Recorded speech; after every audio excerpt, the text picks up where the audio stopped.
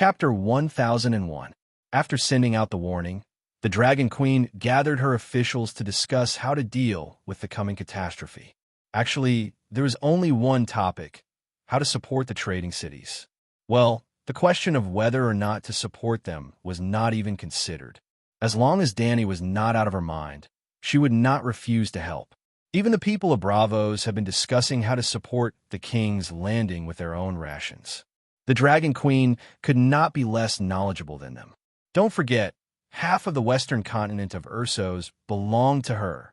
Slave Bay, Horse King City, and Queen's Corner were all in Ursos. Moreover, if Ursos fell, the Frost God would be able to occupy more of the heavenly axiom of the Song of Ice and Fire world.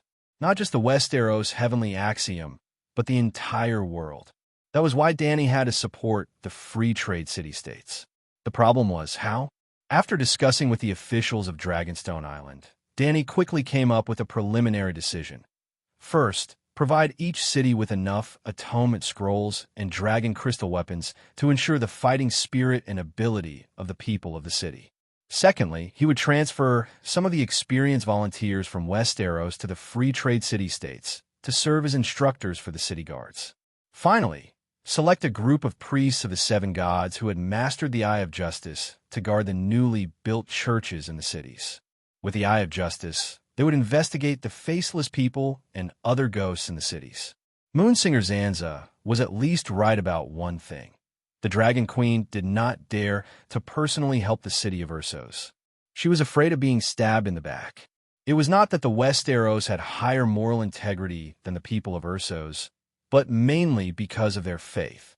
In the Westeros, no matter how low the moral integrity of the nobles were, after all, they had been believers of the seven gods for their entire lives. Their values and morals were in line with the teachings of the seven gods, although most of the time, they did things that went against their own values. If the nobles of the seven kingdoms wanted to murder the Dragon Queen, it would definitely be for political reasons, and politics was the art of compromise. As long as the nobles did not lose their minds, they would not stab the Dragon Queen in the back when she was helping them defend the city. In most cases, they would be subdued by the Queen's charisma and power. In the past, even some of the lesser lords had looked down on the Mad King's daughter. Now, even the most stubborn Randall Tarley and Madame Stoneheart, who had lost her kindness, were convinced by her. But in the city-states of the Narrow Sea, other than political factors, what could influence the decisions of those in power was actually faith.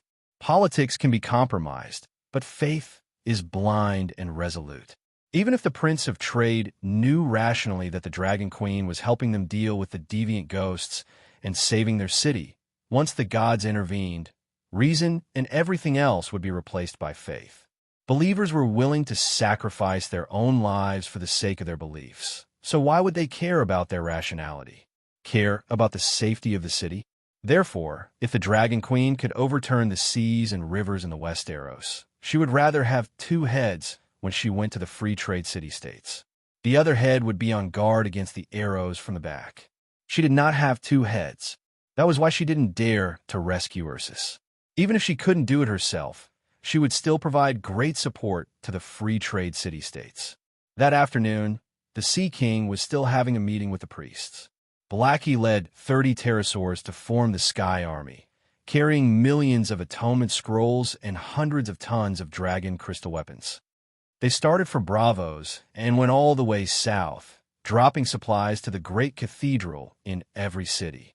Well, they weren't airdropped in the palace, but handed over to the 7 sacred halls in the city-states. When the supplies were airdropped, the messenger crows of Dragonstone Island had not yet flown to the palaces of the city-states. The next day, the combination of 2 priests and 2 holy knights began to descend on the great cathedral in each city-state.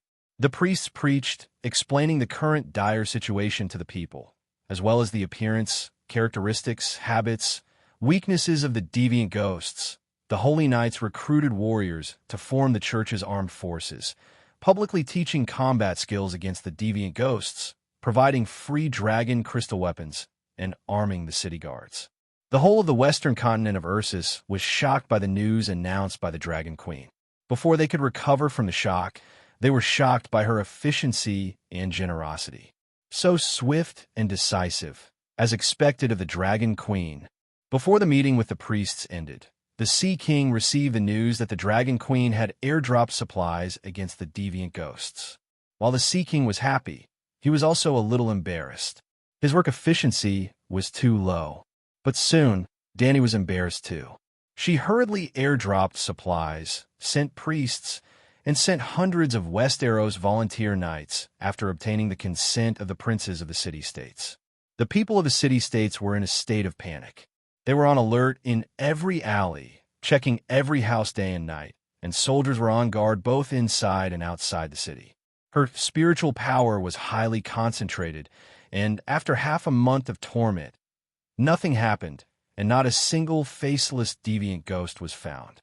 Of course, the princes and grand dukes of the city-states did not suspect that the Dragon Queen was lying, because the people of Braavos had already proven that the faceless deviant ghost incident was not a misunderstanding.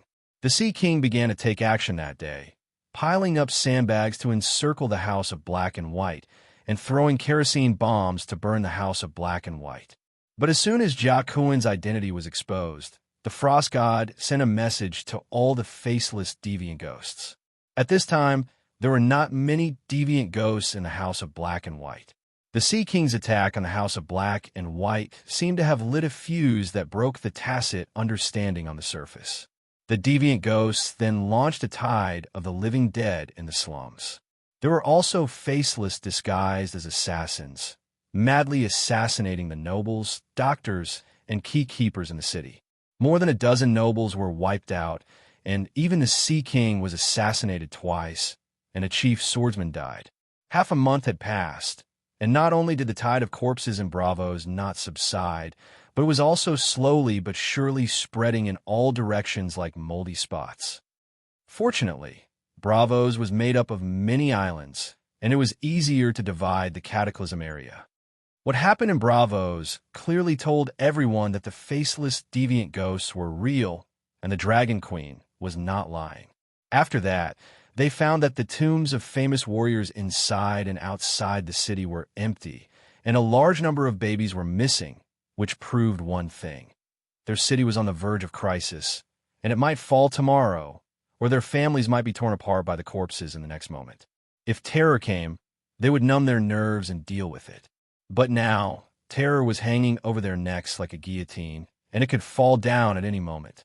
The terror became more and more terrifying, and it made people anxious.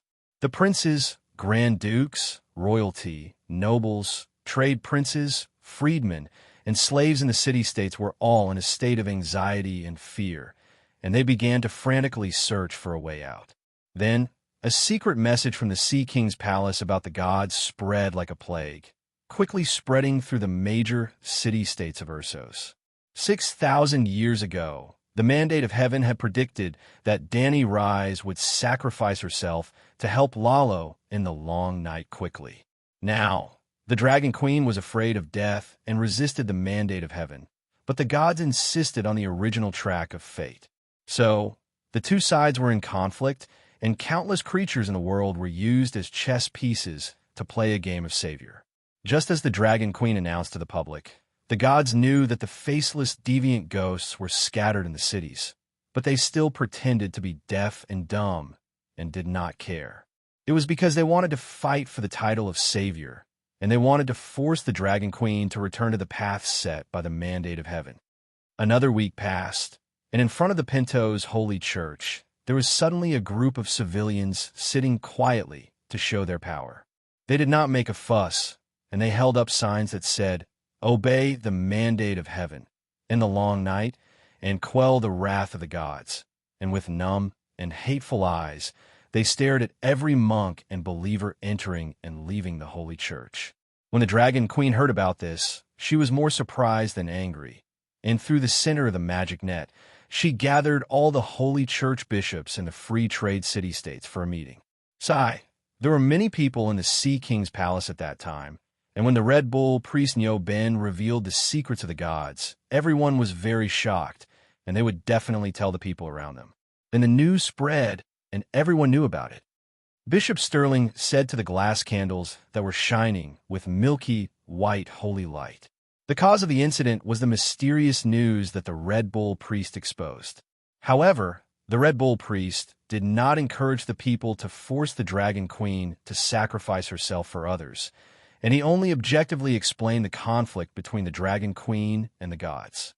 After understanding the purpose of the gods, some people scolded the gods for being vicious, saying that they had worshipped them for thousands of years in vain, and since then they no longer believed in the gods that joined the Alliance of Justice.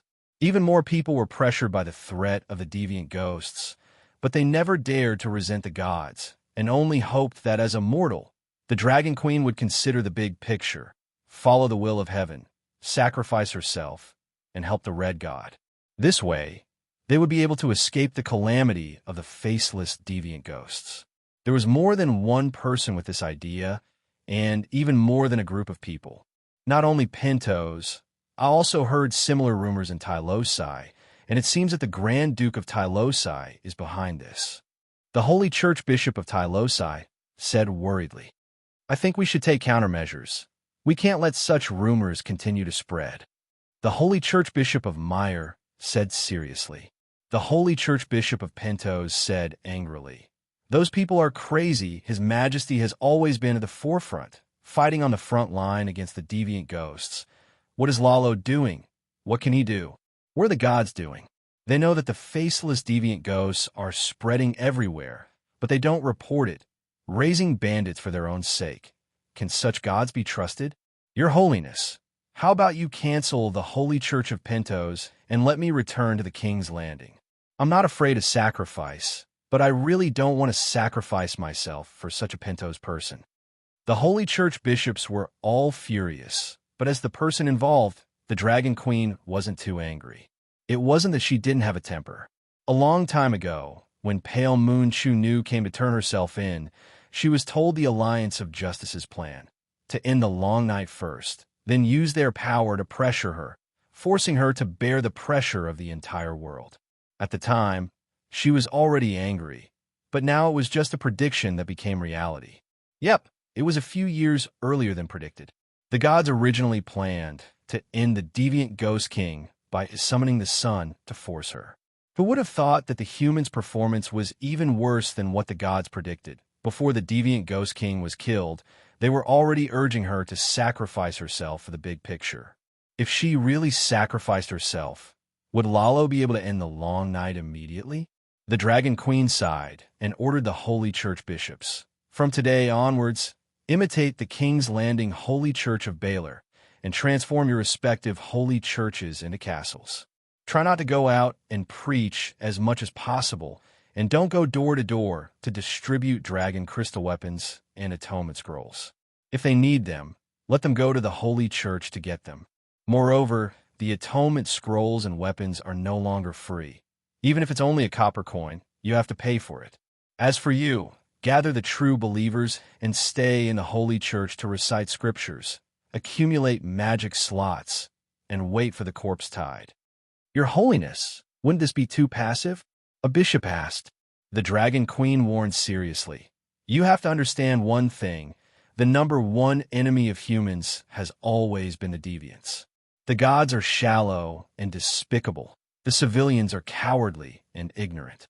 Is the Church of the Seven Gods, the light of human civilization, as ignorant and shallow as them?" In a split second, the Archbishop's blood surged, and their emotions surged.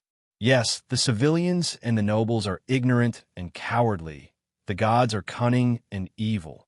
Only the seven gods, only the disciples of the Church of the Seven Gods, can truly save the world. Even if they walk alone in the long night, they have to be like Her Holiness the Pope and maintain a pure and holy heart. As soon as she went offline, the Dragon Queen called Dr. Marwin, gnashing her teeth. "I have unwillingness and resentment in my heart. I want revenge.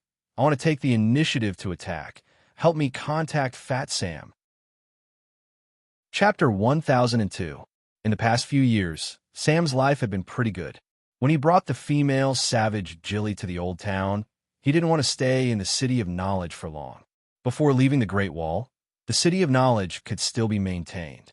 Sam didn't mind getting a necklace and becoming an official scholar. But after a long journey to the City of Knowledge, he realized that even in the old town, where the scholars were based, the scholars were no longer respected by the people. Not only did they lose their honor, they were also like rats, carefully hiding underground. At any moment, there was the danger of being assassinated by Faceless and being captured by bounty hunters and sent to the naked streets of the Holy Church. At that moment, the glorious image of the scholars in Sam's heart was shattered. After Sir Ace was killed by the doctor, he immediately prepared to bring Jilly back to his hometown. But not only did the doctor not let him go, he even added more responsibilities to him. The first person to kill a deviant ghost became the symbol of the City of Knowledge, the representative of the scholars. The deviant ghost became an undeniable fact. The arrival of the Long Night proved how stupid the City of Knowledge's previous actions were. If the City of Knowledge wanted to save itself, it had to start with the reform of the leadership. The old scholars of the City of Knowledge had offended the Dragon Queen and lost their credibility in the hearts of the people and nobles of the Seven Kingdoms. The doctor understood that if he wanted to save the City of Knowledge, he had to at least let the person at the helm of the City of Knowledge gain the recognition of the Dragon Queen. Then, he realized that there was no one more suitable than Sam Tully. Firstly, Sam was a noble, so it was easier for him to be accepted by the nobles. His identity as a night watchman and his experience in fighting deviant ghosts would also be liked by the people. Secondly, Sam was smart, studious, simple, and never lacked courage in crucial moments. In the Seven Kingdoms, he was a rare talent. Among the apprentices of the City of Knowledge, he was a first-class talent. Lastly, Sam's relationship with the Dragon Queen was good. Thus, Sam was forced to stay in the City of Knowledge and was nurtured by the scholars as the young master of the City of Knowledge. When the Great Wall collapsed and deviant ghosts rampaged in the north, the doctor confessed to the people of the Seven Kingdoms. "I am guilty. I thought that the Long Night and deviant ghosts were stories made up by the Northerners. I am guilty. I represented the City of Knowledge to bear all the responsibility of the scholars during the dance of the Blood Dragon. I am guilty. The ideal of the real world, of the City of Knowledge, was too absurd. I am guilty." The doctor of the City of Knowledge admitted to 7 major crimes in total. Then, he went to the Starry Sanctuary next door to lose his hair and become a monk. The Starry Sanctuary did not simply allow him to lay down the butcher's knife and become a Buddha. They also took him for a parade to atone for his sins. Since the old doctor voluntarily surrendered himself, Archbishop John left him a pair of underpants to cover his private parts. After parading through the streets, the old professor also served as an ascetic in the Holy Church. He was barefoot, dressed in linen clothes, given clean water and bread, given a wooden bed and a shack, and received 997 karma. The old professor resigned to atone for his sins, and Sam's life began. He became the fastest apprentice to be promoted to a bachelor, and then immediately advanced from a bachelor to a doctorate at a record-breaking speed. In less than a month, he became the youngest person in history to be elected as the head of doctorates in the City of Knowledge. When the Battle of King's Landing ended, his younger brother Dickon died in battle. His father joined the Sons of Warriors, and Fat Sam suddenly became the acting Earl of Hornhill. When Danny participated in the Honeywine River Tournament, Dickon was already married. When he died in battle a few years later, he was already the father of 2 children. It was just that his son was too young to fulfill the responsibilities of an earl in the Long Night, so Uncle Sam temporarily took over the position of the city lord and earl. Before the deviant ghosts of the western region rushed into the river bend, Sam was still reforming the City of Knowledge in the old town. Since then, the City of Knowledge had established a connection with Dragonstone Island. Every time Fatty encountered a major event, he would ask the Dragon Queen. When the Dragon Queen was not there, he would ask Dr. Malvern for advice. When the Dragon Queen formed a volunteer group in the riverbend, Fat Sam took the initiative to lead a large number of scholars upstream to the city with the most severe disaster. In his spare time, he opened a magic school, and in wartime, he fought against the ghouls on the city wall. When he retreated, He could teach and educate people, and when he advanced, he could kill the enemy. Unknowingly, the once cowardly and timid Fat Sam gradually grew into the heir that his father had always looked forward to. Well, even though Fat Sam had made a lot of progress now, Randall Tarley was still not satisfied with his only remaining son, because Fat Sam, who shouldered the two great jobs of a night watchman and a scholar, actually had 3 illegitimate children with a female savage. His eldest son was raised on Dragonstone Island as the adopted son of Count Balin of Blackwater. His daughter had just turned 1 year old this year, and his third son was still in the womb of Savage Jilly. He was 3 months old, and his gender was unknown. Scholars and night watchmen both had sacred vows to not marry and not have children. Now that the people of the 7 kingdoms knew that his son was an oath breaker, how could the paladin commander not be angry? When the Dragon Queen held a great trial in the fairy city, Randall specially wrote a letter to the queen, requesting that the queen also put his oath-breaker's son on trial. He even suggested that the queen should treat Fat Sam like those blacklisted professors and arrange for bounty hunters to arrest him. Even if they did not want him to be publicly exposed, they should at least force him to lose his hair and become a monk. Danny refused. Compared to the City of Knowledge's dragon-slaying plan, the War of the Usurpers, and the death of the Mad King, Sam's trivial matter was not qualified to be discussed in the Great Council. A case that even a county magistrate could decide. How could the queen waste her time? Furthermore, Westeros had a total of 4 professions that required one to make sacred vows to not marry and not have children. They were scholar, white knight, monk, and night watchman. Fat Sam was already half of them. If he were to shave his head and become a monk, wouldn't it be an even worse crime? Sir Manager, Professor Marwyn of Dragonstone Island sent a letter. That evening, Fat Sam had just finished his magic class and was eating dinner with his wife, daughter, sister-in-law, nephew, mother, and sister when he heard Scholar Leo's voice from outside the door. Geographically, Hornhill was located in the middle of the river. The Crimson Mountain Range divided the Monday River Plain in the north and the Honeywine River Plain in the south. Hornhill was built on the Crimson Mountain Range and guarded the important pass that connected the two plains. Therefore, Hornhill was an important stronghold to stop the deviants from entering the Honeywine River Plain. When the scholars went north to support the castles, Fat Sam naturally chose his hometown. Because of Fat Sam's identity as the City of Knowledge's manager, Hornhill also became the headquarters of the anti-ghost scholars. Fat Sam smiled comfortingly at his family and climbed down from the wide bed. He put on his leather boots and walked out the door. There was a fireplace in the living room, but the hall was too empty. Fat Sam had just walked out of the warm side hall when he was chilled by the cold air. "What is it?" Sam asked on the way to the crow's nest. Leo shook his head. "I don't know either." Fat Sam did not have magic talent, so he had to go to the crow's nest to communicate with the glass candle. There is an unwritten rule in the Westeros nowadays that only the scholars who could activate the glass candle were qualified to manage the ravens. Compared to the traditional ravens, the glass candle communication was too fast and convenient. "Did you see Miss Margaret when you returned to the old town this time?" Sam rolled up his sleeves and walked on the snow in the courtyard. "She's not crazy." Leo exhaled a puff of white smoke and said directly. He was the one who bought Rosie's first night, Leo Tyrell, nicknamed Lazy Leo. He was the junior of Black Girl Larissa and one of Marwyn's apprentices. In terms of seniority, Leo was Margaret's uncle. That's scarier than being crazy. Sam's eyebrows showed a hint of worry. After the Battle of the 100 Teams, the situation in the Riverbend has stabilized and nothing major has happened in the past few months. However, we did not win the final victory. The temperature is dropping day by day, and the faceless deviants are causing trouble on the other side of the strait. You know that, right? The continent of Ursos is in danger and could collapse at any time. Therefore, the Riverbend must not be disturbed during this period of time. Don't worry. She may be restless, but the old man in the old town and Horace Redwyn are not fools. "Horace," Sam muttered. "I really hope that his father, Earl Pixter, is still alive. The Green Pavilion Island is a mess now. It's not serving the purpose of the Riverbend at all." Horace was the eldest son of Earl Pixter.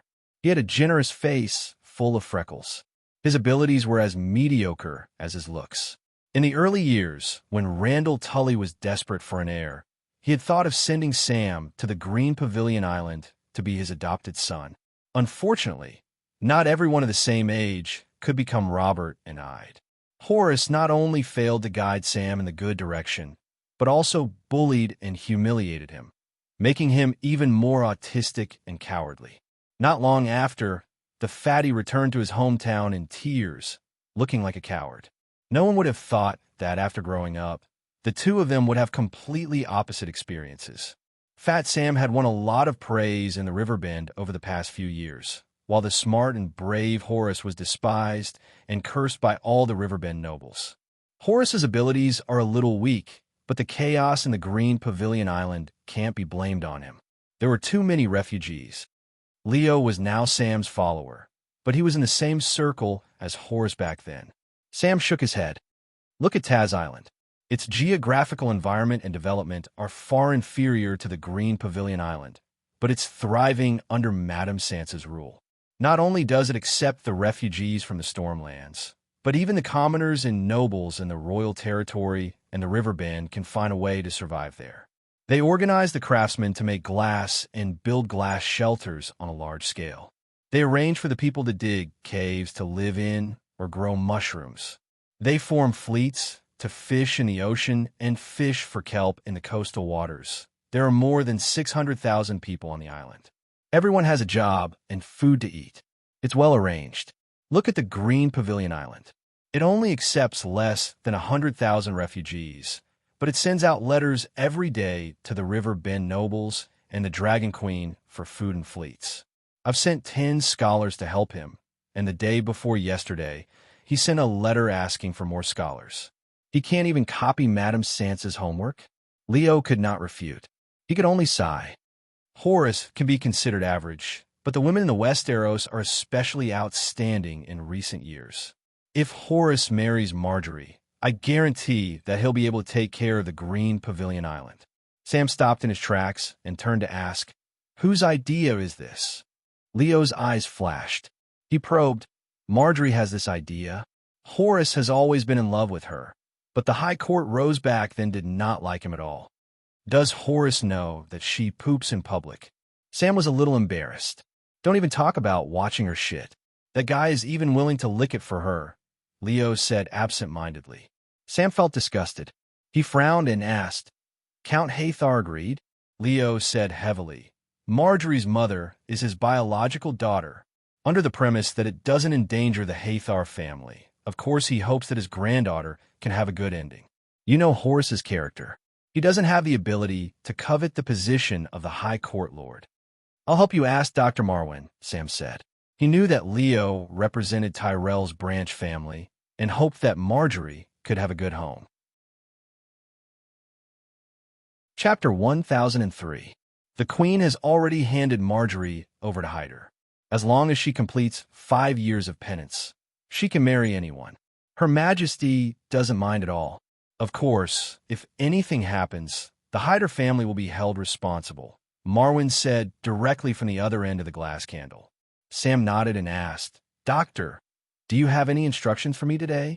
Marwyn first told him about the situation in Narrow Sea City before saying, "I'm not sure if there's an evil god fanning the flames, but the public opinion in the Free City is very unfavorable to the Queen and the Church. The people of Ursos are ignorant and weak. Their rationality has been devoured by fear, and they have ignored the Queen's efforts in fighting the other ghosts. They even think that the gods can end the long night immediately. Another time, the Queen will use blood and fire to wake them up.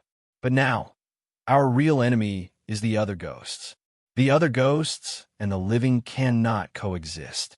So, even if we know that the people of Ursos are stupid allies, we have to do our best to help them.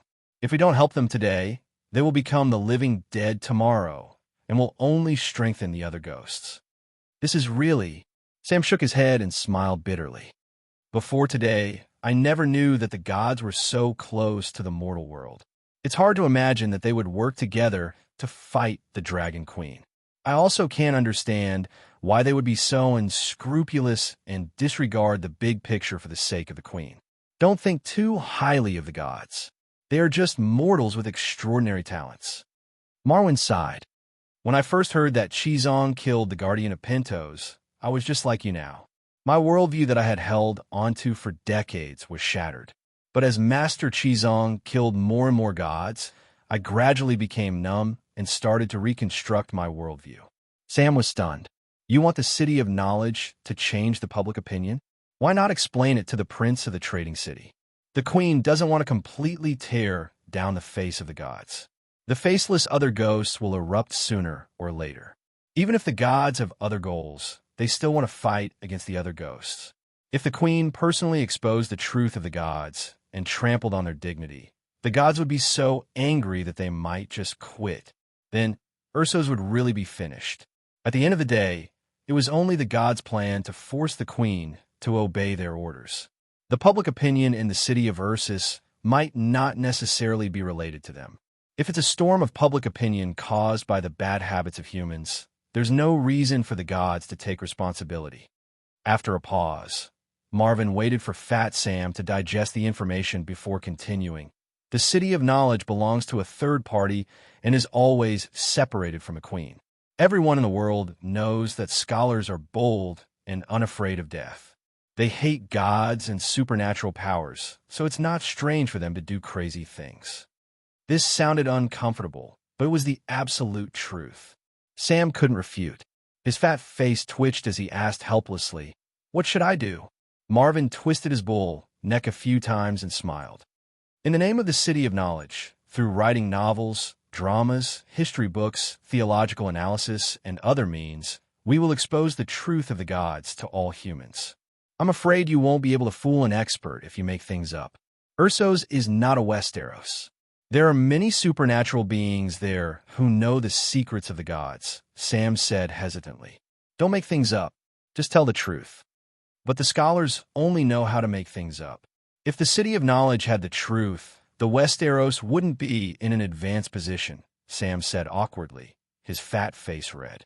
His words were so honest that Marvin was speechless. His bull neck also turned red. It's different this time. I'll guide you in writing history. After following the Dragon Queen for so many years, I've learned a lot of truths about the world. What truths? Sam asked curiously. The last long night lasted a generation, and Lalo was at the peak of his power. He was a powerful, true god who could sing the Song of Fire. Even at his peak, Lalo needed a generation to end the long night. This long night is scarier, and it will last longer. Therefore, the idea of forcing the queen to sacrifice herself to fulfill our healer was very foolish. Even at his peak, Lalo couldn't end the long night and summon the sun immediately, let alone now. The Dragon Queen can end the long night in 10 years. Sam was enlightened. That makes sense. And look at the Westeros now. Tens of thousands of Red God priests have gathered at the King's Landing, but they can't even take care of the King's Landing. The Queen, on the other hand, can launch an earth-shattering battle. Sam nodded again, deeply agreeing with him. The contrast was too obvious. Even a blind man could see the difference. In the last battle at Winterfell, the failure was because Lalo wasn't strong enough. Before the Frost God could cast the forbidden spell, he was beaten to a pulp. Then, the Dragon Queen turned the tide and resisted the forbidden ice spell. This wasn't the truth. It wasn't that Lalo wasn't strong enough, but that the Dragon Queen wanted to snatch his Song of Light, and the two had an internal conflict. But Lalo couldn't explain it. He was destined to be a scapegoat for the rest of his life. If the gods were really omnipotent, why would they form the Righteous Alliance? This logic is just like how the various cities formed an alliance to deal with Slave Bay. Isn't it obvious who's stronger? The people of Ursus gave up the warm help of the strongest queen and instead begged for the help of a cold and heartless fake god. Isn't that laughable? Marvin said proudly. These words were also a partial generalization. When the Righteous Alliance was formed, the Dragon Queen hadn't even comprehended a domain. She was far from being the strongest in the world, and she wasn't even a match for the Night Lion. At that time, there were no less than 10 evil gods who could defeat her. But no evil god could guarantee that they would be able to take the queen's life without suffering any injuries. The Dragon Queen had the gift of time and space given by the Megalosaurus and the Door God. This guaranteed that she would be able to escape safely when she was powerless. The key to annihilating the Dragon Queen was never whether they could defeat her, but how to ensure that she couldn't escape. Today, 100 evil gods went to kill the Dragon Queen. 10 of them died, and she was finally forced to the end of her rope. Then, she spat out a mouthful of blood with much difficulty and said, "You win. I admit defeat, but I will be back." Then, with a whoosh, she opened a dimensional door and ran away. The divinity of the 10 evil gods was completely enough to heal her injuries and make up for the damage to Blackie caused by forcefully opening the dimensional door. There was even some leftover. Then, on the second day, she was full of energy again. She really came back. The remaining 90 evil gods looked at each other and gritted their teeth helplessly. They surrounded her again. Crackle, crackle. The Dragon Queen killed 11 evil gods and left a sentence. "I admit defeat, but I will be back." On the third day, who could stand it? The Door God gave the gift of time and space to Danny to help her survive while she was farming. Back then, Sheep Egg and Lalo worked together to create a small calamity in the Smoke Sea that affected an area of several hundred kilometers. Even Orlos sank into the sea. Just how big a deal was that? Before Orlos's small calamity, the concept of a Justice Alliance didn't even exist. The gods felt the threat from the Dragon Queen, but they didn't want to work together to deal with a junior who hadn't even cultivated for 5 years. After the calamity, the Dragon Queen was still alive and kicking. She even crippled Sheep Egg and captured one of Lalo's clones at the Great Wall. At that time, the gods finally realized that if they didn't work together, no one would be able to deal with the Dragon Queen. And so, the Justice Alliance was formed. Similarly, the plan to force the Dragon Queen into a trap in the Smoke Sea was also designed after Orlos's small calamity. The reason was simple. Orlos's fatal trap didn't kill the Dragon Queen. Now that her Song of Laws had improved greatly and she had comprehended the domain of wind and fire, her strength had increased by more than 10 times. The only way to ambush her was to design a more dangerous situation than Orlos's small calamity. Idiots couldn't become gods. The gods understood that they had to kill the Dragon Queen in one fell swoop. They couldn't let her keep saying, "I'll be back." However, even the Dragon Queen herself didn't know these secrets, so Marvin naturally didn't know either. Fatty couldn't find any loopholes in Marvin's words. He excitedly said, "Only the weak will work together." The gods forming the Justice Alliance means that the Queen is already unparalleled. "Don't worry, Doctor. I promise to complete the mission perfectly." "Scholar, you're bold and unafraid of death." In the end, he clenched his teeth and declared. After listening to Marvin's words, Sam's respect for the Dragon Queen grew even more. He was also more confident in the future and in changing public opinion in Ursos. After logging off, he began to arrange for the scholar to compile the gods' mystic records. In less than a week, a new batch of plays and printed books appeared in the Narrow Sea City. Yes, the scholar was bold and unafraid of death. He had already stolen the printing and paper-making techniques from the Dragon Queen. In the next few months, all kinds of secrets of the gods began to spread across the continent of Ursos. Even in the cities of the Jade Sea in the east, the civilians began to discuss who was the one that humans could rely on, the Dragon Queen or the gods. "Damn you, scholar. I'll destroy the city of knowledge sooner or later." Night Lion angrily tore apart the book on how Night Lion Pua the Maiden of Light in his hand. In the ruins of Valeglia City, countless sky towers were like cigarette butts in an ashtray, carelessly poured into half-solidified phlegm. The black stone buildings were sturdy and immortal. Many of them had survived the Great Cataclysm. The magma had solidified, but there was still a thick layer of volcanic ash. In the center of the ruins, the Dragon King's palace where he held a city council meeting. The black stone buildings had been cleaned up, and hundreds of tall and luxurious chairs were placed in the palace. The chairs were arranged in concentric rings. They had all been Dragon King's seats, and the tallest and most luxurious ones were the 14 thrones that belonged to the 14 Fire Peak families in the inner ring. At this moment, Night Lion occupied one of them. Around him, there were dozens of figures shrouded in shadows. Some of them were stronger than giants, while others were as short and deformed as dwarves. Some of them were as handsome as gods, while others did not look human at all. They were like monsters that had walked out of hell. Of course, more of them were like Night Lion and Lalo, half human, half beast. Ha ha! PUA man is such a clever term. A centaur god with the height of a dwarf and a horse's hooves and a horse's tail flipped through the book in his hand and laughed until he fell over. Scholar, you're not making things up this time. You're PUA, the Maiden of Light, that silly woman. Without waiting for Night Lion to explode, Lalo took out a few booklets and threw them on the table. He said calmly, Baccarin, before you gloat, take a look at your own biography. Night Lion restrained his anger and picked up a book out of curiosity. He flipped open the preface and laughed out loud. Being a dwarf is the punishment of the gods. Then whose joke is Baccarin? Scholar, you must have eaten a bear's heart and leopard's guts. I'm going to slaughter the city of knowledge. Baccarin roared angrily. Chapter 1004. The pale holy child crushed the book in his hand and turned to Yishur with a cold gaze. Let's go and slaughter the city of knowledge. I don't dare to go to the Westeros, Yishur said honestly. The horseshoe military god's expression turned ugly. Are you going to let the scholar slander us?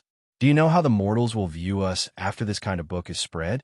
Do you still want your dignity as a god? Why are you so agitated? It's not just the two of you. Shadow Demon Lalo raised a big bundle of books in his hand and said indifferently, Almost everyone has a copy. The City of Knowledge has written biographies of people. Overall, it's quite objective.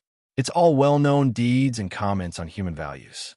I never knew you were so easy to talk to. Were you scared by that woman? A shadow with octopus tentacles sneered. You have guts. Go to the Westeros and destroy the City of Knowledge, Lalo said coldly. The octopus monster snorted but didn't agree impulsively. The dwarf military god suggested, The City of Knowledge is at the edge of the Westeros. We'll quietly approach from the Summer Sea and then attack the Old Town.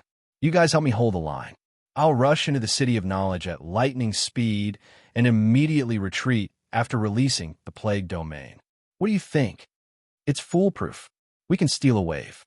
We can't let the mortals trample on the dignity of the gods. Why don't we go now? Not only the City of Knowledge, but also the Old Town. In the hall, demonic shadows gathered and were eager to try. Yishur shook his head with a bitter smile and said loudly, Everyone, what are we doing now? The evil gods were stunned and puzzled. We're waiting here for the Dragon Queen to enter the ambush, the dwarf military god said slowly. Overall, Akuin's plan is very successful. He let the priest indirectly expose the god's request for the Dragon Queen. The mortals are afraid of the god's power and the zombie disaster hanging above their heads. They'll definitely force Dany and Rhys to obey the heavens. In fact, the public opinion has already turned against them. Without our instigation, the Pentosians took the initiative to sit quietly in front of the Holy Church, asking Dany Rhys to consider the big picture and follow the will of heaven. Among the 14 thrones, a Red Bull demon pointed at the books on the ring-shaped black stone table and sighed. If it weren't for these books, the cities that built the Templar would have commoners coming to the Templar to show their might. At that time, Dany Alice would definitely be under a lot of pressure, as if she was sitting on pins and needles.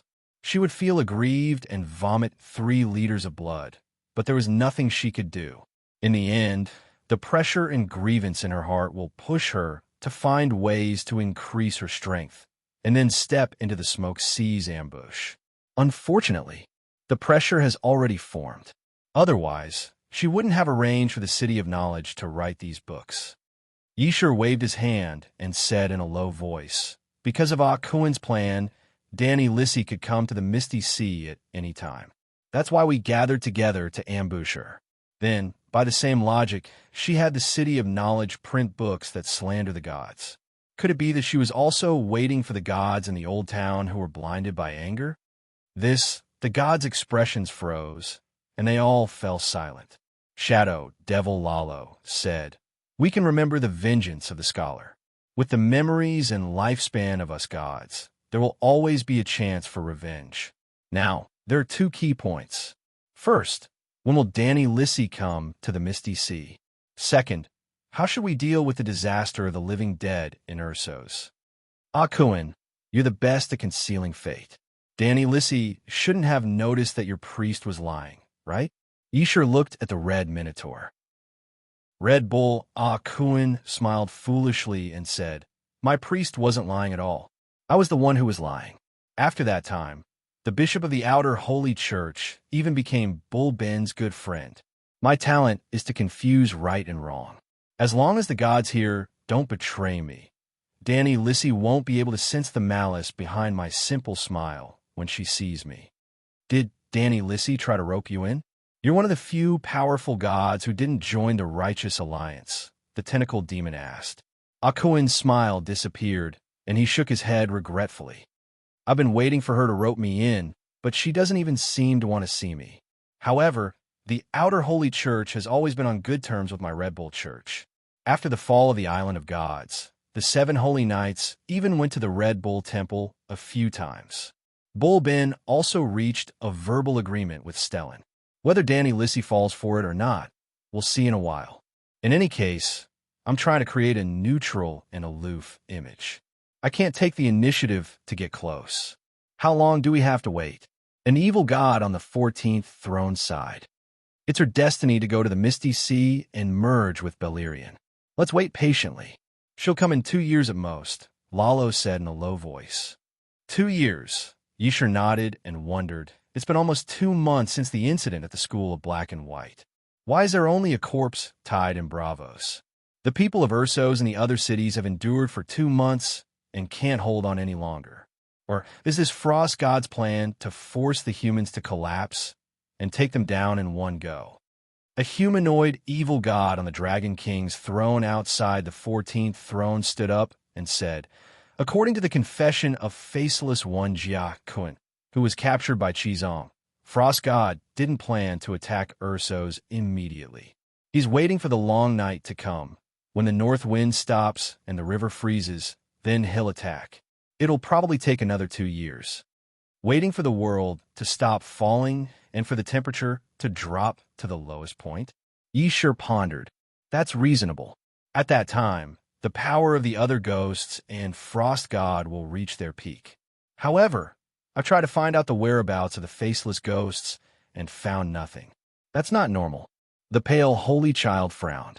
That's strange. I've been sending my will to the high priest and searching around the temple, but I didn't find a single faceless ghost. Lalo's expression changed. Me too. The believers pray at the temple every day, and even the priests are worried. But after I sent my will, I didn't find any trace of the faceless ghosts. I thought they were avoiding the Red God Temple. Me too. The big shots on the 14th throne looked at each other and realized that things were getting out of control. Maybe we can't just watch anymore. At least control the situation in Bravos. Lalo said with a serious expression. Yshur nodded.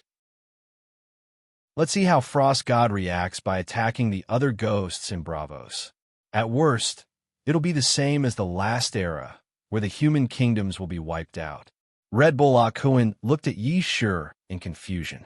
Didn't your son's Dawn kingdom drown in the tide of zombies during the last long night? Yshur shook his head. The fall of every demigod kingdom happened right under our noses. The destruction of the demigod era was foreseen by the gods from the beginning. The focus now is not on how many people died in Ursos or how many cities fell. I don't care if all the mortals die, but we can't let things get out of the control of the gods. Yshur is right. We don't care how serious the disaster is or how the long night ends, but everything must be under the control of the gods. The handsome demon god in human form said. The gods discussed for a while and finally made a decision. First, they would increase the support of their priest's divine arts. They would attack the grass in Bravos and the snakes of Frost God. Secondly, they would choose a group of demigods who were good at movement and reconnaissance from the periphery of the alliance.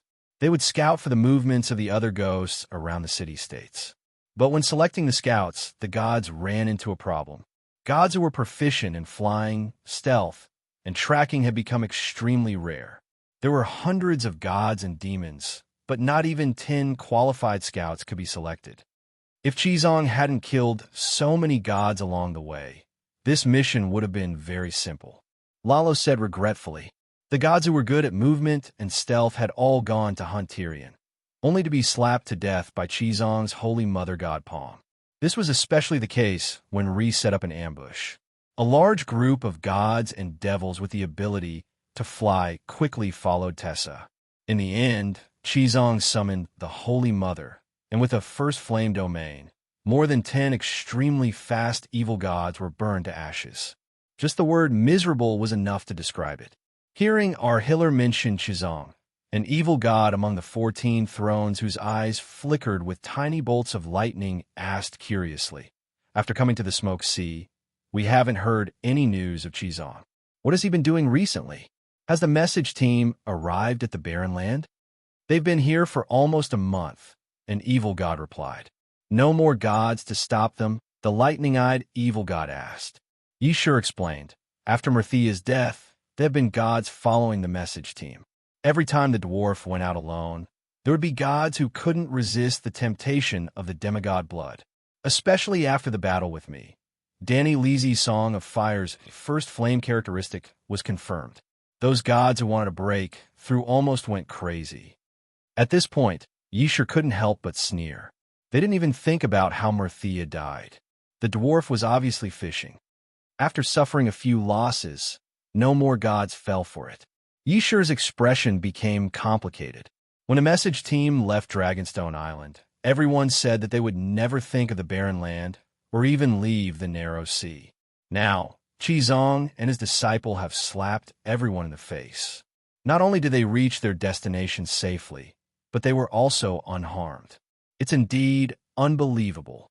Horseshoe War God said helplessly. The difficulties and obstacles along the way forged the supreme reputation of the 7 gods.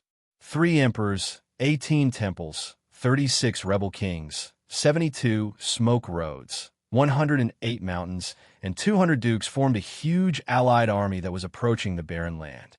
Even Emperor Bo wanted to remove Qizong's title of Imperial Preceptor.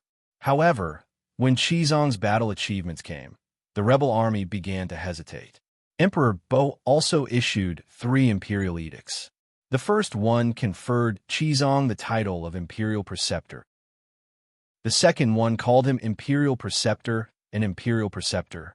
The third one was even more exaggerated. Emperor Bo gave Qizong the title of Wanzong Great Sacred Master, meaning the Sacred Master of many supernatural powers. Wanzong Great Sacred Master? Even Danny Leesy can't bear this title. What virtue and ability does Qizong have?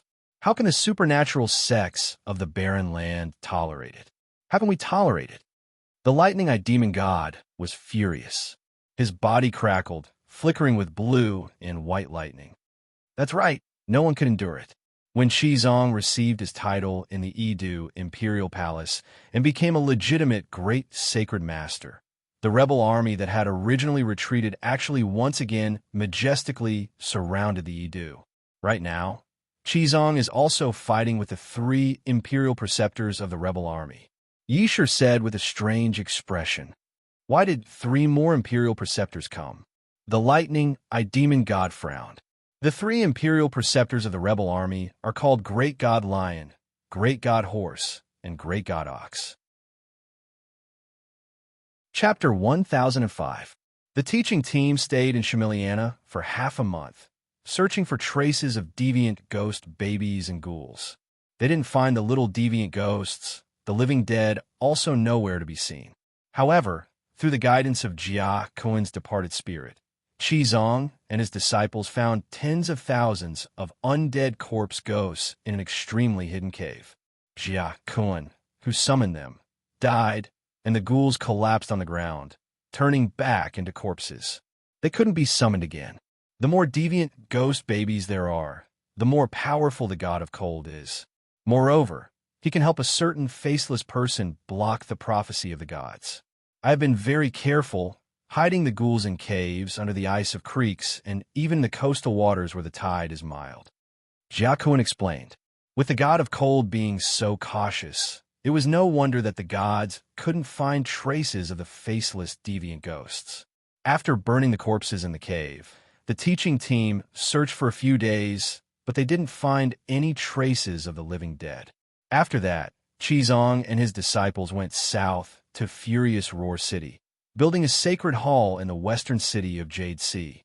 Without much delay, they arrived at Thunder Island in Jade Sea. Thunder Island was in the south of Barren Land, which was probably the geographical relationship between the Celestial Empire and Days Bay. The Queen of Thunder Island had received a favor from the Dragon Queen in her early years. The Dragon Queen provided the Brandon Evil Suppression Formation to help Kuei Shi and other wizards seal the Whispers of Evil God in the Underground Palace. Moreover, the Queen of Thunder Island's royal husband came from Barren Land's Bu family. Qizong and his disciples lived a peaceful life for half a month. The reason why they stayed on Thunder Island for so long was also Tyrion's idea. He wanted to watch the fire burning on the other side of the river and understand the current political situation in Jade Sea and Barren Land. Soon, he received a piece of good news. Because Master Qizong killed demons and devils along the way, the rebel army began to retreat.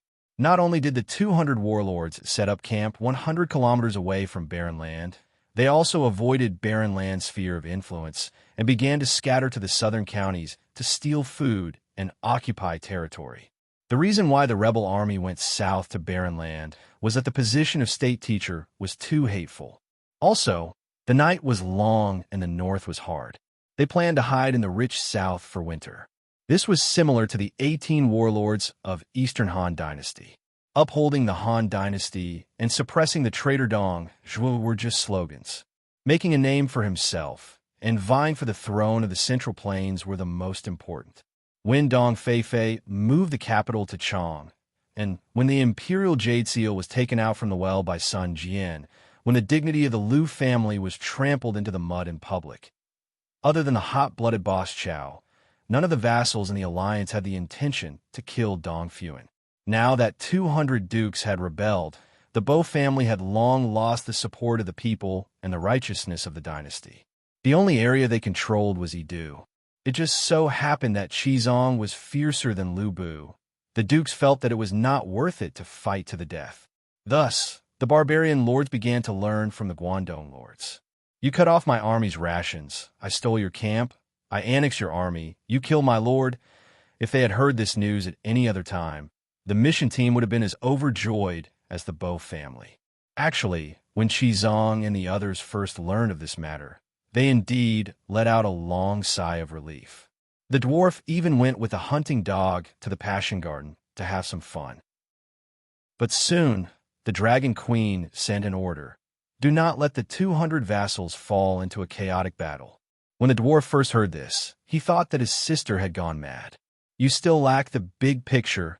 You can't distinguish between the main and secondary conflicts. The happiest ones in barbarian lands are the deviant ghosts. The happier you are now, the more terrible you will be in the future. The Dragon Queen's words woke them up. The dwarf was the first to react. First of all, the 200 dukes were the strongest human army in Jade Sea. If they ran out of internal strife, who would deal with the zombie horde in the future? Secondly, the barbarians were used to burials. The dukes who died in battle had the right to build tombs. Ordinary soldiers and refugees would be buried in a mass grave and covered with a thin layer of soil. This was a blood transfusion for the deviant ghosts. With this, the barbarian lands would definitely fall. If the barbarian lands fell, the Jijesnai plains to the north of the barbarian lands would not be able to escape. The problem was that the barbarian lands and the Jijesnai plains were not completely sealed islands. Across the Bone Mountains and to the west was the Centaur's Dothraki Plains. To the southeast and southwest was the Jade Sea city-state. It could be said that once the barbarian lands exploded, the entire Jade Sea would be doomed. In the end, the zombie horde would migrate from the east to the west, dragging the entire world into hell. The Dragon Queen's current status was constantly rising, and the height from which she looked at things was also increasing. Unknowingly, she had already adapted and was working hard to fulfill her duties as a savior. Thus, she ordered Emperor Bu, "Do your best to provoke the 200 northern dukes and have them unite as one to resist the Bu family." Thus, Emperor Bu issued 3 edicts in a row, and Qizang's status rose again and again. When Qizang became the great saint master of myriad sects, he issued a proclamation in all directions, requesting all the transcendents of barbarian lands to gather in barbarian capital and sign the investiture of the gods. The 200 dukes could not remain calm. They united once again and continued the unfinished journey of purging the emperor's subordinates. How did the East travel scriptures become the investiture of the gods? The barbarian land situation is different from that of Westeros. In Westeros, inheritance is based on the family and will not change for 10,000 years. Every power is a large family with a long history. In barbarian lands, families are mostly attached to a certain religion or school of transcendence, and then pass it down generation after generation in the form of a sect. After the end of the last era's Dawn Empire, the Golden Celestial Empire began. However, the Celestial Empire is not a single dynasty. From the first generation's Grey Dynasty to the current Azure Dynasty, there have been a total of 10 dynasties changing.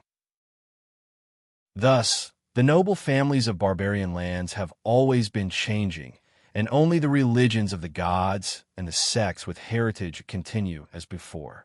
The Dragon Queen explained in the glass candle. The dwarf suddenly understood.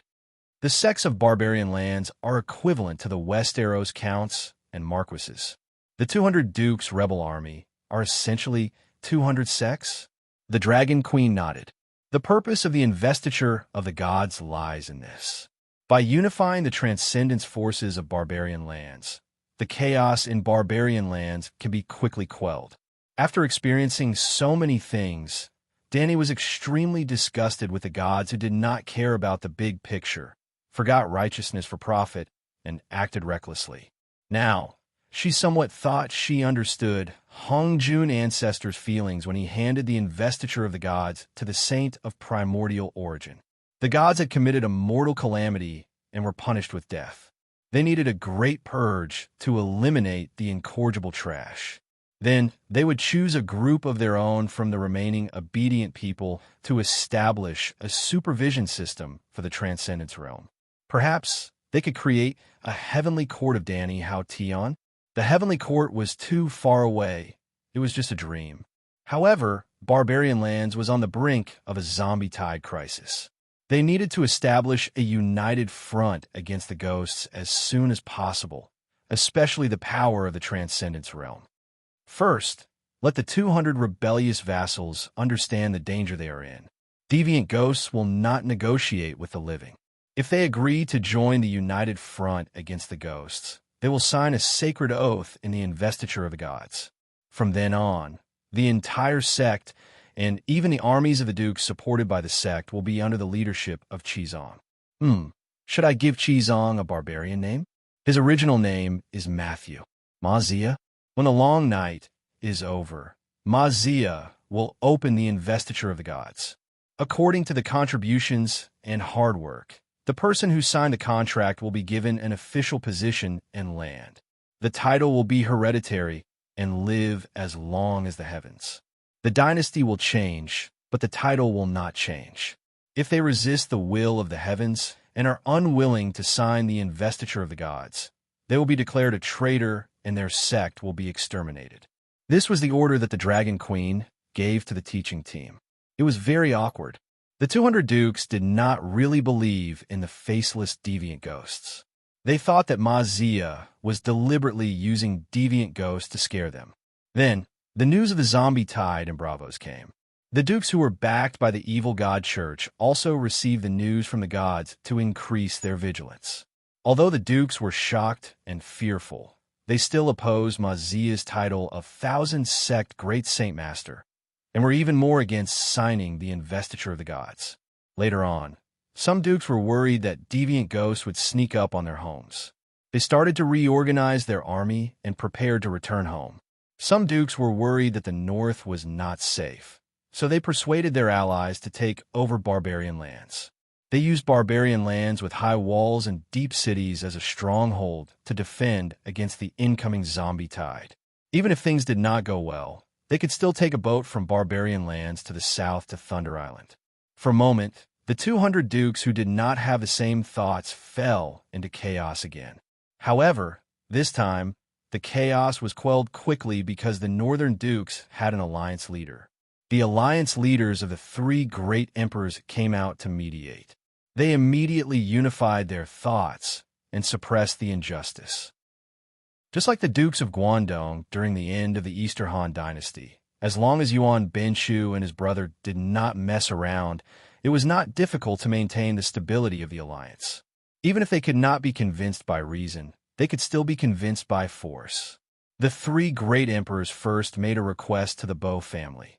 They could establish a united front against the ghosts. However, this was the internal affairs of barbarian lands and had nothing to do with the barbaric monks in the land of the setting sun.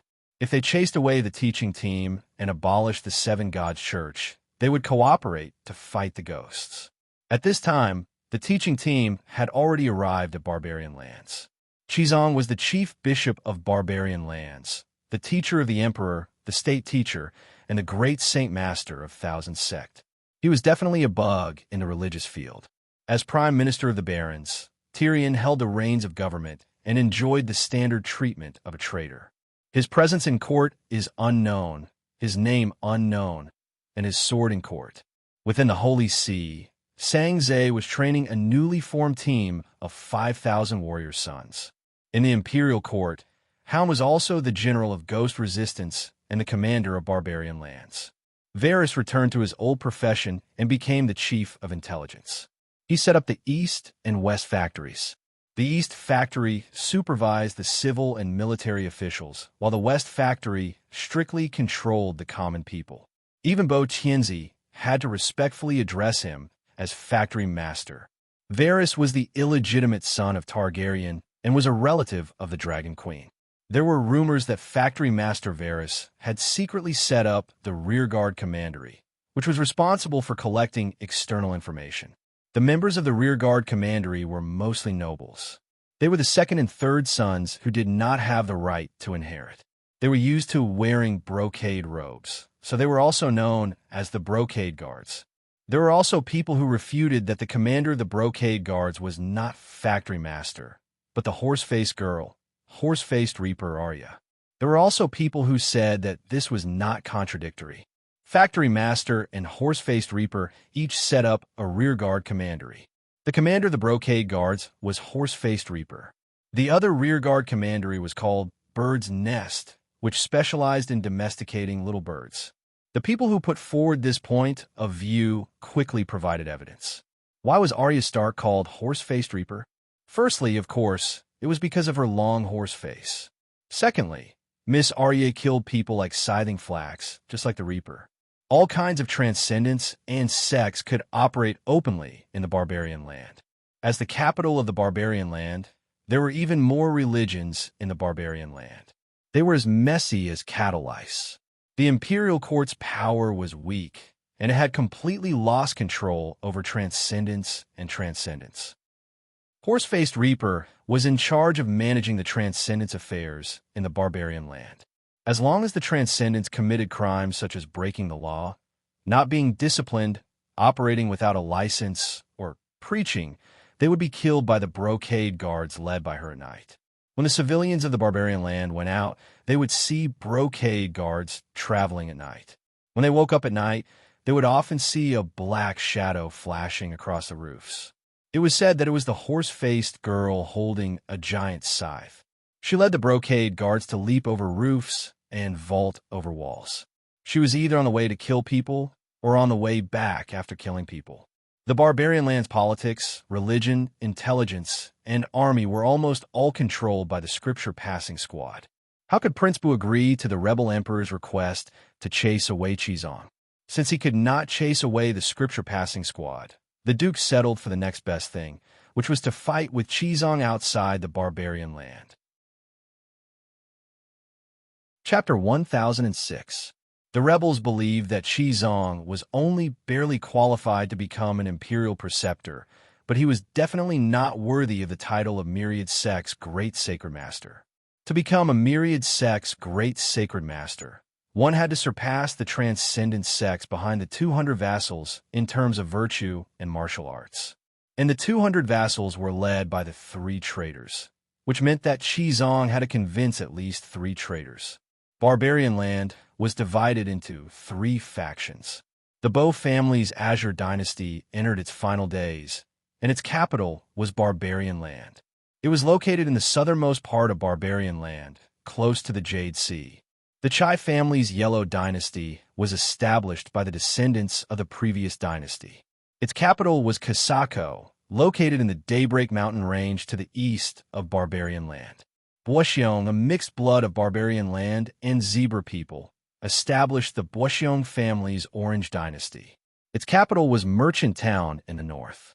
In the Jejesnai Plains in the north, there was also Barbarian Land's archenemy for thousands of years, the Zebra people tribe. There were a total of 4 countries and 4 emperors. After the Bo family chose Qizong as their imperial preceptor, the other 3 countries also chose an imperial preceptor, apart from forming a coalition of vassals to uphold justice. The Zebra people's imperial preceptor was known as Great God Horse. The other was an old Zebra people woman, a powerful moon chanter, and also a pale holy child priest.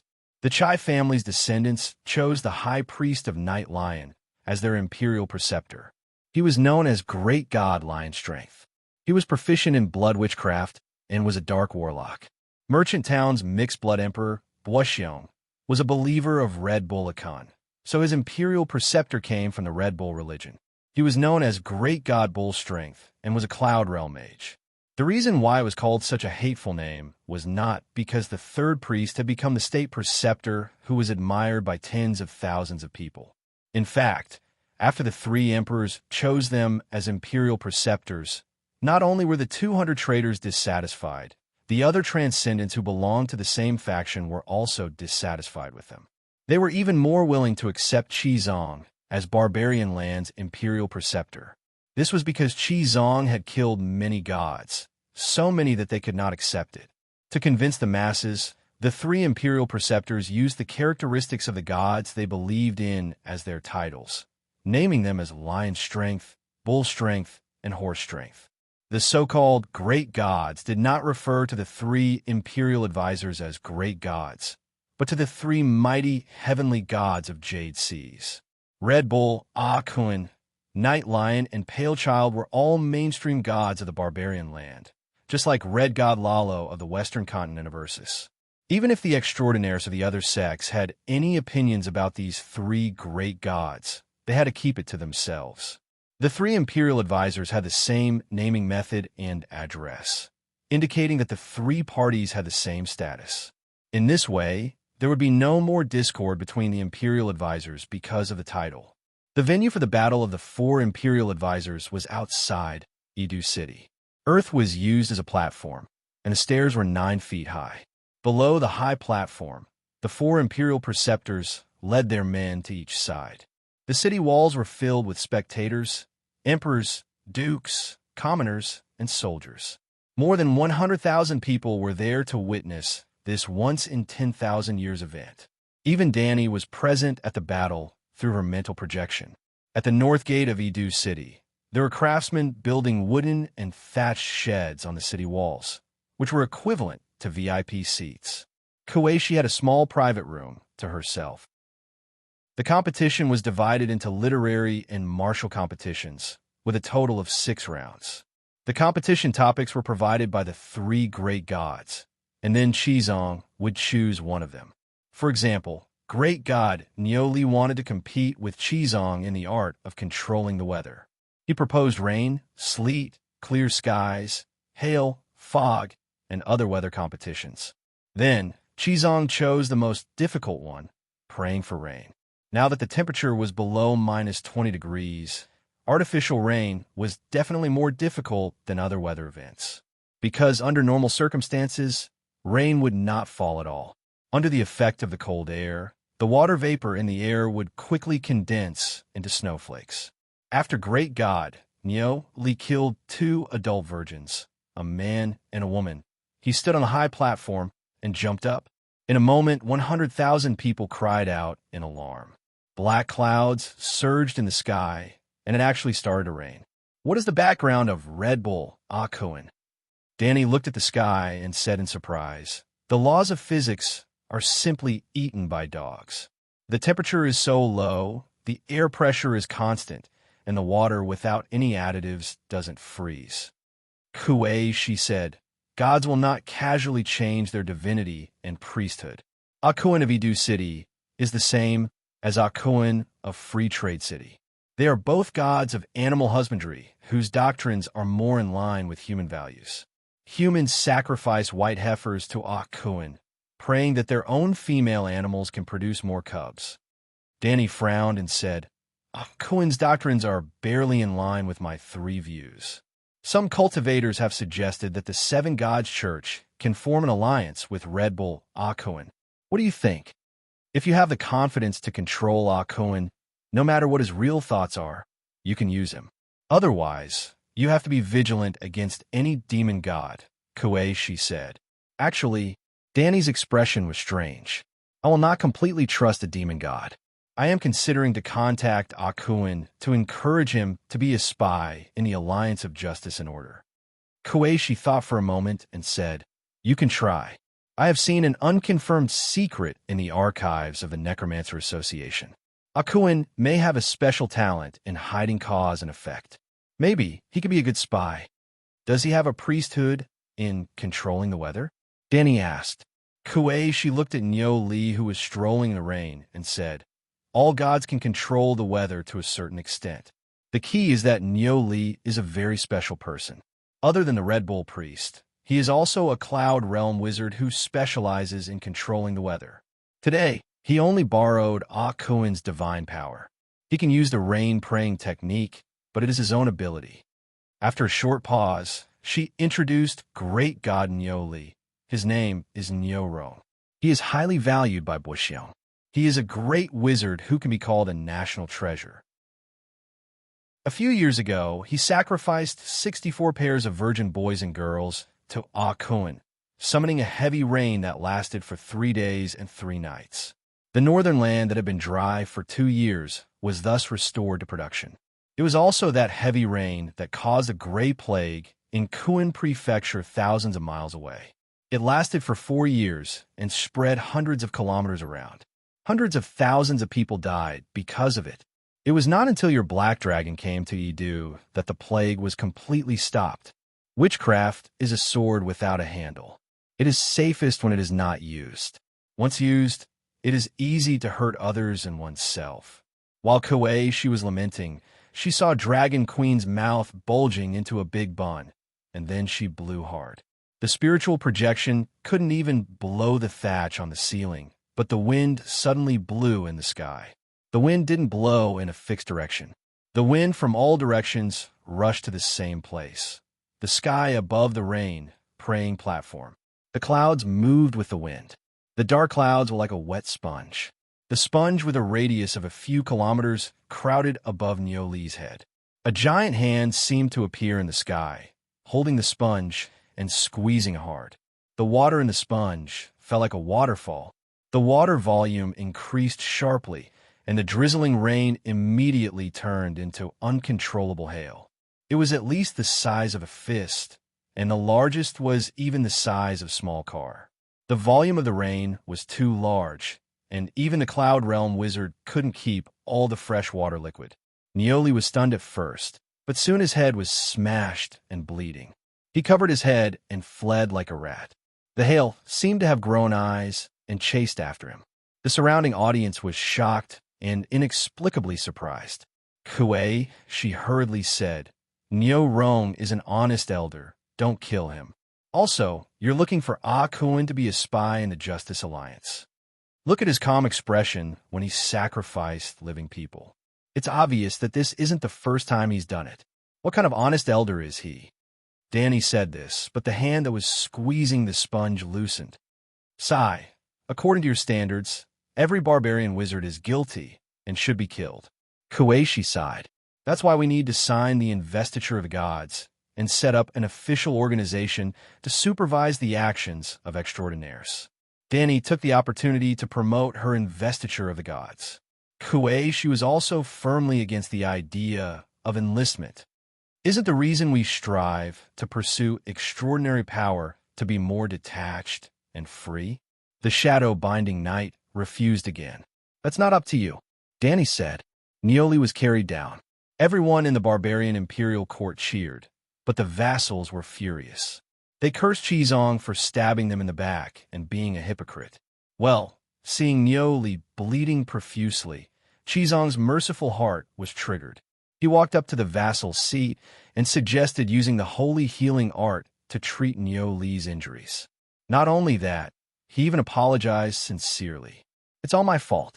I chose such a difficult competition, causing Grand Preceptor Nioli to lose control of his magic power. The night is long, and the weather is cold. It's too difficult for the Grand Preceptor to summon rain. But I want to win. Only by setting up a united front against ghosts can we save Barbarian. So, I'm sorry, I can only choose to pray for rain, which is easy for me. Hypocrite, shameless. That gust of wind just now wasn't summoned by you? Bosan said angrily. I swear it really wasn't me. Qizong waved his hand. There's divine power in the wind. It carries the aura of your spirit. Bosan sneered. It has my divine power, but it has nothing to do with me. The Holy Mother has always been watching the entire world with benevolent eyes. She borrowed my power to summon the wind, Qizong said seriously. Ba-masked evil monk. Ba-masked evil monk. Ba-masked evil monk. Under everyone's spittle, Qizong helplessly retreated. Then, he used a palm to sweep away the clouds and raise a palm to burn the sky. He clenched the sponge, and the fire burned the hail, turning it into a downpour. Just like Qizong said, it was extremely simple for him. This is the legendary Holy Mother Divine Palm.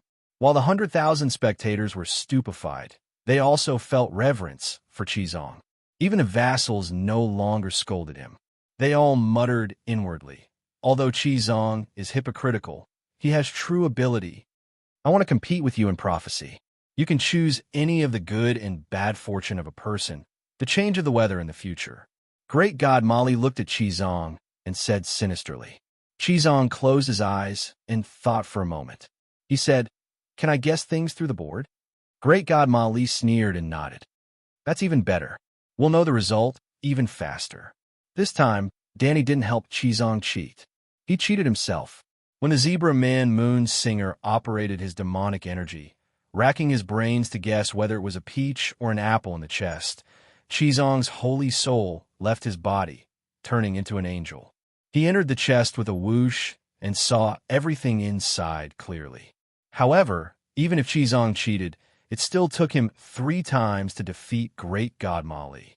Because the other party had true ability, and Qizong wasn't as cunning as Wukong.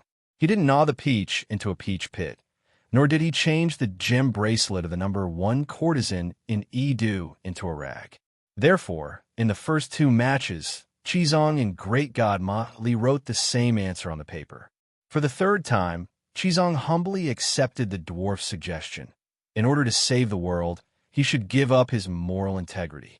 When Great God Mali handed the answer to the referee, Angel Qizong burned the clothes of the red god Little Believer in the wooden chest. Yes, the red robe outside was burned, leaving only the white robe inside. Therefore, Great God Mali's red-robed little monk guessed wrong. Chapter 1007. Dong, where are your red robes? Why are you reciting the 7 Stars Bible? Mali was shocked and furious. When the red god saw that his disciple had betrayed his sect, he was even more furious. Saint Master Qizong forced me. The little monk had a long face as he recounted what happened in the box. High Priest, if I don't listen to you, Qizong will kill me with the Holy Mother Palm. I'm scared. The 8-year-old little monk began to weep. That's not true. I advised him nicely and taught him the need to build a united front against ghosts. I convinced him with virtue and treated him with courtesy. I didn't threaten him with the Holy Mother palm. Really, I swear to the Holy Mother. Faced with everyone's insults and condemnation, Qizong explained anxiously with a pale face. Molly sneered. Qizong, do you think we should believe a masked evil monk like you, or an 8-year-old innocent child? Child, why are you so bad, deceiving? Before Qizong could finish lamenting, the little monk shrunk his neck and shouted, Saint Master Qizong, don't hit me. Qizong was agitated. You saw it. I didn't do anything. And this child said I wanted to hit him. What's going on? The red god priest was also puzzled. The little monk Dom pointed at Qizong's right palm in front of his chest and shivered as he said, High priest, that's the starting stance of the Holy Mother palm. Not only do actors perform it in theaters, even beggars on the streets put their palms in front of their chests and shout, Mighty Heavenly Dragon, Holy Mother palm. Also, when he prayed for rain just now, he did the same before he used the Holy Mother palm. Wasn't it obvious? What was more terrifying than this silent threat? Anyway, the child was scared to tears. Qizong's expression froze. He retracted his right palm unnaturally and said embarrassedly, Sorry, I'm used to it. My talent is poor, and my speed of understanding divine arts is slow. I can only train hard. However, using the Holy Mother palm consumes a lot of divine power. In order not to waste it, I can only use the palm against gods and devils while comprehending the technique. Usually, I'll just take the starting stance and won't really hit. Don't worry about me losing control of my palm and injuring the innocent. In the past few months, I've killed more than 50 evil gods consecutively. My Holy Mother Divine palm has already reached the threshold. Why are you guys looking at me like that? The little monk shrank behind the red-robed high priest like a little mouse. High priest Red God's eyes were unfocused, and his body trembled as he retreated step by step. Molly, who was filled with righteous indignation, immediately shut his mouth. With a frightened and vigilant expression, he staggered back to his team. Even the spectators around the battle platform, the 200 vassals and their armies, and even the Azure Imperial Court that was cheering for Qizong on E-Capital's side all fell silent, looking at Qizong in fear. Sigh, since you've already said that, then let's consider this your win. Seeing that he was surrounded by his own people, Molly finally regained his courage to look Qizong in the eye and talk to him. Master Molly, you are too modest. Qizong returned the greeting in a daze. Qizong is so shameless. He threatened all of us in front of 100,000 people and still pretended to be innocent. Jahata, the zebra beside Molly, whispered, He's already so powerful, yet he's still so shameless. Qizong is terrifying. Emperor Chai of the Yellow Dynasty sighed. Although Ma Li and the 3 traders were forced to admit defeat, the 200 vassals were too big. Some of the vassals at the back and the side did not see what happened clearly. They were only sure that Qizong had cheated and threatened the little monk Red God. Qizong is shameless. He used deception. This is a competition of prophecies. He can't use other methods. That made sense. The purpose of guessing was to test Qizong and Ma Li's prophecy abilities. Molly did not cheat. He used his true abilities to predict the item in the box. However, Qizong used his undetectable saint soul to enter the box to observe. This went against the original purpose of the prophecy competition. Qizong was a true honest monk. When he heard the vassal's accusations, his face flushed red. He could not speak. He could only place his right palm before his chest and bow repeatedly in apology. I did use a trick in this competition. It's really Walala. The vassals in front of him retreated in fear. Master Qizong, you're not wrong. This competition is guessing. Using the soul to peek at fate is also considered a skill. The dwarf could not stand it anymore. He jumped off the prime minister's chair and pulled down Qizong's right hand. He said loudly, both sides were indeed competing in prophecy. However, Yongli could only guess the person and item in the box. He did not even predict that my master's saint's soul could leave his body. He's an angel everyone knows. He even performed the divine art of turning into an angel in front of countless believers on the platform of the great Cathedral of Baylor. Unfortunately, Yangli did not know such important information. What's there to boast about this kind of prophecy that is useless in the face of great things but effective in small games? The real prophecy is the interference of fate. The gods you believe in were killed by Qi Zhang's master with a single palm strike. Countless of your fates were easily rewritten by him. He doesn't even know about it, nor does he care. You idiots traveled thousands of miles and hundreds of thousands of people to the outskirts of Barbarian City, but you completely ignored the other ghosts that changed the fate of Barbarian City. At this moment, your prophecy is not worth a fart. When he said this, the entire place fell silent. Everyone was furious, but they had to admit that there was nothing wrong with the dwarf's words. Mali was the most powerful moon chanter in the Jajesnai Plains.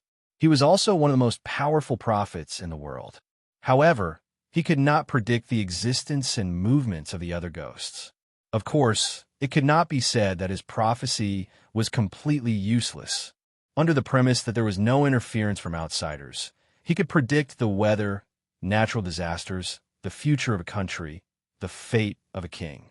Yes, the premise was that no one interfered. If Qi Zhang did not know how to leave his body with his saint soul, he would not have lost this match. The Dragon Queen gently plucked the strings of fate. The outcome of Ma Li's prophecy would be completely different from reality. The third person to take the stage, Lion Li, proposed to compete with Qi Zhang in determination. Hence, Qi Zhang chose to abstain from food and prey, which he was best at. On the two diagonal corners of the dueling platform were two oak pillars. They were 5 meters tall and as thick as a bull's mouth. The two masters stood on top of them in the posture of a golden rooster. If they were tired, they could change legs. However, they had to recite their respective churches' scriptures at all times. This time, no one cheated. Due to Qi Zhang's shocking methods, before the duel, Lion Li requested for both parties to swear a holy oath. Neither of them would use any tricks to interfere with the other, nor could they use any divine arts to enhance themselves. It was a true battle of wills. After a day and a night, 90% of the crowd around the dueling platform had left. Even Danny was bored. I didn't expect the evil god priest meditation technique to be so good. Kuei, she said, his name is Blackstone, a dark sorcerer. He walks barefoot in the eastern land of darkness all year round.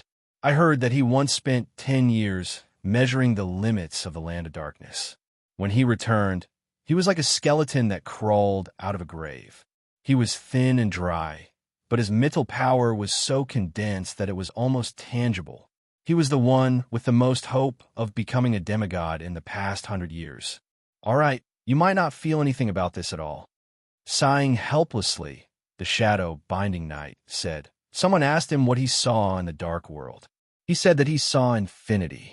After that, he started to believe in the Night Lion of Darkness. Even though he was in a high position and became the chief priest of the Night Lion, he still lived like an ascetic monk. Look, it's been a day and a night, but he's still so calm. I suspect that he can derive great pleasure from hunger, thirst, and fatigue. Sigh, such an outstanding person should have converted to the 7 gods.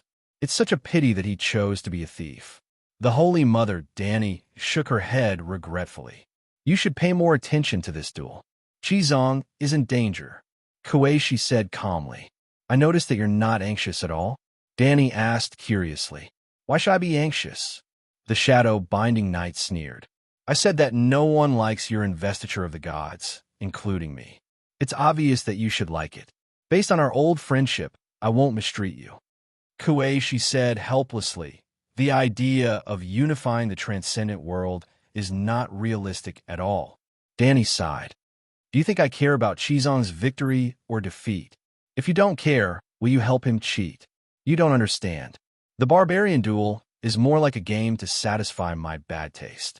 It's good if he wins, but if he doesn't, I'll accept this fate, Danny said with a strange expression. If you don't care, why did you create the hated investiture of the gods? Kuei asked suspiciously. Kuei, do you know one of your flaws? Danny asked. I'm not perfect. I have many flaws, Koeishi said casually. You're too petty. Koeishi couldn't be bothered anymore. She said angrily, How am I petty? Your vision has always been limited to one person, one family, one sect, one city, one country. You're used to only thinking about solving problems after you encounter them. For example, on the investiture of the gods, your vision only focuses on personal gains and losses.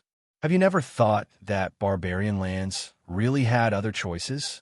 If barbarian lands' transcendence didn't unite under me, would you be able to survive? Do you know why I don't care about the outcome of this duel? It's because the one who benefits the most from the outcome of the duel has never been me, but you, barbarians. If you're willing to submit to me obediently, under Qizong's leadership, there's still a 30% chance of surviving this long night. If you continue to be hostile to Qizong and the investiture of the gods, I dare to guarantee that barbarian lands will be destroyed. Those who oppose the investiture of the gods will all die. Those who live to the next era will all be my people. The world will naturally be at my mercy. This is also the reason why the gods formed the Righteous Alliance. They aren't willing to sit and wait for death. Koeishi's expression changed several times. In the end, she remained silent. 3 days later, the duel was still going on, but there weren't many spectators left. Danny also retracted her consciousness and focused on the study of space-time law. Her main focus was still on spatial divine arts.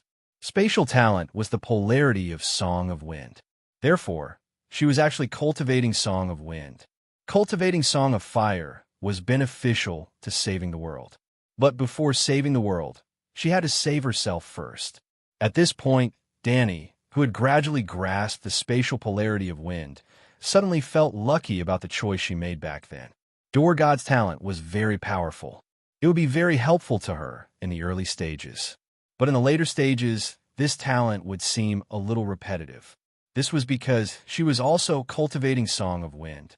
When she cultivated Song of Wind to the limit, she would also walk the same path as Dorgod, comprehending the spatial polarity of Song of Wind. On the other hand, after Blackie obtained Dorgod's talent, it finally turned from a poor student to an ordinary student in the upper middle class. Of course, everything had its pros and cons. Even if it could share Dorgod's talent with Dragon Spirit, comprehending its own spatial polarity would be a waste of time. And in the long night, the most precious thing was time. On the 7th day of a duel between 7 treasures and lion strength, Varus routinely prayed and accumulated divine power. Then, he used divine power to train his summoning technique. As usual, because he couldn't control the domineering spatial power, he suffered a backlash from the divine arts. His head was in pain, and he was bleeding from his 7 orifices. Just as he was about to end today's training and find how to treat his injuries, a circle of mysterious blue runes suddenly appeared on the table in front of him. A letter was in the center of the blue circle. I succeeded? Varus felt like he was in a dream. After touching the letter and confirming that it wasn't an illusion, he wiped the blood from his nose. With tears streaming down his face, he choked and said, Finally, I've become a level 2 Grand Summoner. I can summon physical objects. Danny's spatial mastery had taken a big step forward. She had developed her own spatial divine arts. This is Dragon Queen's handwriting. This letter was summoned from Dragonstone Island? Varus hesitated for a moment before opening the letter. In the next moment, his expression changed drastically. There was only a very simple content on the letter. Midsummer Islands have fallen. Millions of people have become ghouls. Chapter 1008. In the Summer Sea to the south of Westeros, west of Sosro's continent, there was a large group of rich islands, the Midsummer Islands. It could be simply understood as the southern islands of the Song of Ice and Fire world. In the past, almost everyone, including Danny, thought that the safest place in the long night was the Midsummer Islands. Because the Midsummer Islands were far away from Westeros and Ursos, surrounded by the sea, unless the deviants swept the world, the tide of the living dead would not affect this peaceful island. Even after the Faceless Deviants incident, many sea merchants of Ursos risked going out to sea. They were willing to take the risk of being lost in the dark sea to go to the midsummer islands of the eternal night paradise. Now, the people of the world were shocked. The midsummer islands, which were thought to be the safest, became the first island to fall. Other than those who left the port in time, there were very few survivors in the midsummer islands. The black-skinned midsummer islanders were almost wiped out. After the shock, everyone came to a realization. Deviants could not cross the sea, but faceless deviants could disguise themselves and go to any place that humans could reach by boat. Dragon Queen was feeling guilty for her carelessness when the second thunderstorm appeared in the barren land. It's over. It's all over in the ruins of Alleglia, in the clean and new Dragon King Palace. Lalo covered his face with both hands, looking dispirited, unable to hide the despair in his heart. Are we being too smart this time? Lalo's current form was different from last time. Last time, it was the Shadow Devil Lalo with a bull head, snake body, and scorpion tail. This time, it was the lava giant whose body emitted light and heat. Night Lion shook his head and sighed. The decision to send spies to find the faceless deviants was not wrong. The only mistake was bad luck. Bad luck indeed. Red Bull, Akuan mumbled. The second corpse ghost outbreak occurred in the Barren Land because Frost God's plan in the Barren Land was exposed. The arrow on the bow had to be shot. At this time, Seven Treasures and Lion God's meditation battle had already lasted for a month. Over the past month, the two of them had not eaten or drunk anything. They had been standing on one leg in the snowstorm that was 20 to 30 degrees below zero while chanting scriptures nonstop. The two of them did not violate their vows, nor did they use any divine arts to cheat. They relied on their willpower and the power of their souls to hold on. After a month of hard work, both of them were as thin as skeletons. The priestly robes that had been ironed perfectly a month ago now looked like a tattered flag hanging on a bamboo pole. However, they were still persevering. Their mental strength was stable, and it seemed that they could still hold on for a long time. Whether it was the barbarians or the 200 dukes, they were all sincerely convinced by the two masters. They were both respectful and fearful. This wasn't a big deal. Even if the fighting continued for a month, greatly wasting the time the barbarians had to prepare for war, if they didn't fight, the 200 dukes wouldn't listen to Chizong's arrangements. They wouldn't form a united front against ghosts. Unfortunately, the Alliance of Justice and Order was also interested in the barbarian city's fights, so they arranged for the gods to gather information about the faceless deviant ghosts in the barbarian city. The Alliance of Justice and Order did not want to know the results of the battle. They had believers, and they could also descend with their wills. No matter what method they used, they could immediately understand the situation of the battle. The spies' main purpose was to find out about Tyrion's situation. Chizong was outside the city, participating in the Diana battle. Wouldn't the dwarf's protective power be empty? Coincidentally, the god who was scouting for information about the dwarf accidentally encountered an army of ghouls outside the barbarian city. There were hundreds of thousands of ghouls. The barbarian city was currently in a gathering of 200 dukes. The frost god was also preparing a big conspiracy in the barbarian city. He was quietly gathering the dead people in the barbarian city. Once the Bow family and the 200 rebellious dukes fell out, the millions of living dead would rush over like a flood, killing the living and reviving the dead. There was an 80% chance that they could wipe out the human forces in the barbarian city in one fell swoop. The frost god's plan was very vicious, but also very feasible. As long as the million ghouls ambush was completed, the barbarian city would definitely fall if the humans didn't die out. However, in order to hide their tracks, the spies of the Alliance of Justice and Order specifically chose a hidden route. Then, they encountered the ghouls who were hiding their tracks. What should they do if they encountered them? The frost god had no choice but to act personally. A strand of his will descended on the faceless deviant ghosts, capturing 4 of the 5 spies in one fell swoop. The remaining one flew quickly and escaped. What should they do if they escaped? The frost god could only act in advance. Hundreds of thousands of ghouls poured down from the 9 heavens like an avalanche. After 8,000 years, the The barbarians once again saw deviant ghosts, and they were once again taken away in one wave. The Dragon Queen was actually right. We are wasting our own hope of survival. We should have signed the investiture of the gods earlier and established a united front against the ghosts. Seeing the camp of the 200 dukes outside the city being drowned by the tide of living dead, Kuei Shi on the city wall felt his limbs go cold, unable to speak. "Stop fighting. Grandmaster Qizong, save my life. The deviant ghosts are coming." Bo Tianzi's old face twisted as he shouted himself hoarse. However, even though he shouted himself hoarse, Qizong ignored him. That was because the great god Lion Strength was still standing on the pillar opposite him. The corpse tide had already drowned the battle platform. The ghouls had even piled up into a mountain of human flesh below the oak pillar, but the two of them were still fighting. However, Qizong's victory was already in sight. As the chanting of sutras became louder, a golden ball of holy light spread out from his body. The ghouls near the halo all howled in pain as if they were being roasted. There were no ghouls below him, but a pile of flesh gradually piled up below Great God Lion Strength. "I've lost," Great God Lion Strength said with a hoarse voice. "Thank you for letting me win, Grandmaster He Shi." Qizong immediately leapt into the air. The entire barbarian capital seemed to tremble a few times under the great mighty heavenly dragon chant. "Raise fire and burn the heavens."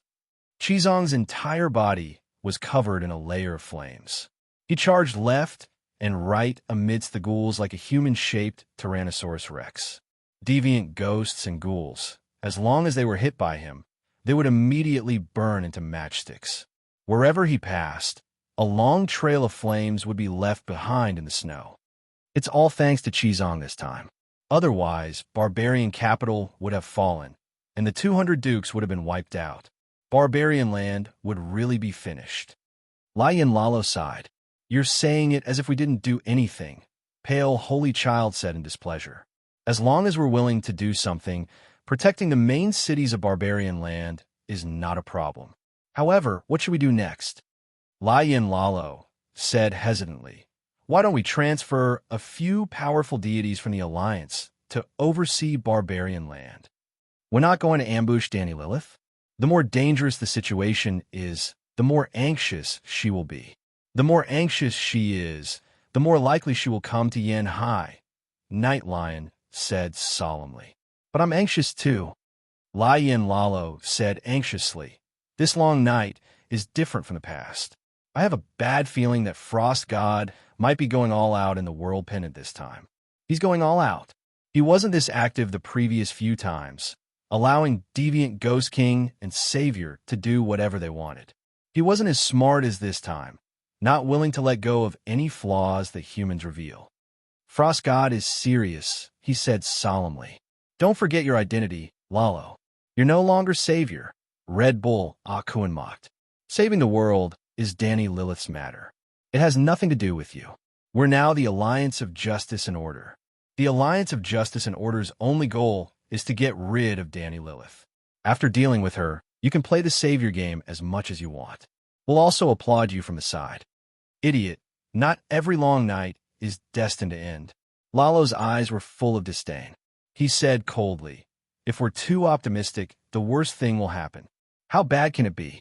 It's nothing more than returning to darkness and coldness."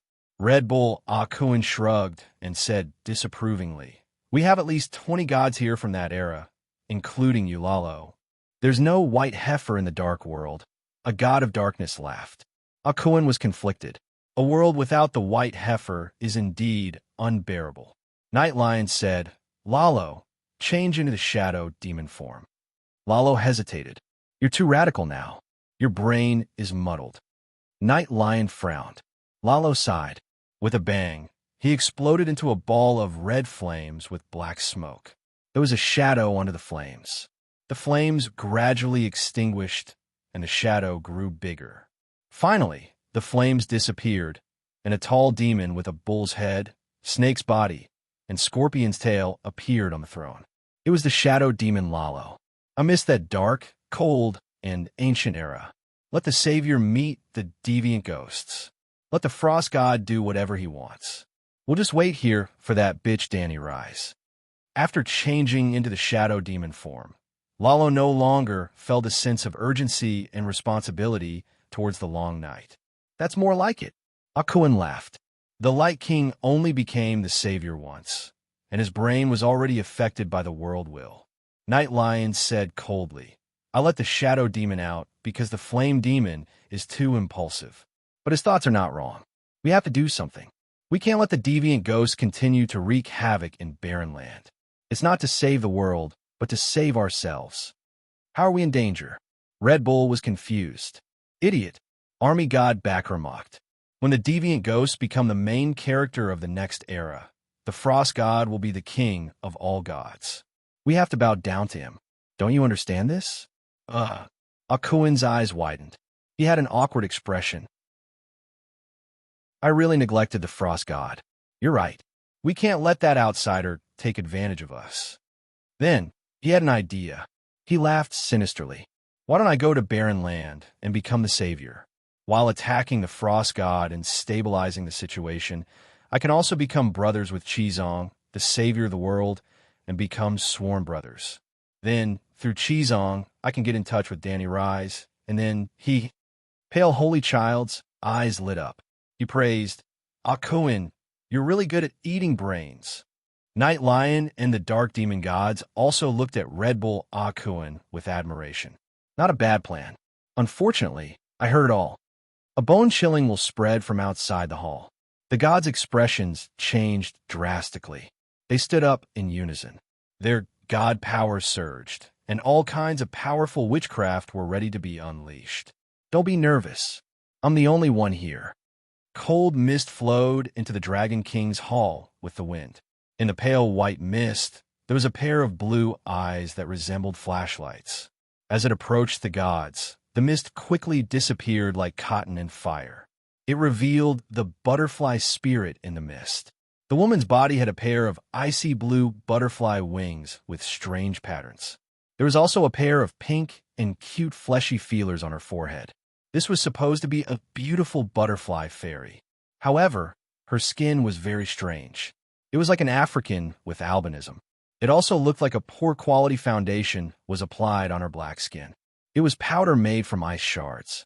Nas, you're not dead, but your statues have cracked. Your believers have lost their divine arts and have lost their sense of you. What's going on?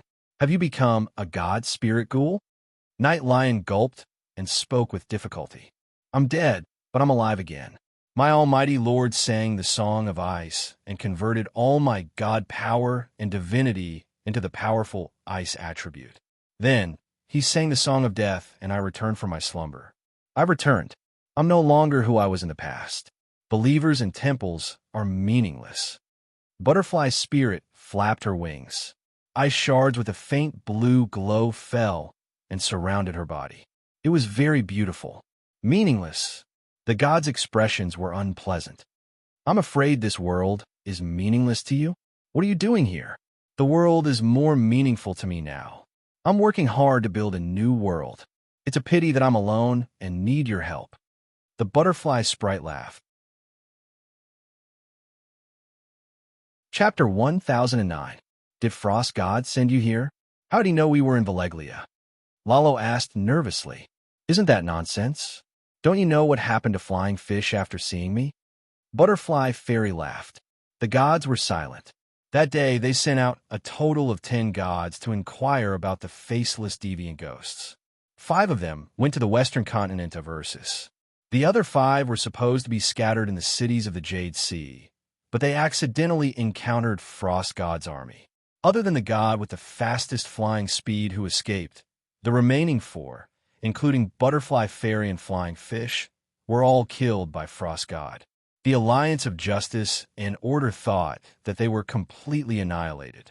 Now it seemed that Frost God had subdued them, and Flying Fish happened to know the Alliance's arrangement in the Smoke Sea. Fuck, Akuin cursed in a low voice. I told you it's better to arrange fewer spies than to send out the gods in the Smoke Sea. You didn't listen. Now the plan is exposed. Sending a few more spies, is also to figure out the deviant ghost's movements earlier. This arrangement was not wrong, but we were too unlucky to encounter Frost God. Night Lion's expression was ugly as he stared coldly at Butterfly Fairy. Why didn't that bastard go to the Westeros to torment Dany Lilith? Why did he come to the Barren Land to make trouble? The Land of the Sunset is his only entrance into the world. In the city of Ursus and the Far East Barren Land, he can only put a hand and half a head through the cracks. What's the use of his while descending? The alliance of justice and order was very strict. All the gods who prepared to ambush Dragon Queen had to stay in the ruins of Valeglia. Except for the big bosses, the other gods were not allowed to go out. The investigation work was supposed to be left to the peripheral members of the Alliance of Justice and Order. They didn't know about the ambush circle in the Smoke Sea, such as Butterfly Fairy. However, Qizhong had killed too many evil gods, and there were not enough gods who were fast, good at investigation, and hiding. As a last resort, the Alliance of Justice and Order went to Nass Island and caught the god of Harmony who was hiding in winter. Even if they were to recruit strong men and force neutral gods to join the alliance, there was still a lack of manpower in the investigation work. Left with no other choice, the few big bosses of the Alliance of Justice and Order could only risk releasing a few powerful heavenly gods who were on an ambush mission. And then, they were defeated. The Butterfly Elf said, "It's the same as you forming the Justice Alliance." Unfortunately, the Dragon Queen is strong and can't be defeated. His Majesty the Supreme God is blocked in the Westeros, so he can only change his strategy. First take the 4 remote places, and then gather the forces of the 4 sides to encircle and suppress the center. Supreme God, the pale holy child spat. That ES God is truly shameless. When the long night is eternal, his Majesty, the Frost God, will be the Supreme God. You should work hard to get used to his supreme identity, the butterfly sprite said with a smile. Don't talk nonsense. The long night won't last forever. Cold God wants to use the same trick again, but that depends on whether the gods agree or not, Night Lion said coldly. The butterfly sprite smiled faintly and said, in the last long night, you couldn't stop his Majesty the Supreme God. This long night is even fiercer, but you wasted all your energy on the Savior Dany Rise. When 2 tigers fight, how can you have the power to interfere with us? Night Lion and the other big bosses were hit where it hurt, and their expressions became even worse. The last long night, the situation in the Westeros was somewhat similar to the current situation. Cold God could not break through the defense of the Door God and the 3-eyed crow at all. He could not even take a step into the World Gate. In the past many world pendants, Cold God wanted to enter this world, but he could not do it. The world pendant had happened many times, and every time it fell, it would cause the sun to be extinguished. Just like how the 3rd floor street lamp could only illuminate the 3rd floor walkway. When the floor fell, the 3rd floor became the height of the 2nd floor, and it could not receive the illumination of the 3rd floor street lamp. They had to change the lamp. Of course, the sun was not only used for illumination. It was also like a Kongming lantern that had an upward pull on the world. Just like the Kongming lantern, its pulling effect was too poor. Instead, it would be crushed by the falling force of the world. This was the root cause of the extinguishment and rebirth of the sun. Unless one day, Dany could ignite a huge hydrogen balloon and use the initial flame as fuel, it would produce the power to drag the entire world. As long as the hydrogen balloon was big enough, it could even bring the world up and enter a higher floor. Well, Ascension was too far away, and the world was still falling. However, the early long nights were different from the current ones. To be more direct, the long nights at that time had Cold God, but there were no deviant ghosts. Moreover, Cold God had always been blocked outside the door. The long nights brought Cold God, not Cold God brought the long nights. Every time the world pendant happened, Cold God would come to knock on the door. He was like a hard-working and simple renovation master, hoping to enter the world and use the falling force of the world as a raw material to modify the warm, sunny world into an ice era. The 3-eyed crow was the gatekeeper, and Door God was the community security captain. They each kicked Cold God, who had come to do free renovation, away and shouted, "Get lost! If you dare to come again, we'll beat you up every time we see you." Countless years had passed, and the old house of the Song of Ice and Fire had become more and more dilapidated. Wind was leaking everywhere, and because of the collapse of the roof, many owners who were holding up the pillars were killed. Some of the owners were afraid of death and had been hiding in the basement. Door God frowned. He squatted at the gate and finished smoking. After he put out the last cigarette, he stood up and waved at the renovation worker who was hiding behind a pile of snow and peeking at him and the dilapidated community behind him. "I want to ask, is your renovation really effective?"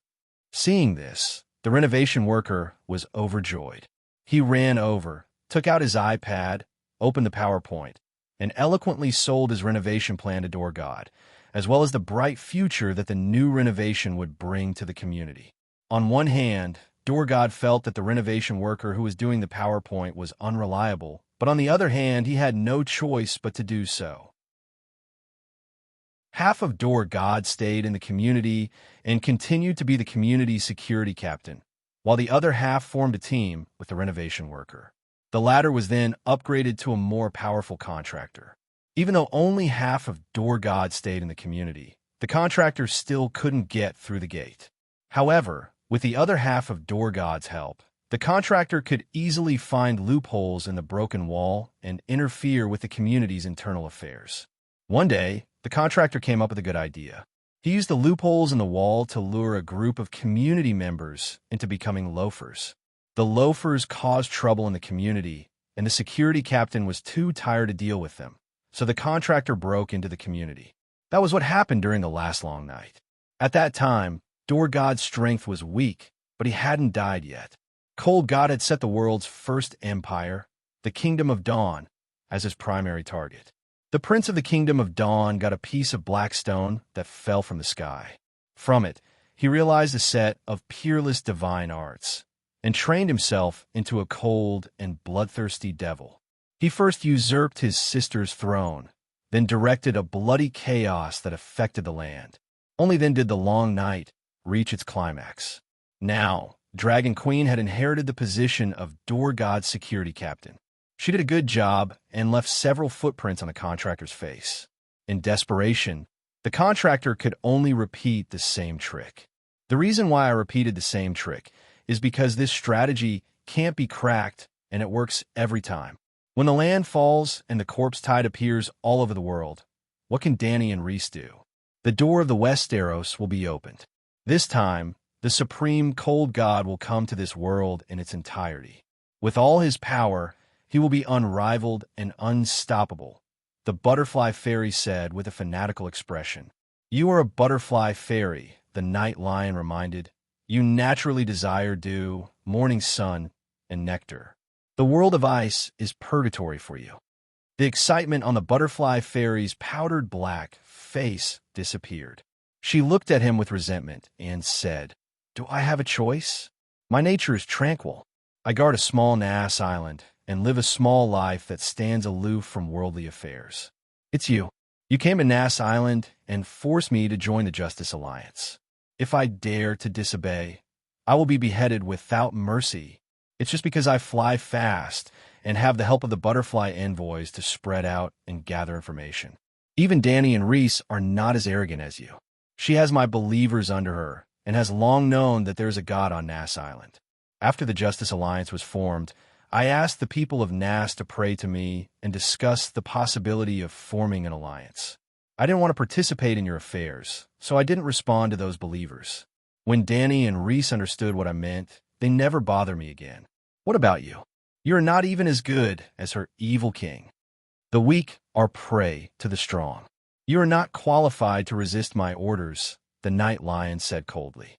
The weak are prey to the strong.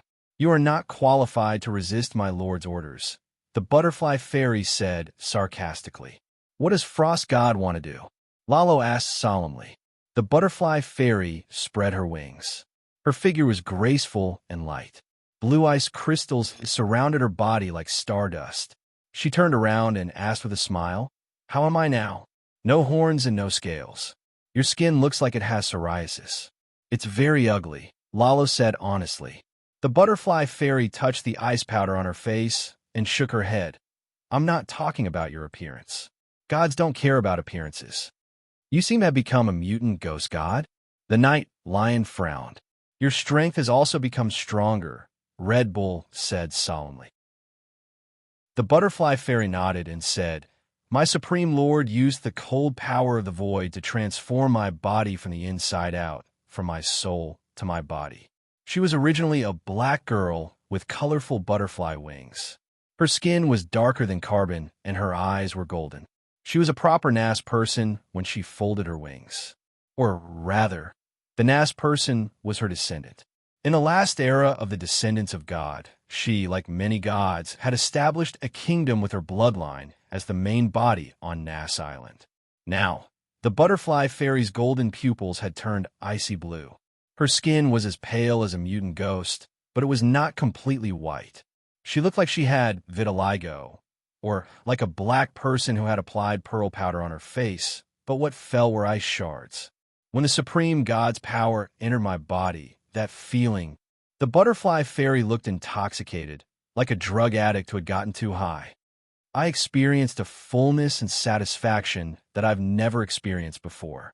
My heart has never been as calm and steady as it is now. I saw an extraordinary world.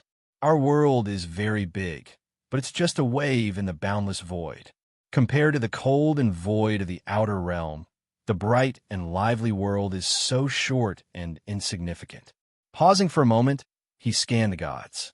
You are all very powerful, but I swear, compared to my almighty Lord who fills the void with his divine power, your combined power is like a snowflake on a vast snowfield.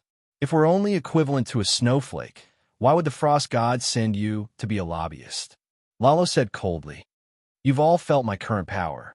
The butterfly fairy smiled. The ice was like a spider web, quickly climbing onto the surrounding black stone throne and floor. Twisting off your head is no harder than killing a chicken. Night Lion snorted coldly. His right eye turned from black to white. Scorching sunlight filled the entire hall, and the ice and snow suddenly disappeared.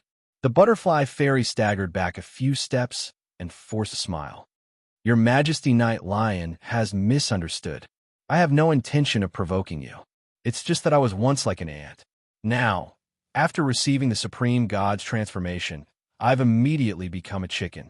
Isn't anyone tempted by such a transformation in the nature of life? Now, you just snowflakes. After the transformation, the gods will come on. Baccarin interrupted Nas impatiently. We're not stupid. Instead of being free gods, why do we have to be dogs for the frost god? Could it be that his head is bigger than Danny Lissy's? Yes, my lord's head is as grand as the universe. He can crush Danny Lissy's little head with one finger. The butterfly fairy said seriously. Chapter 10:10. 2 years after the long night, the north wind was still howling, but it was much weaker than before.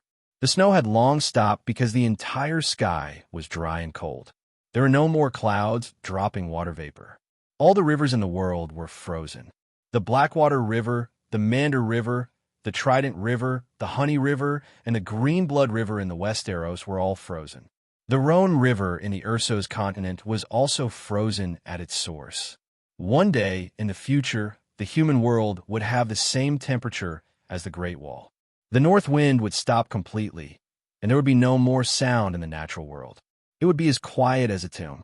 In this dark and cold world, Denzel felt like he was a living corpse in a tomb. He had just brought back a basket of tree root bark from outside the city and had missed lunch.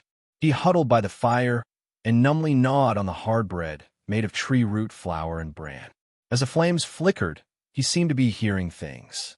In his daze, the voice of old Nan from the harvest hall rang out. People grow up in the cold and die in the cold. They never see the arrival of spring. The king in the castle is no different from the lowest servant. They all freeze to death in the long winter. Mothers kill their children so that they will not be born to suffer. They cry loudly, but their tears freeze on their cheeks. Daddy, his daughter's cat-like cries woke him up from his trance. Denzel looked around him. his sickly father-in-law, his daughter who looked like a stick of reed, and his emaciated wife who had half her chest exposed. Her expression was dull as she allowed her infant to cry. Am I still in a dream?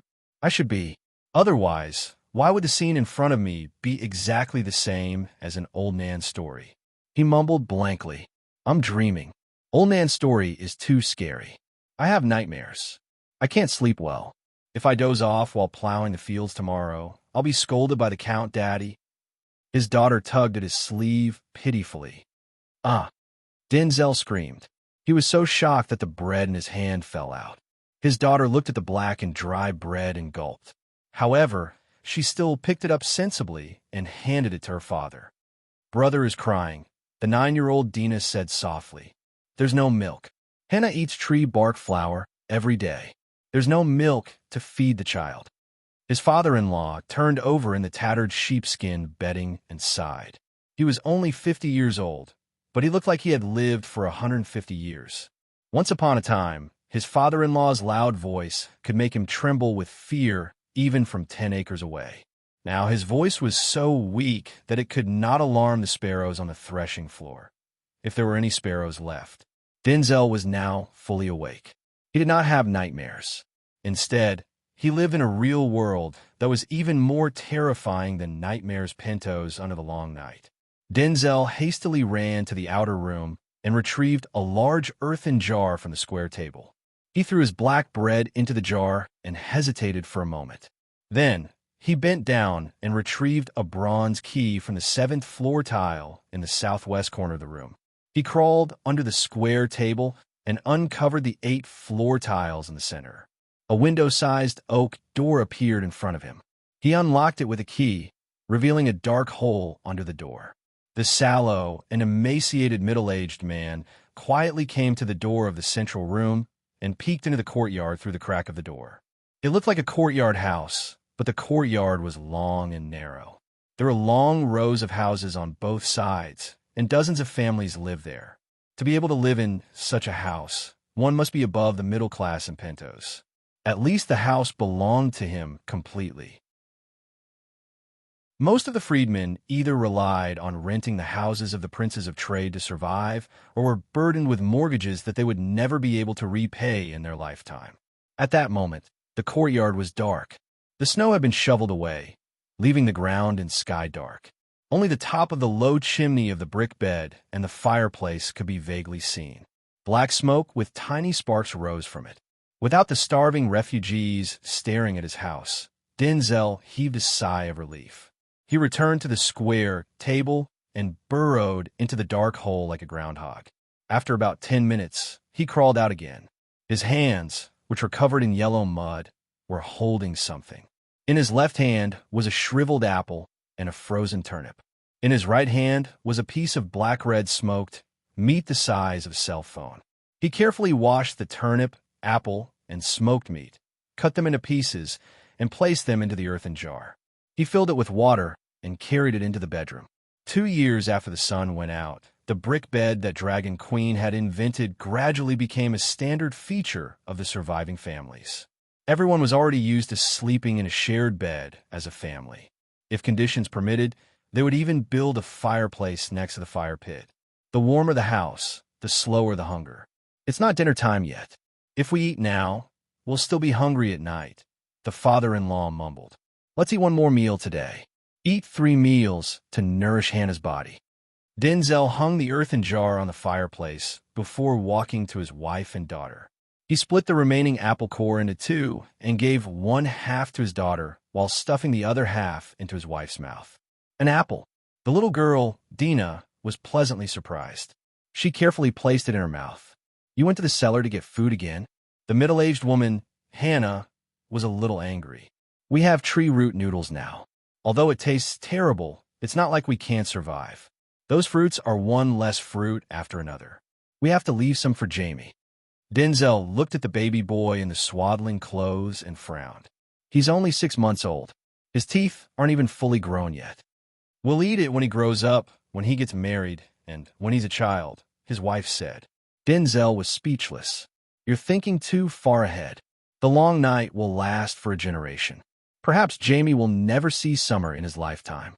But at least let him have a taste of the fruits of summer, the woman said sadly. The Dragon Queen only needs 10 years to end the long night. Now that 2 years have passed, there are only 8 years left. How old will Jamie be 8 years later? He'll definitely see summer, Denzel said. The Red God Priestess said that the 7 gods were lying, Hannah said. I believe the Queen's words. Our family is where we are today because of the Queen's grace, Denzel said. Yes, Danny had met him once when she rode the dragon to the Lone River in search of the earthen steel statue. However, Danny had never interacted with him personally. The one who had given him grace was John Clinton. The Red God Priestess isn't the only one who said that. The priests of the other temples also said that. Hannah's expression was hesitant. If the Dragon Queen refuses to comply with the will of heaven, the long night will never end. Slap. Before she could finish her sentence, she was slapped on the face. Denzel said angrily, I've said it many times. This is a rumor purposely spread by the evil gods. Those filthy Justice League. Denzel, the old father-in-law, lifted the tattered sheepskin mattress and stood up to reprimand him. Watch your words. Do you think you can slander the gods? And Hannah, you clearly know that Denzel is the leader of the beggar army, Poor People's Assembly, but you still dare to speak ill of the Dragon Queen in front of him. The old father-in-law wasn't angry because his daughter was slapped. After the son-in-law received a few gold royals from the Queen's knight, he had the right to hit his wife in front of his father-in-law. He was worried that his son-in-law would offend the gods. This wasn't a groundless worry. If you scolded the Justice League and your neighbor heard it, the neighbor would casually tell the priest of any temple. Usually, that temple belonged to the Justice League. Today, 2 years after the long night, especially the demon riot tragedy that happened in Reese a year ago, it shocked the entire world. The gods and mortals were closer than ever before. I'm sorry, Denzel sighed and stroked his wife's red and swollen cheek. He said, You can't read, but you've heard people talk about the secret records of the gods. You shouldn't be so ignorant.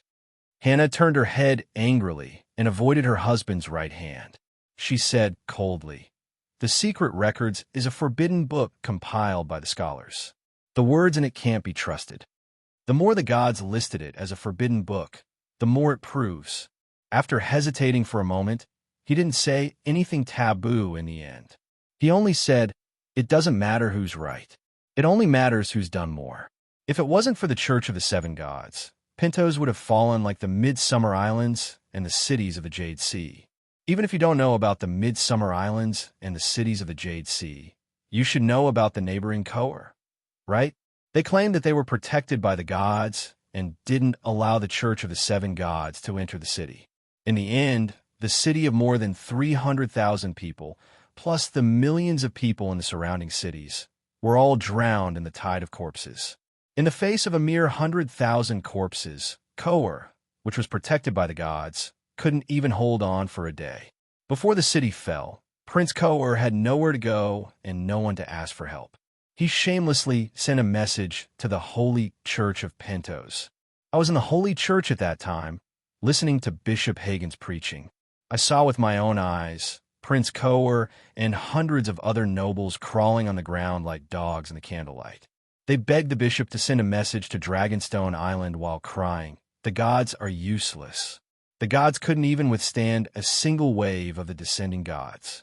The gods are immoral. When they saw that the situation was bad, they ran away immediately, completely ignoring the lives of the millions of people in the city. Unfortunately, it was too late to ask for help at that time. It's bad enough that Koer fell, but Pintos is just next door. Denzel sighed and shook his head with a frown. A mere 100,000. Isn't 100,000 corpses scary enough? Hannah muttered. 100,000 living dead in Westeros can only raise the danger index of a city from green to pink. Only 1 million corpses will trigger a red alert, Denzel said proudly and bitterly. He was a Westeros. After he grew up, he settled down on the other side of the narrow sea. Before the faceless deviant ghost outbreak, he was glad that he was far away from home. Now, He hated that he couldn't go back to the 7 nations where the danger index was all green. Gurgle, gurgle. As the couple spoke, the broth in the pot started to boil. His father-in-law wrinkled his nose and said in surprise, "There's still bacon and turnips?" Hannah's milk has dried up. Denzel was even more bitter. Hannah's expression changed. She pointed at the 3 wrist-sized vents in the corner and said anxiously, "Quick, block the vents. Don't let the aroma spread to the yard." Her father-in-law hurriedly got off the bed and found 3 pairs of worn-out socks to block the vents. Half a month ago, someone on Sheeman Street forgot to close the windows while cooking meat at night. As a result, the residents in the nearby streets started to riot. We thought that the family had a lot of food. Who knew that after hundreds of rioters rushed into their house, they only found half-cooked children in the pot? Hannah said softly, "If you really have the heart to eat your own children, why don't you join the volunteer corps and go outside the city to catch corpses?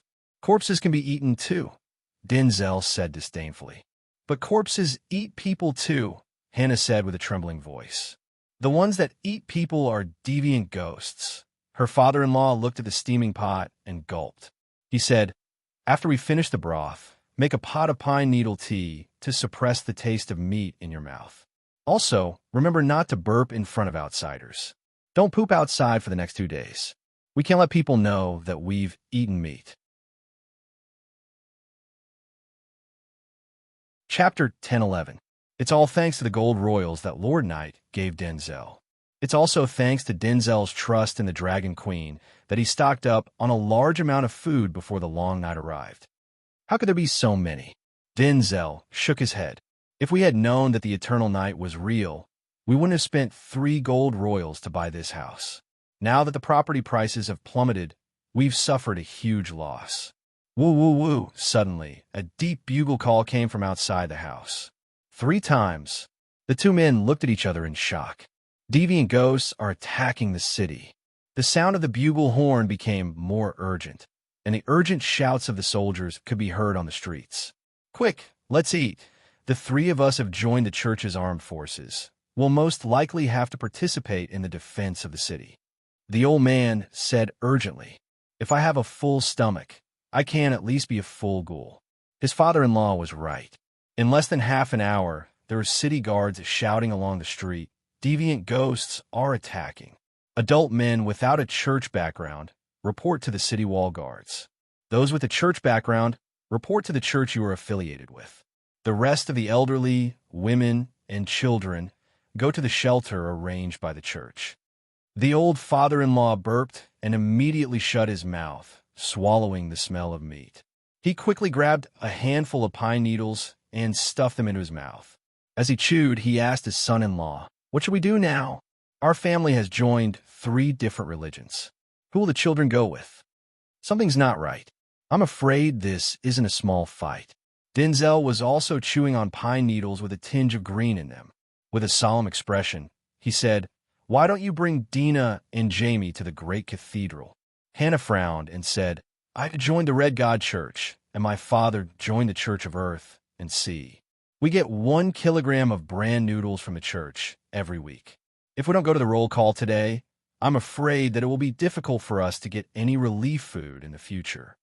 Although Crocodile God was dead, his church still existed.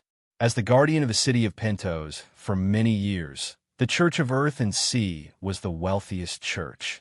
Moreover, although the Crocodile God had died, another evil god soon imitated the Dragon Queen's story and contacted the royal family of the Church of Earth and Ocean. The 2 sides made peace and reached a win-win agreement. The royal family allowed the evil god to take over the Crocodile God's nest, and the evil god protected the royal family. The reason why Denzel and his family had joined different churches was not entirely because they wanted to receive more relief rations. The Red God was the mainstream religion of the trading city-state. Denzel's deceased mother-in-law had always believed in the Red God. Later on, Hannah also joined the Red God Church. His father-in-law belonged to the old school of Pentos. He believed in the local god, the god of earth and sea. As for Denzel, he was born in the Stormlands and had always served a noble like Selmy who was a devout believer of the seven gods. Naturally, he had also been a believer of the seven gods since he was young. When seven treasures built the holy church in Pentos, Denzel was the first believer who went to pray. He even refused Varys's bounty and volunteered to be a member of the 50-cent party. He roped in a group of Undul's neighbors to support the newly opened holy church. Later on, when Chizong left Pentos, he personally baptized Denzel and converted him into a Star Warrior. Star Warrior is the official title of the Poor People's Gathering and the Beggar Army. Only those with local residences and registered church membership could receive a small amount of relief food from the church. However, the followers of the Seven Gods Church could not receive the relief food. As the holy church was newly established, they could not store food in advance, nor did they have the means to purchase food. In fact, Pope Danny had once issued a decree forbidding the church from purchasing food from the people. Of course, the Church of the Seven Gods had their own ways to feed their believers. The monks would learn from Slave Bay and organize believers to engage in a long night of production. They would go outside the city to gather firewood, pluck tree roots, pluck tree leaves, and summon small sons to fish in the sea. This morning, Denzel joined the beggar army and went outside the city to peel tree bark. He only returned home at 2 in the afternoon.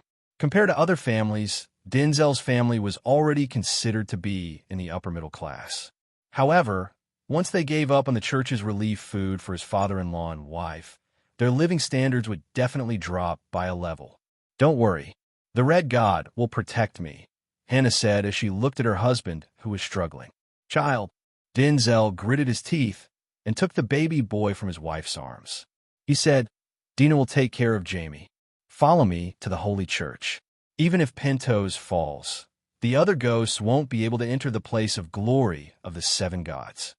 Hannah still wanted to argue, but her father-in-law held her back and whispered, "We don't know about the gods, but there's one thing we're certain of: the Holy Mother is the strongest god.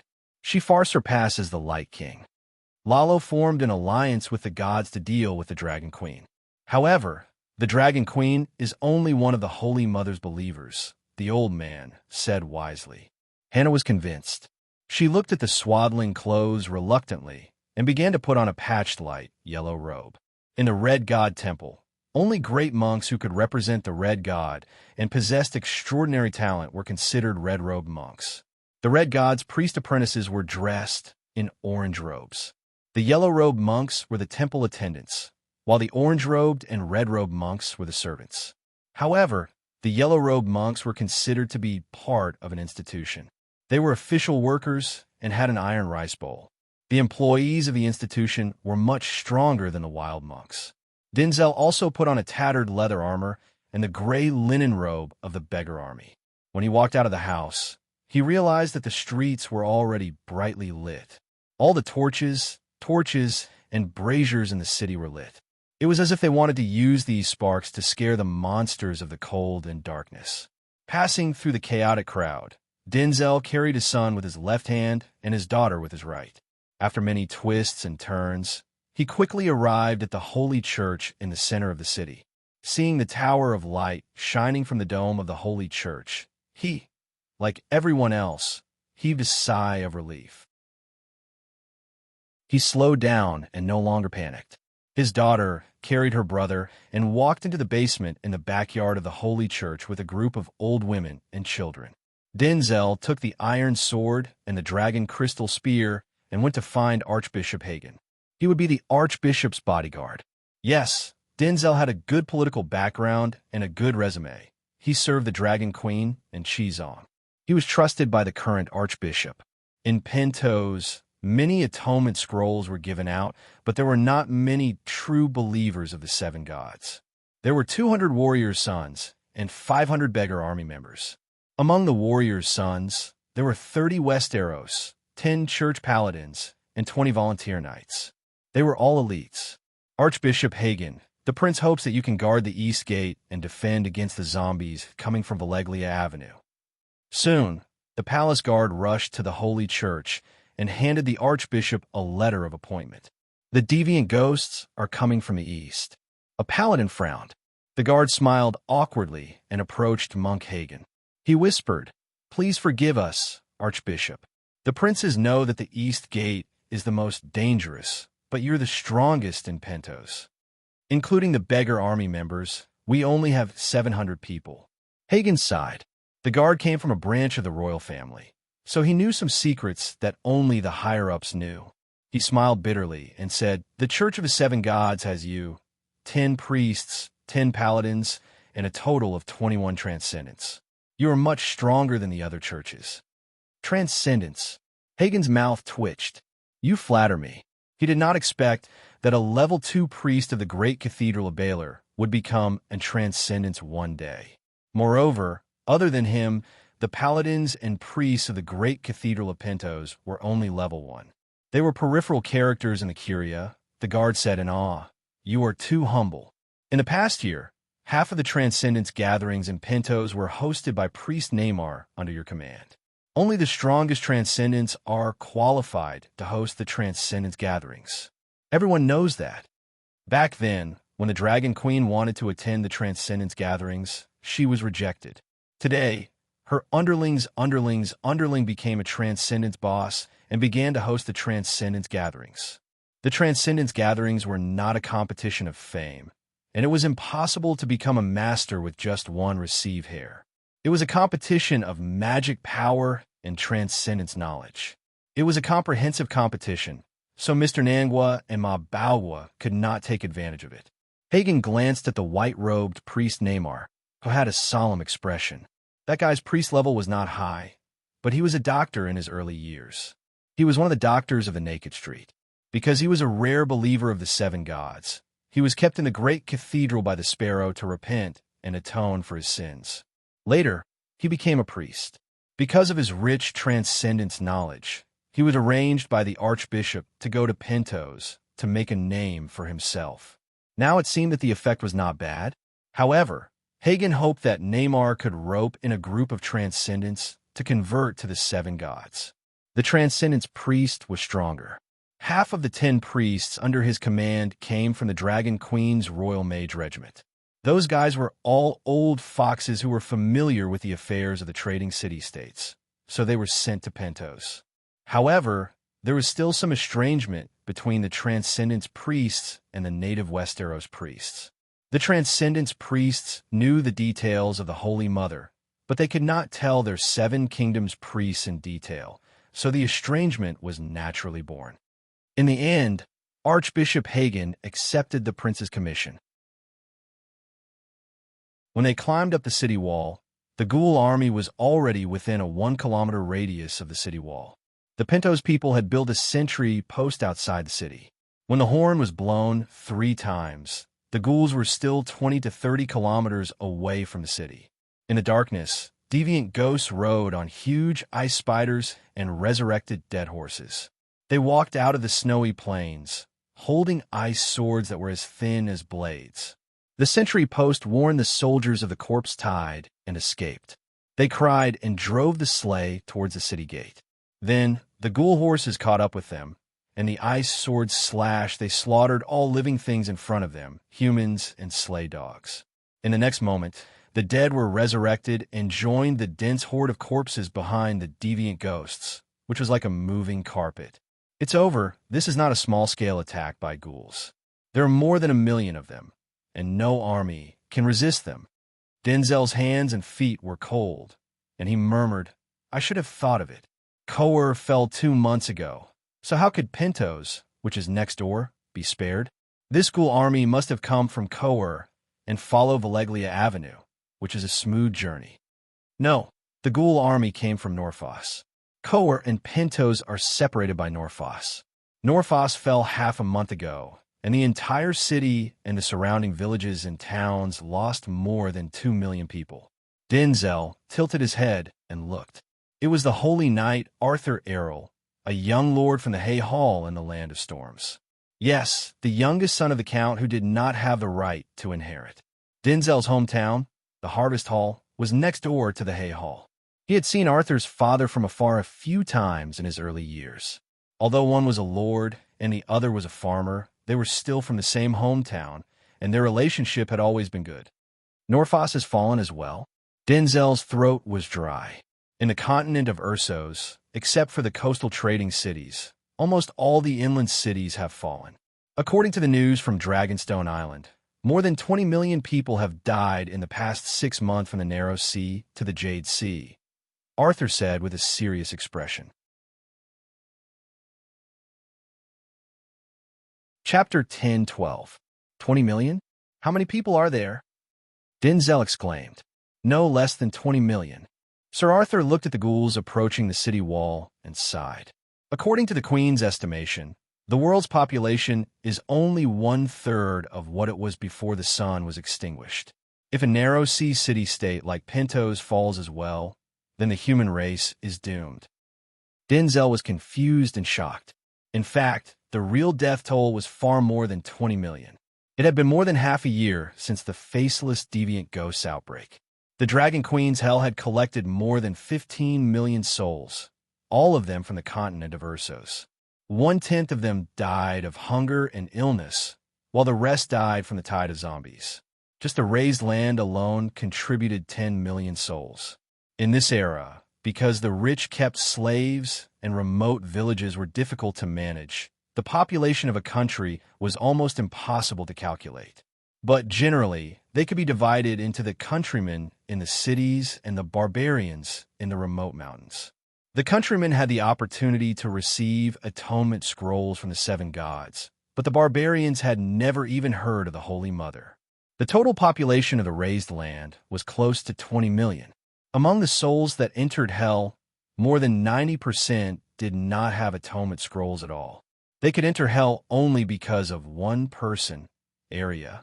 Aria exercised her authority as a stranger and stayed in the world of death 24 hours a day. She used a method close to plundering to search for souls that entered the world of death. Many believers of Lalo, the Night Lion, and the Pale Holy Child were also robbed by her.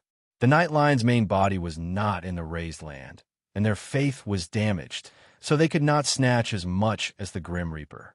The reason why Aria was so proactive was that each undead represented a point of experience points. Aria had harvested 10 million souls, which meant that the death toll in the raised land was even higher. According to the origin, number, and identity of the souls, Danny estimated that more than 85% of the people in the raised land had died. The zebra people were even worse than the raised land. Almost all of them were wiped out. The deviant ghosts had fulfilled the great wish of the Son of Heaven, Luo Bao. Thousands of ghouls washed the zebra tribe on the grassland like water, washing the soil on a radish. 99% of the 100,000 zebra horsemen that had come south to Edu had perished. Only a few hundred zebra horsemen had managed to escape to Edu. The zebra tribe's Jahada died in battle amidst the countless undead that couldn't be killed. The zebra tribe's grandmaster, the great god Horse, became a mage ghoul that could use the ice attribute ability. It could be said that even if the human race had another era, the zebra people were done for. The zebra people were not the only human race that had been wiped out. Jade Sea City and the central cities of Ursus didn't even have the chance to receive free atonement scrolls, but they still sent hundreds of thousands of new residents to the 7 Hells merchants. During this time, countless races disappeared from human civilization forever. Dragon Queen's guess of 20 million was only the lowest estimate. Perhaps the real figure was 30 million, 40 million, or even 50 million. For the Holy Mother, for the living. The Holy Knight's roar resounded from the city walls, and the battle to defend the city began. Warrior's blessing, Holy Mother's protection. Wung, wung, wung. After another loud roar, the Holy Knight's long sword glowed with a layer of pure and warm holy light. As Dragon Queen's Song of Light neared perfection, the Holy Knight's control over the holy light became more flexible and flexible. Unknowingly, the holy light enveloping the weapon had become an important test for a level 1 Holy Knight. Kill! Kill! The great sword infused with holy light easily sliced the ghouls that were climbing up the wooden ladder into 2. Sparks were still flying out from the wounds of the broken corpses. The wooden ladder tactic that Dragon Queen came up with in Winterfell had already been proven to be the safest tactic in a city defense battle. Yes, it wasn't the most efficient, but the safest and most controllable. Denzel stood beside Archbishop Hagen and helped the Archbishop guard a wooden ladder. The Archbishop was close to 60 years old, but he still wore a chainmail and wielded a war hammer that glowed with holy light. Every time he smashed open the head of a ghoul, he would shout, "Mighty heavenly dragon." Denzel followed suit. After the dragon crystal spear pierced in the ghoul's eye socket, he shouted, "Mighty heavenly dragon." Although he wasn't even a priest, and although he still didn't know what kind of divine art the mighty heavenly dragon represented, he couldn't help but want to shout. He didn't know if it was an illusion, but other than the shout being particularly imposing, after he shouted it, he seemed to be stronger and his body didn't feel tired anymore. Mighty heavenly dragon. On the city wall, all the armed forces of the church started shouting. Then, the city guards and the militia followed suit. For a moment, at the East City Gate where the zombie tide was the fiercest, the humans were united and their morale was high. But Pentos had more than one East City Gate. Dang, dang, dang. Only 15 minutes had passed since the ghouls attacked the city. From the North and West City Gates came the fierce sound of gongs and the terrified screams of soldiers. North City Wall 6 has fallen. West City Wall 3 has fallen. Pentos had few defenders because Bravos didn't allow it to have too strong a defense force. But the city of Pentos itself wasn't small, so the long city wall was divided into many areas. Each section of the wall was marked with a number, and then a church was assigned to it. The priests and generals led the ordinary soldiers to guard it. Yes, an unlimited responsibility system. If a section of the wall was breached, the people would pay with their lives. For example, the Church of the Seven Gods was in charge of the 2nd, 3rd, 4th, and 5th sections of the East City Wall. North City Wall 6 belongs to the Church of Earth and Sea. How could it fall? Archbishop Hagen turned his head and looked at the corner of the North and East City walls in disbelief. It was indeed a mess. In the thick, cold fog, the torches were extinguished one by one. Priest Namar, he shouted to an old armored priest beside him. The whale-head god from the trembling sea has taken over the Church of Earth and Sea, right? Yes, they have the support of God. They shouldn't have fallen so quickly. Namar understood the archbishop's doubts, but he was also puzzled. The city's guardian god must be stationed at the periphery of the city. Today, the deviants attacked the city, and Pentos was facing a life and death crisis. In theory, the god of Earth and Sea had to climb the city wall personally to fight for the city. So, the North City Wall should have been the safest area. The south of Pentos was the sea. The south of the city was the docks and the commercial area. The North City belonged to the nobles. Many royalty and trading princes lived there. Your Excellency, the 3rd section of the West City Wall has also fallen. That's the defensive area of the Church of the Red Gods. Denzel's face was pale. The situation is not right. Why did the two most powerful sections of the wall fall first? What nonsense are you talking about? Sir Arthur rebuked angrily. We are the strongest. Hagen smashed another ghoul's head with his hammer.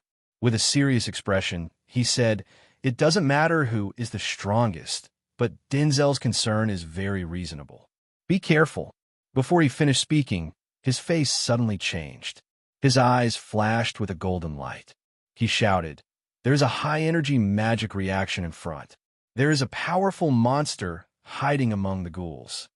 Be careful, a demon god is trying to ambush us." Archbishop Hagen came to a realization. Demon? How can there be a demon? Namar's expression was distorted. He screamed, "Wildfire bombs! Throw wildfire bombs immediately!"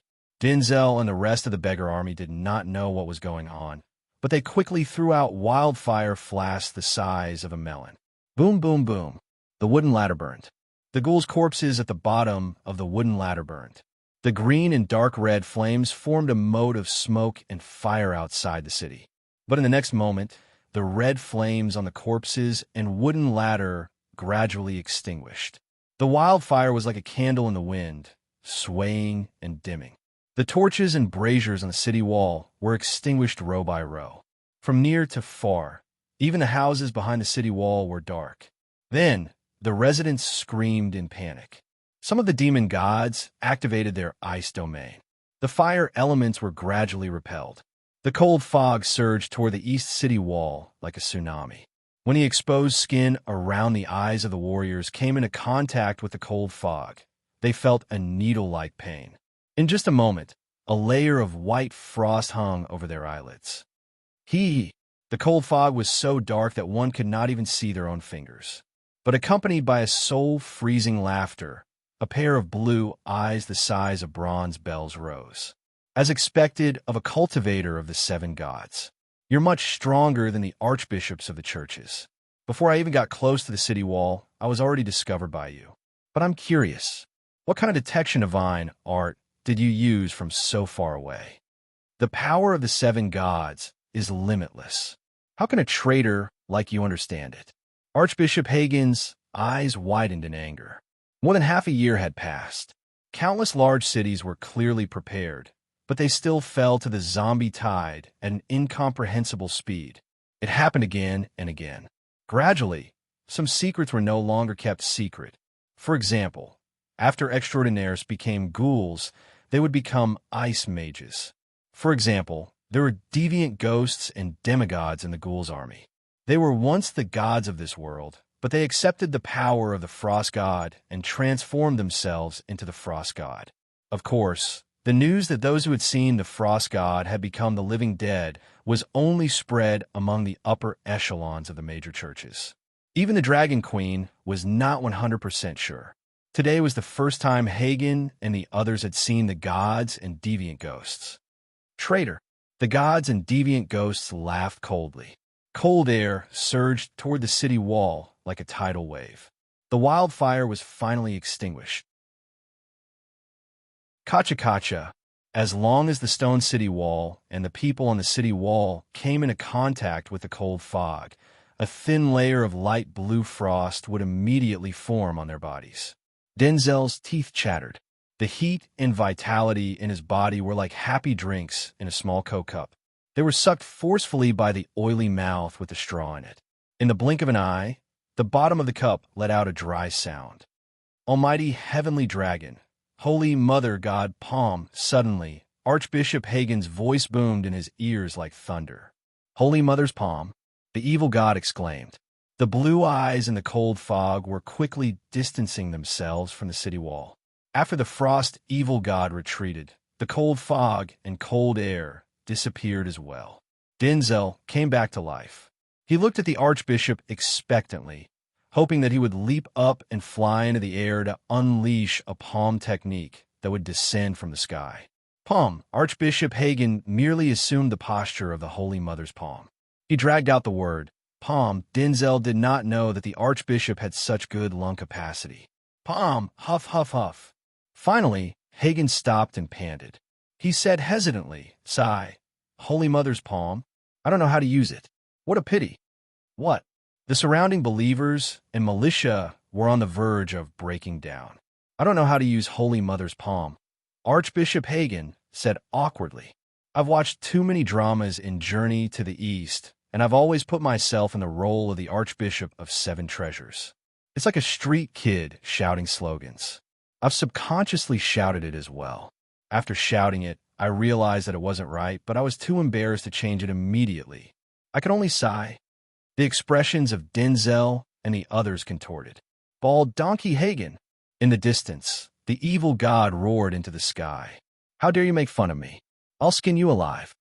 The cold fog surged forward at a speed faster than when it retreated. Demon, don't think that I'm bluffing.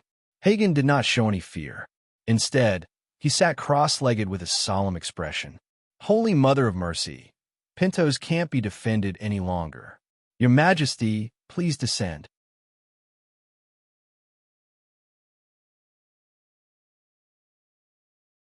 Instead, they floated into the air like catkins in the wind and landed further outside the city, far outside the domain. They used the flames of the ghouls in the domain to burn the corpse tied outside the domain. Seeing the Dragon Queen's power, and thinking of the second god of earth and sea, who was defeated by the evil god of ice in one move, Prince Pentos had the urge to cry. To celebrate the inauguration of the new god of the city, he sacrificed a son. He wondered if there would be any more gods and demons coming to Pentos to apply for the position of the third god of earth and sea. He wondered if the third guardian god would ask for the king's blood again. If they're not powerful, why would the gods form the righteous alliance? The wizard guard sighed. This. The prince was stunned. He said with a strange look in his eyes, "Why don't we also establish the 7 gods as the national religion in Pentos? Let Archbishop Hagen be the national teacher." If before he could finish, a thunderbolt suddenly exploded in the sky. Ice blue lightning flashed across the sky. Suddenly, a dense lightning net appeared and formed a huge face in the sky. "Danny Rise, how dare you leave the Westeros? You're looking for death." The god of thunder roared. Then, he opened his mouth made of lightning and gently exhaled a breath of white air. There were no clouds in the sky for rain, but wherever the white air went, endless water vapor swarmed from between heaven and earth and condensed into an iceberg in the blink of an eye. The iceberg, with a bottom area of dozens of square kilometers, bigger than the city of Pentos, fell from the sky. Oh gods, this is the legendary forbidden spell. I can't believe I'm seeing a forbidden spell. The prince looked at the sky in despair, holding his head and wailing. Pentos is finished. We're all finished. Let the 7 gods, national religion, and the national teacher, Hagen, go to hell. The Dragon Queen is a disaster.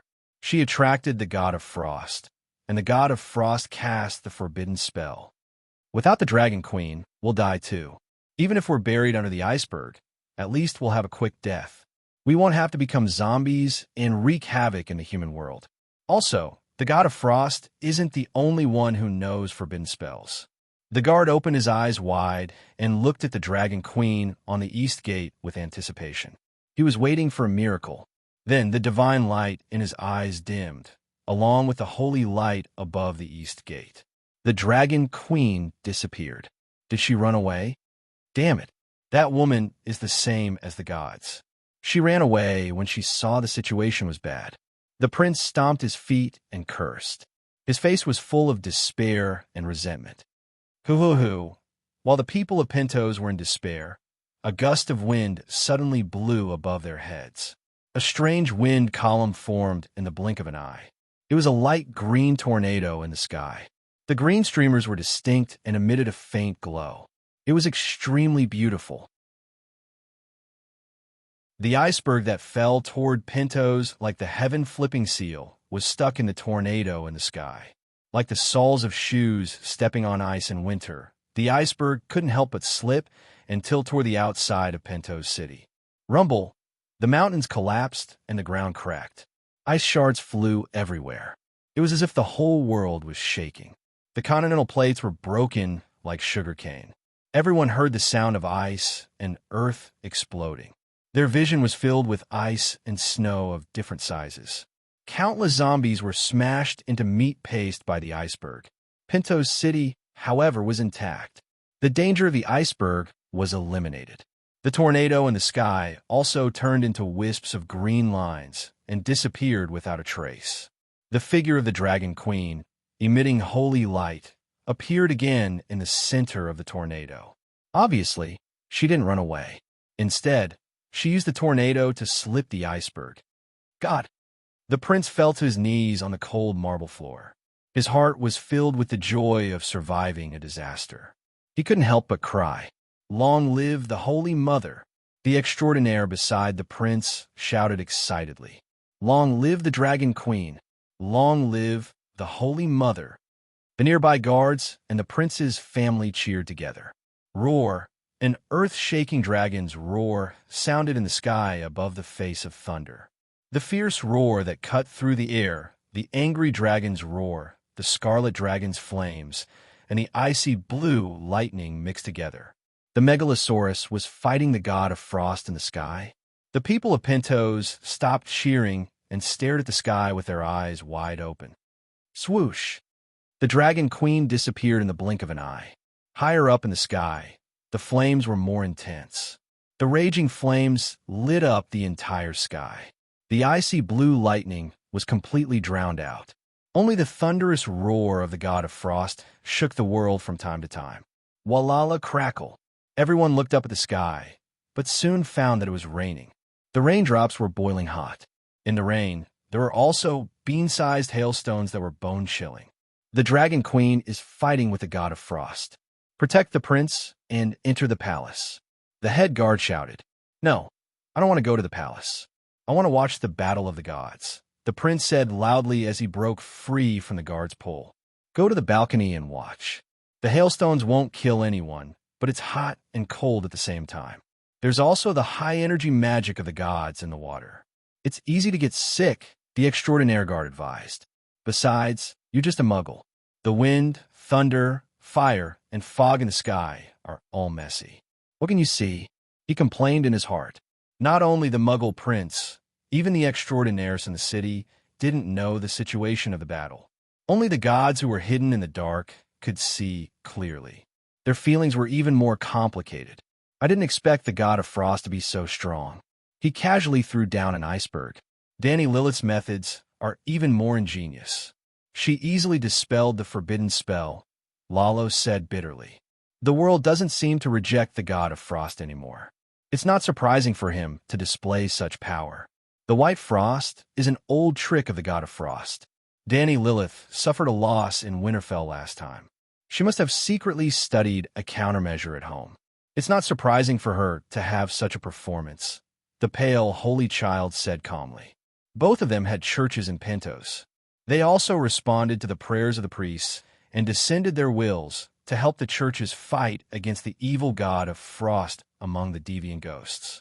However, after the city was breached, they planned to do what they did when they gave up on Kihor, Norfoss, and other cities. They would do their best and retreat if they failed. Before they could retreat, the Dragon Queen came to save the day.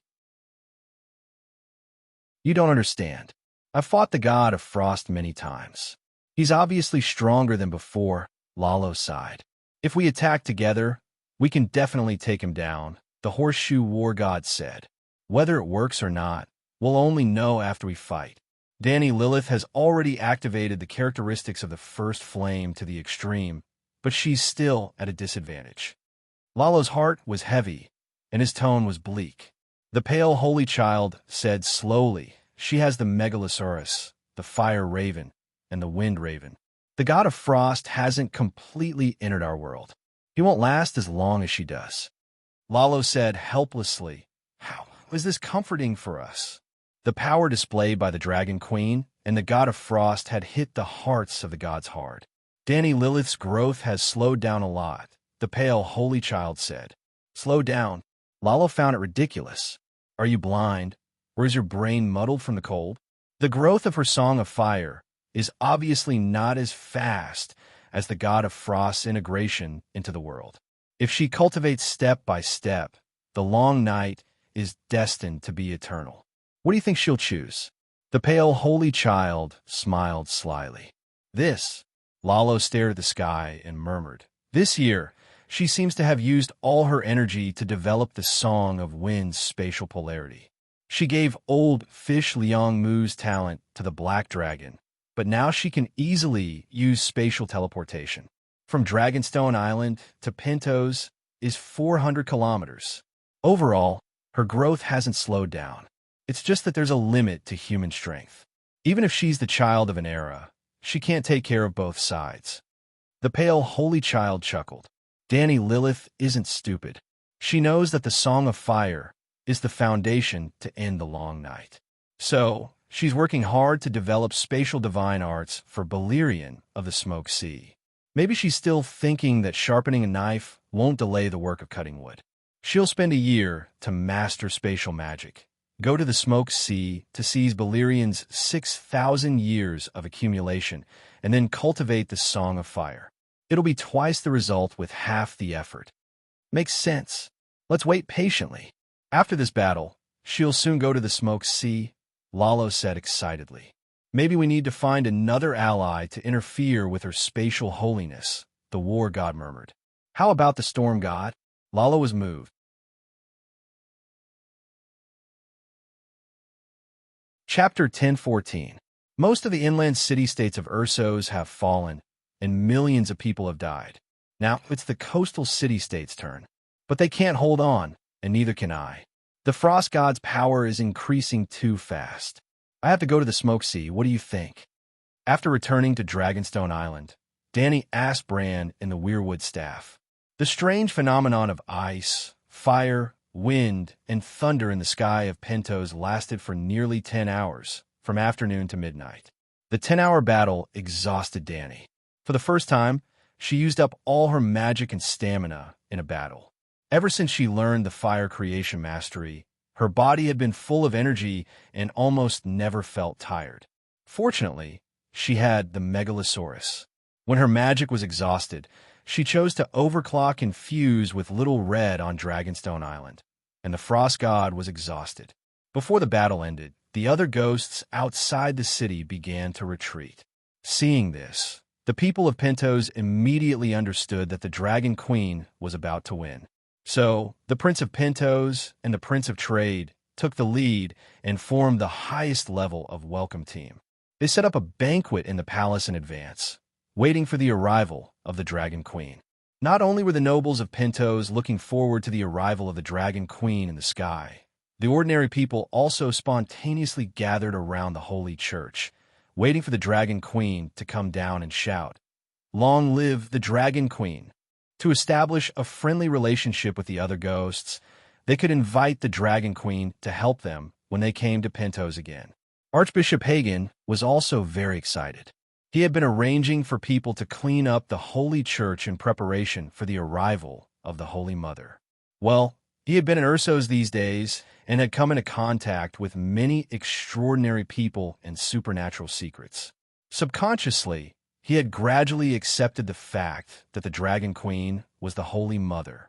If he knew nothing about supernatural knowledge and knew that the Dragon Queen had usurped the position of the seven gods, his faith would collapse and his worldview would be destroyed. But the more he integrated into the supernatural world and understood it, the more he understood how powerful the Dragon Queen was, and the more he understood how fortunate it was that the seven logs had been replaced by the great human gods. Of course, it was fine as long as he knew it in his heart. If any cultist dared to blaspheme the Holy Mother with words like, "Dragon Queen usurped the throne of the seven gods," he would not hesitate to serve the great mighty heavenly dragon. The people of Pentos were prepared to welcome the arrival of the Dragon Queen.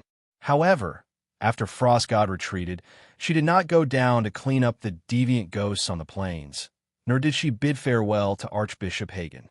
With a whoosh, she brought Blackie through the portal and returned to Dragonstone Island.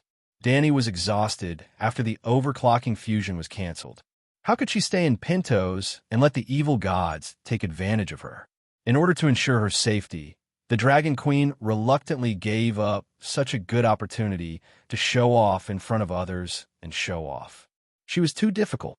After returning to Dragonstone Island, Danny had just used the evil ice god's divinity to heal Little Red's injuries after overclocking. She was still in a tired state, so she began to plot against the sheep eggs in the Smoke Sea. The current situation was too unfavorable for her and the humans. The responsibility of being the savior of the world put a lot of pressure on the Dragon Queen. "It's up to you. I can only help you once. I can only use my trump card once," Bran emphasized. "What trump card? Have you found me in the future?" Danny was excited. "In the fog-shrouded swamp of fate, I spent a lot of effort and finally opened up a winding path. At the end of the path, I established a connection with a certain existence in the future." Who? Who did you contact?" Danny asked hurriedly. "It's not you, it's not me, it's not even your giant dragon. His strength is beyond my current understanding. That sacred and majestic aura. If there's a king of gods, then he is. However, although his aura is unimaginably strong, it is still vaguely familiar," Bran said curiously. "Is there no me in the future?" Danny's pretty face was gloomy. She bit her lips and said, "If I'm still here, then I'll definitely be the strongest in the world. That someone won't be able to contact you." Bran said hesitantly, "Can you guess which era he was in when I met him?" Danny's heart skipped a beat. She said, Could it be countless thousands of years later? If it's too long, I might be able to transcend this world. That he is most likely my younger brother. Could it be her cheap son, or an even cheaper grandson or granddaughter? It's not countless thousands of years. It's just 2,000 years later, Bran said. 2,000 years? Dany's face was ugly. It's only 2,000 years. I haven't even had enough of being an emperor. Who is he? I don't know. His existence is very special. I can't understand it. I arrived in the future, and he returned to the past. We met at the same time. However, I was a fish in the river, and he walked on the shore. No, maybe he was flying in the sky. He saw through my past and future, but I didn't even understand his situation at that time. However, we should have survived the long night. He has your aura, and he's similar to the three-eyed crow. He's a strengthened version of the three-eyed crow that controls the whole world, Bran said. Dany's heart skipped a beat. She asked, "Do you know that I have a clone that believes in me? It's also the carrier of heaven and hell." It doesn't seem to be him. Your believer is a three-eyed crow that's similar to the seven gods. Bran shook his head. I understand the Green Prophet's seal too well. But he's very intelligent, and he's no different from a living person. He's definitely not an emotionless three-eyed crow. Dany furrowed her brows. She was puzzled. She couldn't think of a second person that possessed both her and the three-eyed crow's characteristics, except for the believer. However, Bran wasn't wrong. The believer was an emotionless program, and he couldn't possibly be intelligent. How is he intelligent? She asked. That feeling, Bran pondered and said, the believers and the three-eyed crow's mental waves are like a steel seal. They're cold, hard, and monotonous. They're eternal and unchanging. The more intelligent a person is, the more lively his mental waves will be. Can you understand what I'm saying? His mental waves are like flowing water, jumping flames, and changeable wind. Dany understood what he meant, and she agreed with what he said. But she still wasn't satisfied with his answer. She wanted to hear more about the future, as well as specific information about that person. Did he have any words for me? What was the life-saving trump card he gave you? Dany asked. Bran's tone became hesitant. He didn't say anything. He just left a mark on my soul core and left. I don't even understand what he wanted to do. Dany was greatly surprised. She immediately sent a wisp of her divine sense into the weirwood cane, and she inspected Bran's soul bit by bit. It was like using a microscope to inspect a slice of onion on a glass slide.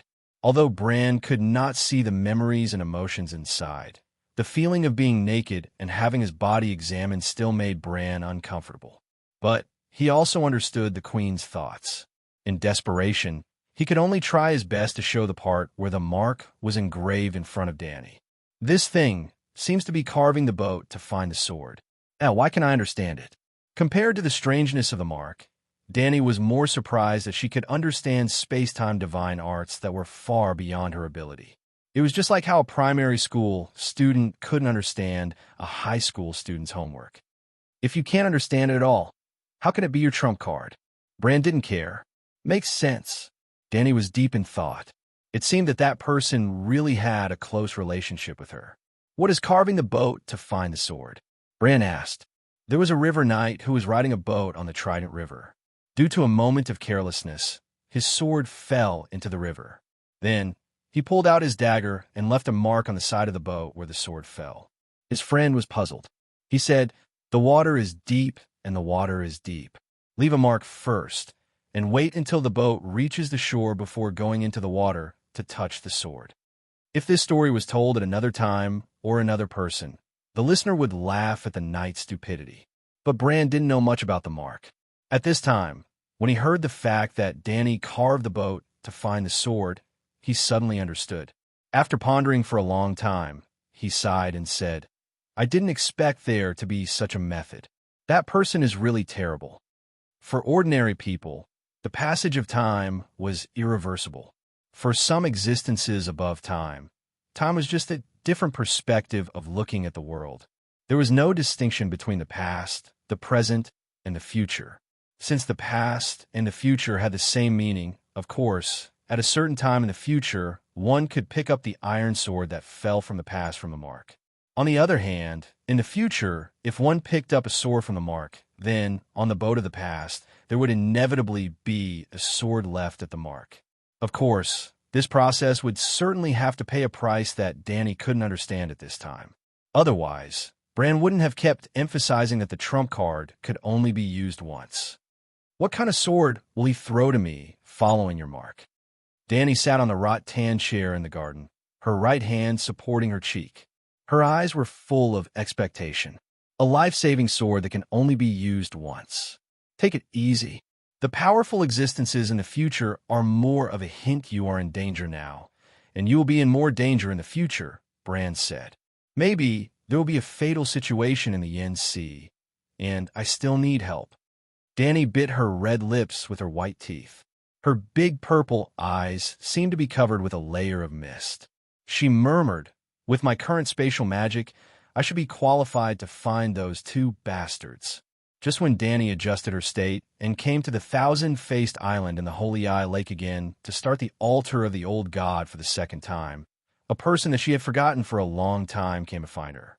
Oh, King Kong was not a human. There was no mature summoner system in this world. The method of controlling pets was primitive and violent. Under normal circumstances, the master couldn't sense the position of the pet, and the pet couldn't communicate with the master.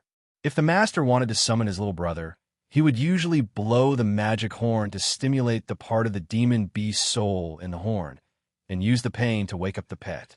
The pet could also sense the master's position through the soul fragment in the horn. Danny could contact King Kong at any time because she was proficient in soul witchcraft, but King Kong almost couldn't contact Danny. If it wasn't for the vast sea, King Kong could find Dragon Rock Island. The communication method this time was very strange, and Danny was very surprised. "You fool, you actually have faith in me." With faith, one could send weak messages through the faith line. Roar! King Kong cried out in grievance. After some communication, Danny roughly understood what King Kong had been through during this period. After being taught a lesson, King Kong left his cave and walked in the cold and desolate forest against the wind and snow. The tropical rainforest couldn't withstand the destruction of the cold and long nights.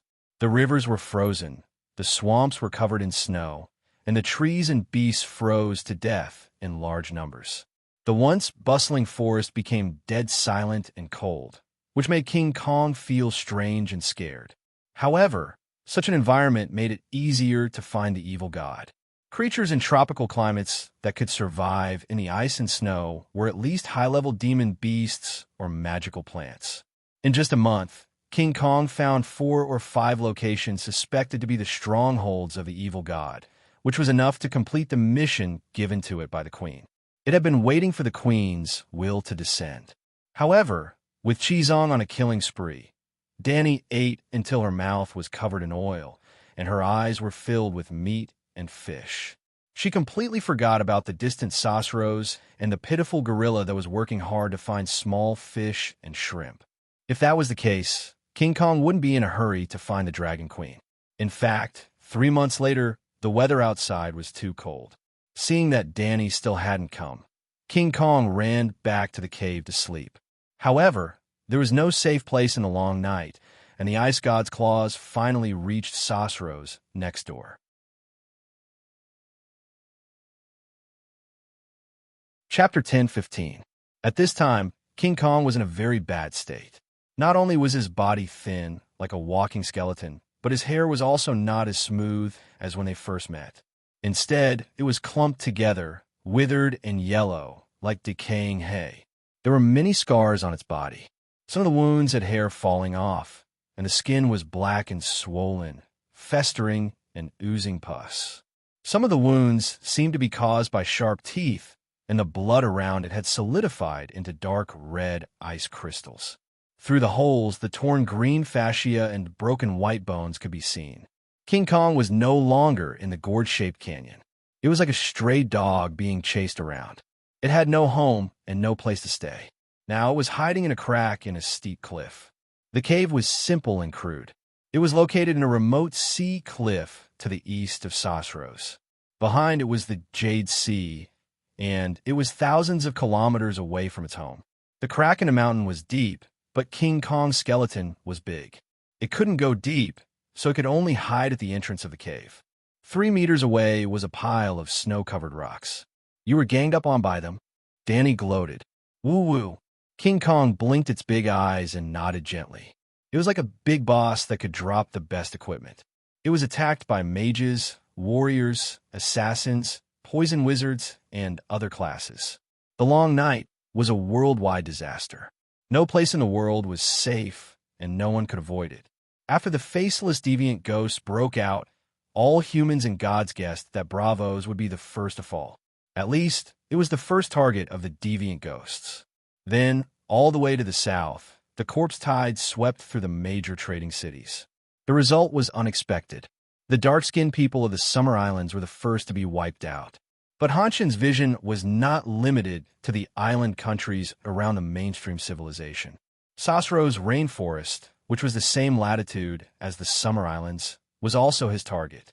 Danny was ready to treat Sasro's as her own farm. She could use the pterosaur and evil gods as she pleased. Hansen also had the same idea. In fact, this was also Danny's misunderstanding. She shouldn't be surprised that Hans Hen targeted Sasro's, because only Sasro's could develop the undead air force. From the beginning to the end, the Dragon Queen and the nobles of the Seven Kingdoms strictly enforced a ban. No matter the price, the deviant ghosts were not allowed to obtain the pterosaur's corpse. Without a doubt, this was a very wise decision, and everyone executed it well. The long night had been going on for 2 years, and a few pterosaurs had died, but the deviant ghosts had never succeeded. Westeros had strict prohibitions, so God of Cold had to find other ways.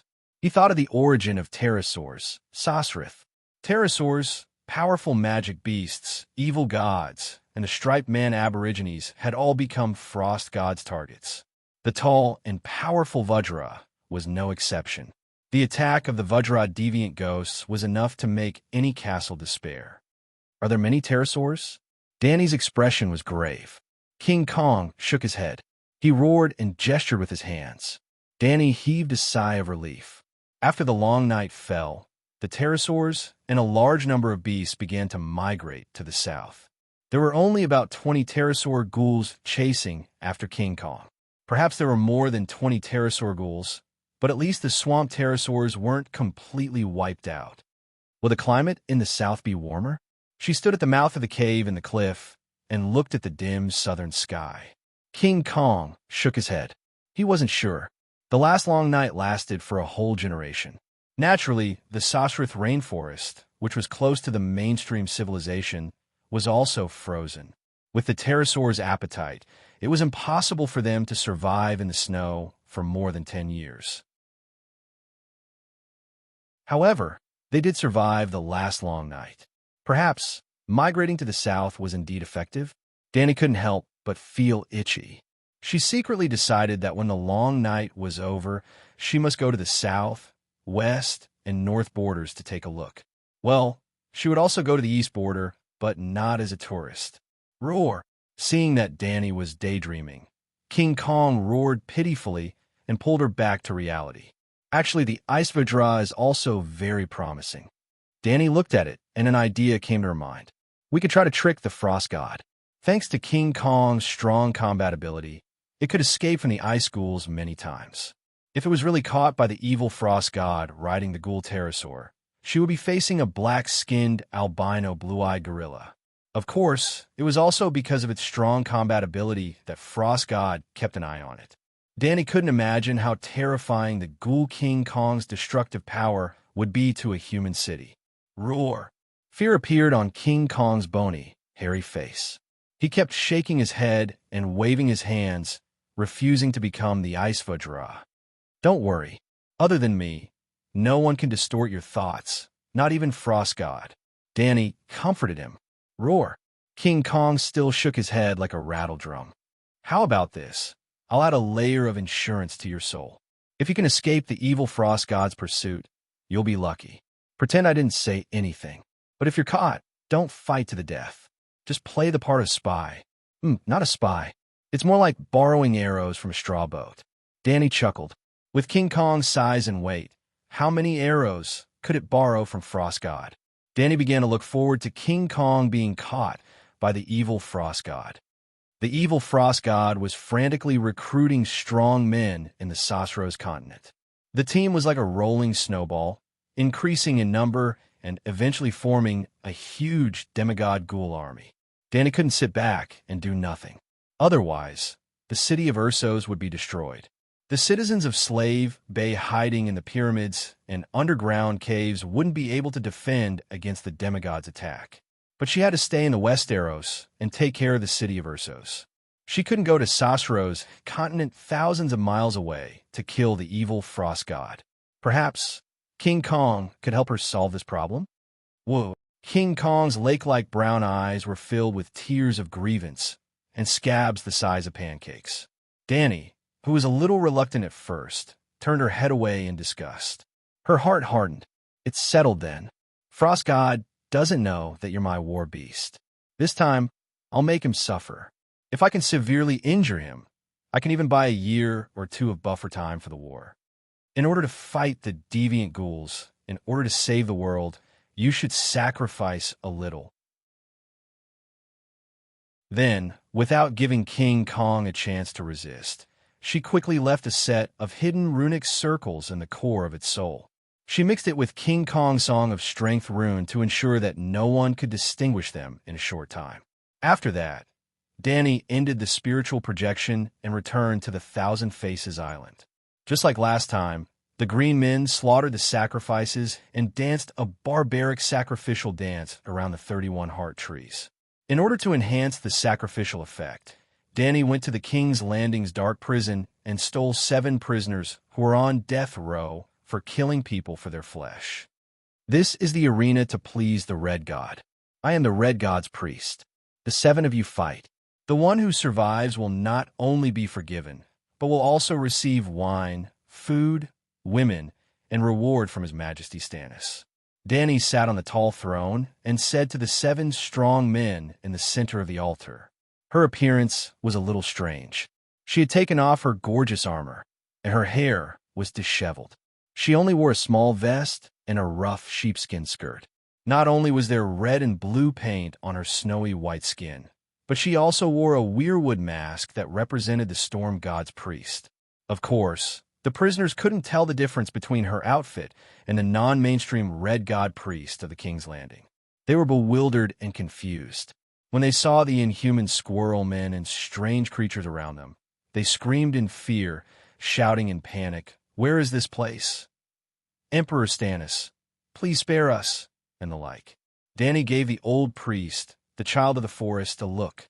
7 or 8 bare-chested strong men stepped forward and placed the roasted pork, the translucent wine, and a few shy girls beside the altar. The old squirrel man inserted 2 incense sticks into the incense burner and said eerily, "Duel immediately. The winner gets everything, and the loser dies. The battle will end in half an hour. If there is more than 1 person alive on the altar, they will all be executed." One of the prisoners was in a frenzy. "Don't listen to these monsters. Let's charge out."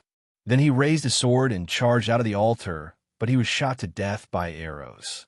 The remaining 6 looked at the dead body, then looked at their companions who were close to each other. They scattered as if they had been electrocuted.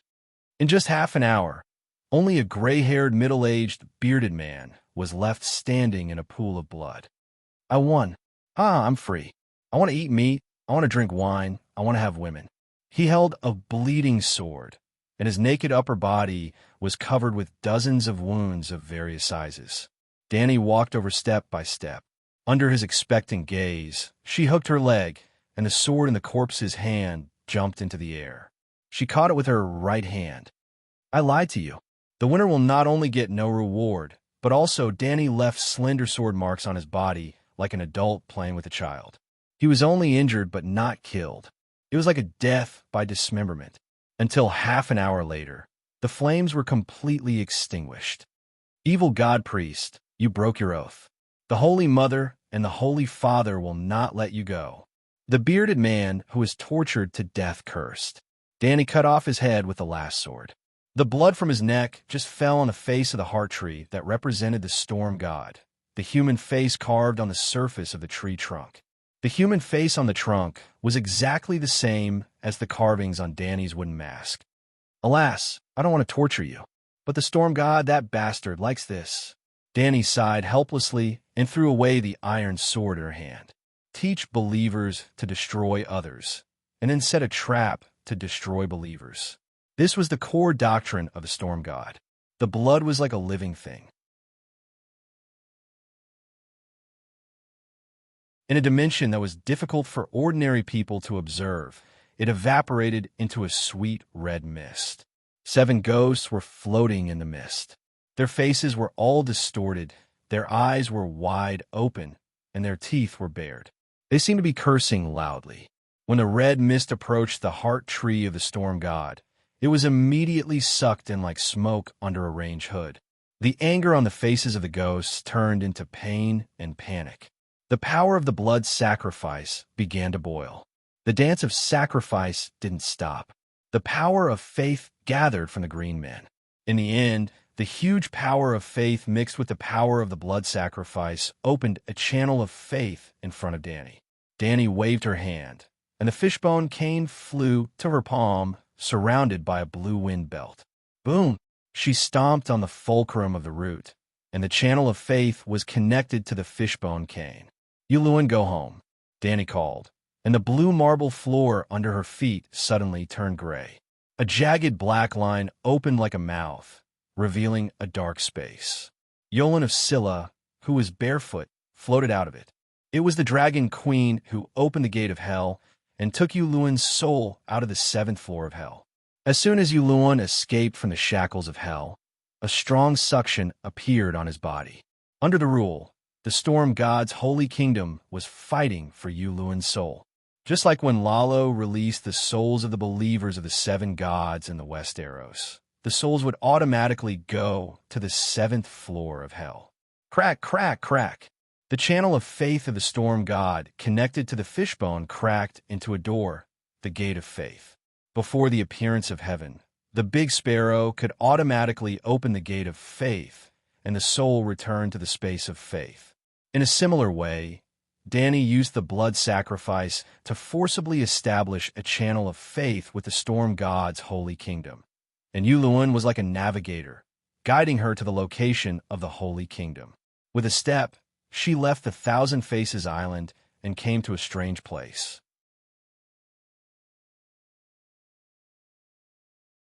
Chapter 10:16. The door god liked to collect all kinds of wind and spent billions of years to create the wind of one world. Almost all the old gods in the Westeros had cultivated in the wind of one world. Therefore, they learned from the big shots and collected the natural phenomena corresponding to their songs of laws to create their own god kingdoms. For example, Inami took a ladle of water from 1,000 rivers and created a flowing palace that could travel freely in the water. For example, the Storm God Temple had thousands of hurricanes and tornadoes in the natural world. All the destructive winds that brought pain and death to living beings created the wind of one world, which was called the Hall in the Clouds. The walls of the Hall in the Clouds were a layer of wind that could corrode flesh and bones. The bricks inside the wind were all kinds of disastrous and destructive winds. Under the effect of a set of strange runes, the bricks of a storm formed a solid wall that separated the inside from the outside. It was the wall of the God Kingdom. From the outside, the Hall in the Clouds looked no different from an ordinary cloud. Inside the hall, there were thousands of clouds that moved with the wind. Upon closer inspection, each cloud was a small prison. One or several Tiamin souls were trapped inside. The clouds were surrounded by a storm, and every gust of wind was as sharp as a scalpel. The wind blades cut Tiamin's body. The wind blades entered Tiamin's nostrils and open mouth, cutting their organs into pieces, shredding them into pieces, and churning them into mud. The souls of Tiamin's souls howled in pain, but their howls mixed with the roaring wind became the driving force for the Hall in the Clouds to move at high speed in the material world. If Anami's flowing water palace was Tiamin's heaven, then the Hall in the Clouds was the Iron Seed's hell. The howls and curses of the believers were the most pleasant music to the storm god's ears. In the center of the hall in the clouds, there was a long, winding tornado in the shape of a funnel. At the top of the tornado, there was a platform made of black clouds. On top of the platform stood the throne of the storm god. A beautiful woman with long legs and a cold expression sat on the throne. Below her stood a demon god with a bull's head, a snake's body, and a scorpion's tail. It was Shadow Demon Lalo. "We need your help," Lalo said sincerely. The storm god stroked the crow on his shoulder and sneered, "I am a true god. Whether I am willing or not, I have the responsibility to protect the world. I'll help you kill Danny Rise, and I'll fill up the cesspool of the Savior myself. Get rid of Danny Reese. I'll save the world." Lalo's expression was resolute. "I have experience. In the past era, I was the one who won it from Frost God. Cooperate with us to get rid of Danny Rise, and the Righteous Alliance swears that we will not compete with you for Wind of Song and Wind of One World. It's a win-win situation." The storm god stopped playing with the bird, and a hint of interest appeared on her face. After pondering for a while, he sighed, "If I didn't have the status of a true god, I would have definitely joined the Alliance of Justice." Lalo immediately said, "We need your true god status. Only a wind true god can restrict her spatial teleportation.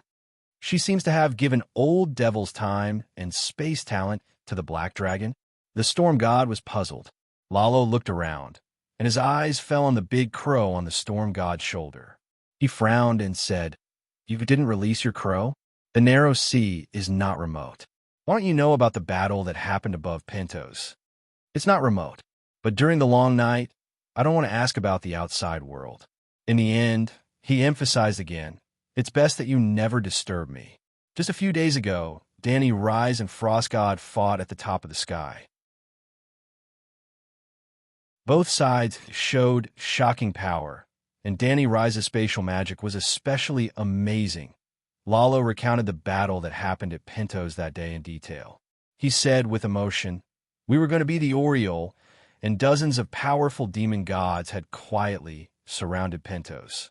But we didn't expect that she didn't even land on the ground. She simply opened the space door and returned to Dragonstone Island without saying a word." The storm god said with a complicated tone, "With her talent of fire creation and old devil's wind of one world, it's not surprising that she could develop the spatial polarity of wind so quickly.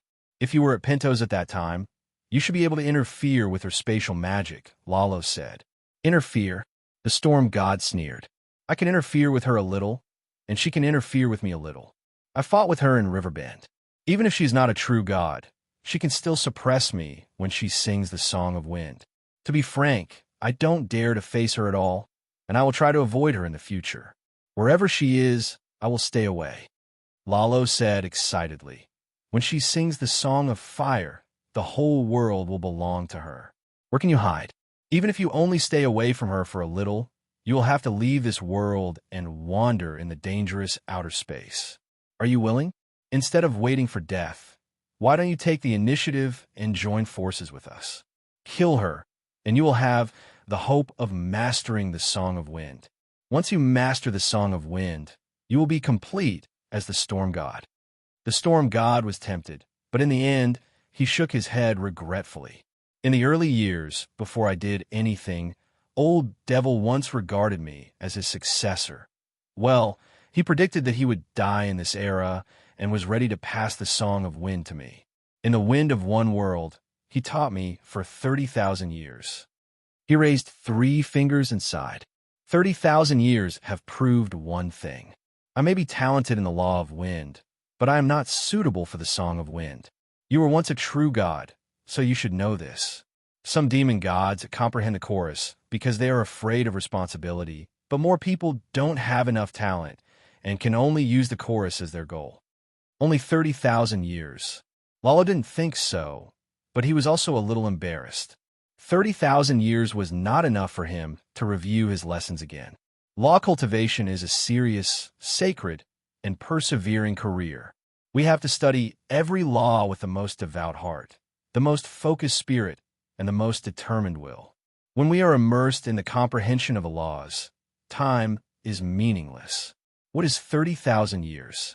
Not to mention 30,000 years, 300,000 years, 300 million years. From the birth of the world to the moment before the world is destroyed, as long as we are still alive and can think, we have to study diligently. In this world, anyone can betray you, but only the study of the laws will never betray you. As long as you are willing to learn, there will always be a reward. As long as you are willing to persevere, there is nothing you can't learn. Lalo sincerely expressed his understanding of cultivation. The storm god was a little touched, but also a little hesitant. He asked, "What realm is your Song of Shadows at?" Shadow Demon Arhlo was stunned. Why is this Inyang person so stupid? The Song of Law is a god's top secret. How can he just tell others? Although he thought so, he couldn't change his expression. At this moment, he was asking for help. After hesitating for a moment, Shadow Demon El Loro said in an arrogant tone, "My Song of Shadows has already reached 89,988,789% completion rate." The storm god was shocked. He was shocked just like that. Seeing the storm god's expression, Lalo was a little proud. In the last million years, I have a new idea. Fire has a shadow. So does darkness have a shadow? When the Song of Shadows is completed, maybe I can combine shadow and darkness to sing a Song of Shadows. As I said before, everything in the world has an end, but there is no end to learning. As long as I'm alive, I will never stop comprehending the laws one by one. The storm god carefully asked, "How is your Song of Shadows so accurate?" How many decimal places are there?" 9. Lalo immediately said, "Yes, 9. How can you calculate the progress of the Song of Law so accurately?" The storm god was puzzled. He himself had also sung the complete Song of Storm. Back then, he had also measured the progress of the Song of Storm, but 3 decimal places was already the limit. 9? It was unimaginable. It took me hundreds of millions of years to figure it out. Lalo said proudly, "Hundreds of millions of years? Figure it out?" The storm god was surprised and confused. When you're comprehending the laws, have you ever encountered a bottleneck that you can't break through for a long time? Lalo asked. Of course, everyone will encounter a bottleneck. Lalo smiled. It was a very old and proud smile. You are wrong. As long as you are willing to work hard, there is no bottleneck in cultivation, he said seriously. Impossible. The storm god shook his head. I dare say that even Danny and Rise will encounter bottlenecks. Alas, you think you have a bottleneck because your understanding of the realm is not deep enough, Lalo said. I'm a true god. I have been learning from the old devil for tens of thousands of years. The storm god said unhappily. Tens of thousands of years? That is nothing. Lalo squinted and said contemptuously, "Can your tens of thousands of years of cultivation experience be as rich as my hundreds of millions of years?" The storm god was depressed and said coldly, "I would like to hear your opinion." Lalo cleared his throat and said loudly, "For today's mages and wizards, there are only 3 realms in cultivation: extraordinary, demigod, and true god. Using this as a standard, Night Lion and the others have been stuck in the demigod realm for hundreds of millions of years. Have they encountered a bottleneck? Obviously not. Their Song of Laws has been improving, one after another. If we divide the cultivation realms, 1 law, 2 laws, Danny and Rise haven't added a single law for several years. Have they encountered a bottleneck? No. Her speed of improvement is amazing. Everyone has seen it. So, we can divide the cultivation realms again. So, with the Song of Laws, 100% progress, 1%, 2%, 3%. The storm god understood what Lalo meant. If we divide the cultivation realms countless times, then the cultivators are improving every day with almost no bottlenecks. The storm god's face was a little distorted. There is no need to do it countless times. Lalo waved his hand.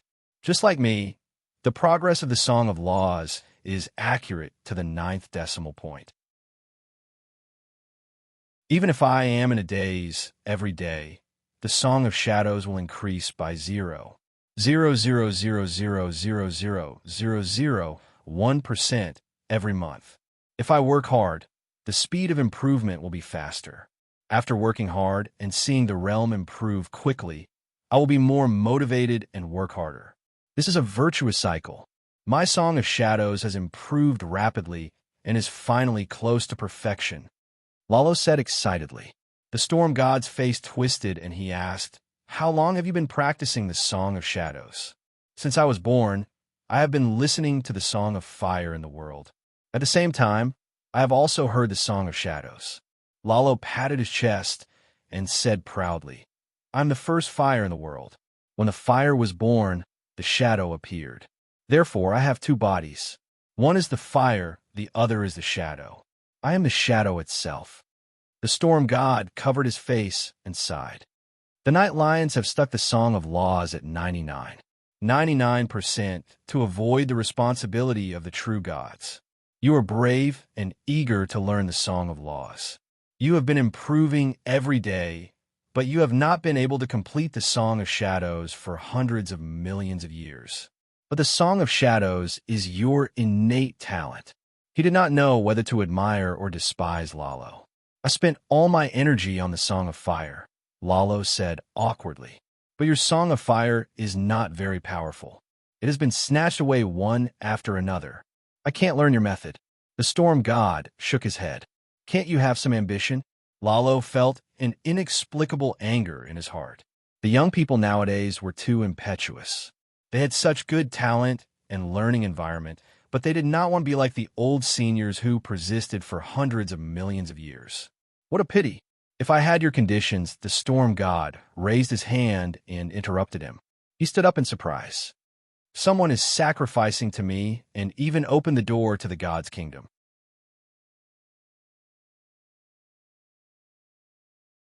Chapter 10:17. "Someone is offering me a blood sacrifice," the god of storm said in surprise. "Someone offers me a blood sacrifice every day," Lalo said disapprovingly. "I don't have many followers. The last person who was qualified to hold a large-scale sacrifice was Yulin." The god of storm closed his eyes and sensed the blood mist coming from the void and covering his body. His small nose slightly moved, and the blood mist turned into a bloodline and was sucked into his body. "Ah," the storm god groaned as his face turned red. "The amount is enough, but the taste is not pure," he said with disgust. Seeing that the god of storm changed the topic, Lalo frowned and then relaxed. He forced a smile and said, "Do you think my previous proposal is feasible? I have the Song of Wind and Wind in my hand, and I will share some of Danny Rise's blood with you. You are an expert in how to seize the blood power of gods. Then I will personally teach you a set of divine spells that can accurately measure the progress of the law.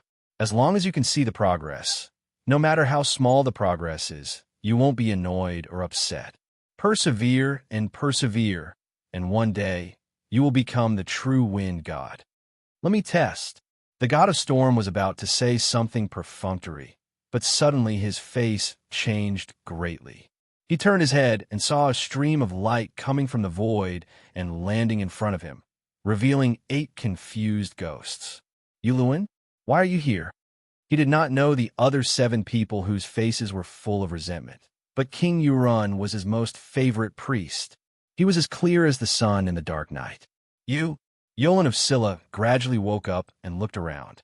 He couldn't believe it and said, "Your Majesty, the god of storm? It's you.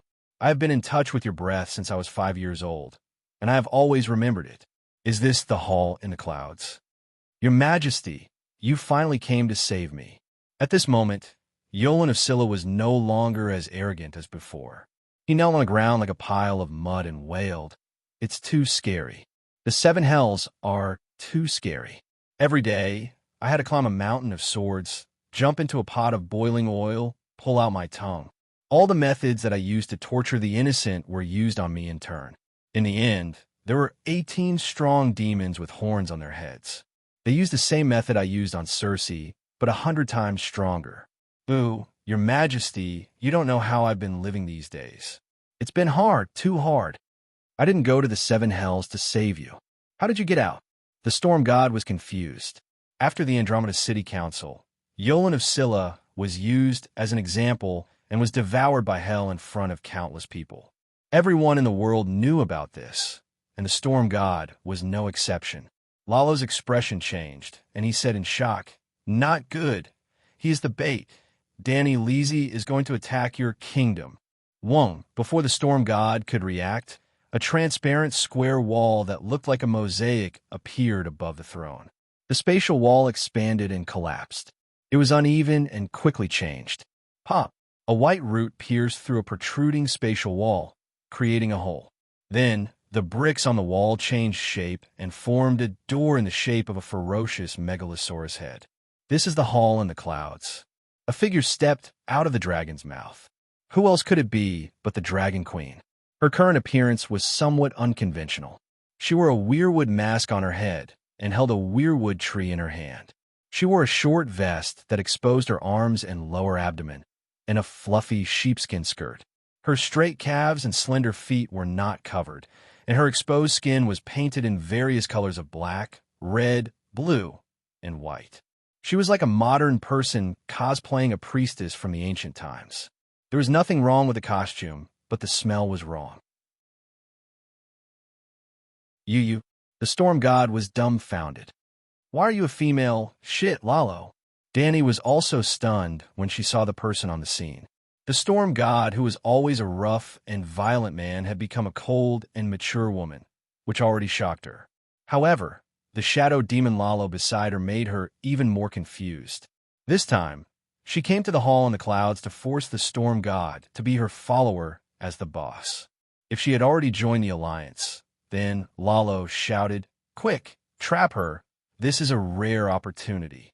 I will summon the alliance immediately and kill Danny Leasy in your kingdom." Dragon Queen and the storm god were still hesitating. The storm god recovered from the shock. Although he was anxious, he did not attack the Dragon Queen. Instead, he said, "Danny Leasy, I don't want to get involved in the mess between you and the Alliance of Justice." "Then why did she come to your house? It can't be that a friend is visiting to exchange cultivation experience, right?" Danny's eyes were cold. "Actually, I am really teaching the storm god my cultivation experience." Lalo suppressed the anger on his face and tried to squeeze out a kind and amiable smile. The storm god looked at him in shock. Lalo's reaction was completely different from what he expected. At this moment, the shadow demon should have said something like, "Don't be stupid. You have already exposed yourself. Do something." That would cause a misunderstanding, and then turn the misunderstanding into reality and successfully force the storm god to do what he wanted. "You are a loser who has lost the status of a true god, and you're teaching a true god cultivation experience?" Danny's divine power surged, and her face became more alert. "Are you insulting me?" Lalo could no longer maintain his fake smile. He cursed with a twisted face. "Little bitch, why don't you think about who you rely on to achieve what you have today? Without my teachings, Balerion would have been a sheep's egg herding sheep on the hillside. Without the grand wizard meditation technique, you would have been a fool at the mercy of the gods. Without my profound blood witchcraft, how could the Megalosaurus be resurrected? Without the Megalosaurus, your ancestors would have been the lowest shepherds, and they would never have been noble and royal." Danny really couldn't refute this. Lalo's talent for cultivation was poor, and his level was slow. This was an undeniable fact. But studying hard really didn't waste anyone's sweat and sweat. When he tried to improve his understanding of the law, his extraordinary knowledge was also quietly accumulating. Today, after hundreds of millions of years, no one could surpass him in terms of extraordinary theory and extraordinary knowledge. Danny only received a small part of the Grand Wizard's inheritance, and she had achieved what she had today. But the sheep's egg, who founded the Valeglia branch, was Lalo's student. For that student, our healer had even hidden countless hands. Not to mention the sheep's egg. Just talking about the church's priest system, Lalo wasn't the strongest god, but the red god priest's ability dominated the world. In terms of knowledge, perhaps even the door god wasn't as good as Lalo, but his knowledge couldn't be turned into power 100%. For the gods, knowledge is power. Your power isn't as good as mine, which means you're on the wrong path, specializing in messy and useless things, Danny said sarcastically. There was no problem with this. Most of Lalo's knowledge was very strange. For example, his method of measuring the progress of the law was accurate to 9 decimal places. For someone like Danny, what was the meaning? There's no useless knowledge in the world. As long as it's knowledge, there will be a day when it's useful. The Shadow Devil was impassioned and full of confidence. Forget it. I'm not in the mood to exchange cultivation experiences with you. Danny waved her hand and looked at the Storm God. It's very simple to prove that you have nothing to do with the Alliance of Justice and Order. Just kill Lalo. I don't need to prove anything to you. Leave my god's kingdom immediately. The Storm God held his head high and roared angrily. If you can't prove that you're innocent, it means that you're guilty. Let me leave. Is it possible? Danny sneered. Don't misunderstand. The Storm God really didn't join the Alliance of Justice and Order. Lalo spoke again. The reason why he didn't kill me was that before entering the Cloud Hall, I ate his salt and bread. We established a guest relationship. He can't hurt me, and he won't allow you to hurt me. The guest's rights are also valid for the gods. The Storm God didn't appreciate it. He glared at him fiercely and said coldly, You want to force me to be enemies with Danny Rise? You think that Danny Rise forced her way into your god's kingdom with good intentions? Lalo smiled bitterly. You don't have to sow discord. You're enemies, and I've become an innocent bystander. I'll send Lalo out. You go outside and kill him. Don't disturb me in the future. How about that? The Storm God looked at Danny and said, Do you have a conscience? I've been speaking up for you. Lalo said angrily. Danny looked at Lalo and then at the Storm God. She was a little confused about the relationship between the two. I'm definitely not here today for sightseeing in the Cloud Hall. As the leader of the Westeros, I have the right to ask you to pledge your loyalty to me. Danny went straight to the point. Storm, you only have 2 choices. You can either join me or become my enemy. There's no third choice. She couldn't be blamed for being overbearing. It was just that the situation was critical. She was alone and needed help. Most of Ursos had fallen, but she didn't dare to help as she was afraid that the Alliance of Justice and Order would attack her. If she had 2 followers of a true god, the crisis would be resolved immediately. As a true god, shouldn't she try her best at this time? Fuck. The Storm God's face darkened. Even the old fish Liang Mu isn't as overbearing as you. Trust me, if your loyalty is related to the safety of the world, he will be more overbearing than me, Danny said sincerely. You're forcing me to be your enemy.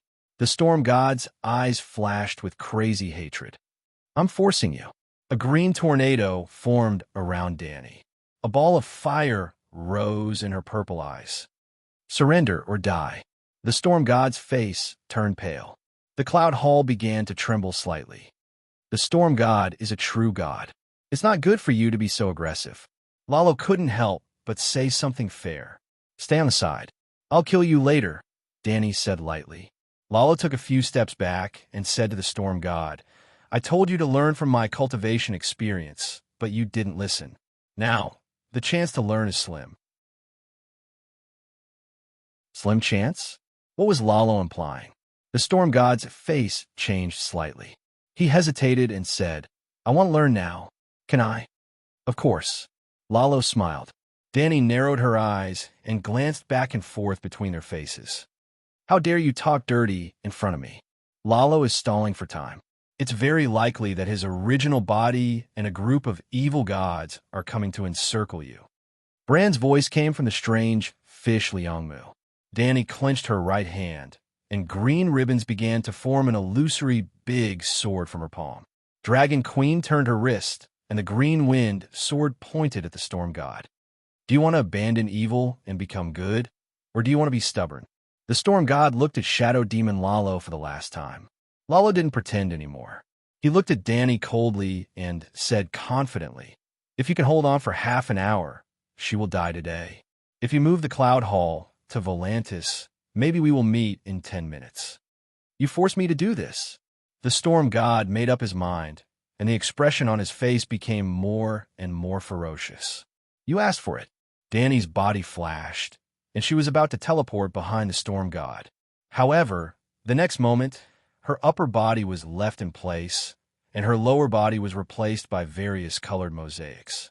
Behind the storm god, there was also a small area of translucent mosaics. Haha, this is the Cloud Hall. It's the perfect counter to your space divine spells. The storm god laughed excitedly. Seeing this, Lawler was relieved. He looked at Danny greedily and rubbed his fists, eager to try.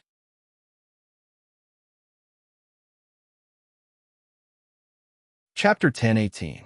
Dragon Queen's space magic failed. She was like a person who was cut in half at the waist. If it weren't for the great development of her time and space talent in the past year, the space wall would have almost twisted her lower body into a mosaic like minced meat. Seeing that Dragon Queen was injured and bleeding, the storm god's eyes were full of joy. He laughed proudly and said, "The hall in the cloud is my god's kingdom, and the rules here are set by me. Your space magic is completely based on the polarity of wind, but I am also the wind god. Even if you sing the song of the Lord of Wind, I am also supported by the position of a true god. A little difference can lead to a great error. If I slightly change the rules of space, your magic will be ineffective and even backfire on you. Today, you're dead, haha." Danny glanced at him disdainfully and said nothing. She just shook the weirwood cane in her hand a few times. The white roots were like living white snakes. One after another, the white snakes deeply penetrated into the mosaic-like space turbulence. Her will entered the weirwood cane, and then she controlled the wind power in the hall in the cloud through the roots. The next moment, the storm god stopped laughing. He looked at the chaotic space wall around her in surprise, and then gradually calmed down. The video paused again and then became smooth again. Dragon Queen's straight and strong legs had more bloodlines like spider webs, but they quickly healed in the holy light. What's wrong with your weirwood? Why can it forcibly stabilize the space fluctuation in the hall in the cloud? The storm god was surprised. You're already an uncle, but you don't even know the dragon head cane of the boss. You have lived in vain. Danny smiled contemptuously and dispersed the sword of the Wind King condensed by the wind ravens in her right hand. She held the weirwood trunk with both hands and said, "I just wanted to control you and didn't intend to kill you. Now it seems that I overestimated myself. A true god is really extraordinary. As soon as I entered your god's kingdom, I opened the field of wind. The field of the main song suppressed the chorus so much, but it still couldn't take away your control of the wind power in the hall in the cloud. I was careless. It's useless even if you're careless." The storm god sneered. "I can't defeat you with the power of the wind god, but it's easy to interfere with you." Danny nodded. "You're right. I can't control the outcome of today's battle. However, this is really not good news for you. Once the killer move is used, even if you don't die, you will be crippled. You're too arrogant." Lalo the Shadow Demon sneered. "This is the hall in the clouds. I've lived for hundreds of millions of years, but this is the first time I've heard of killing a true god in the divine nation, let alone seeing it. I can't be bothered to talk to the dead." Danny didn't even look at him. She just stared into the eyes of the god of storm and asked, "Your hall in the clouds is quickly leaving the airspace of the Westeros. I don't have much time left. Let me ask you one more time.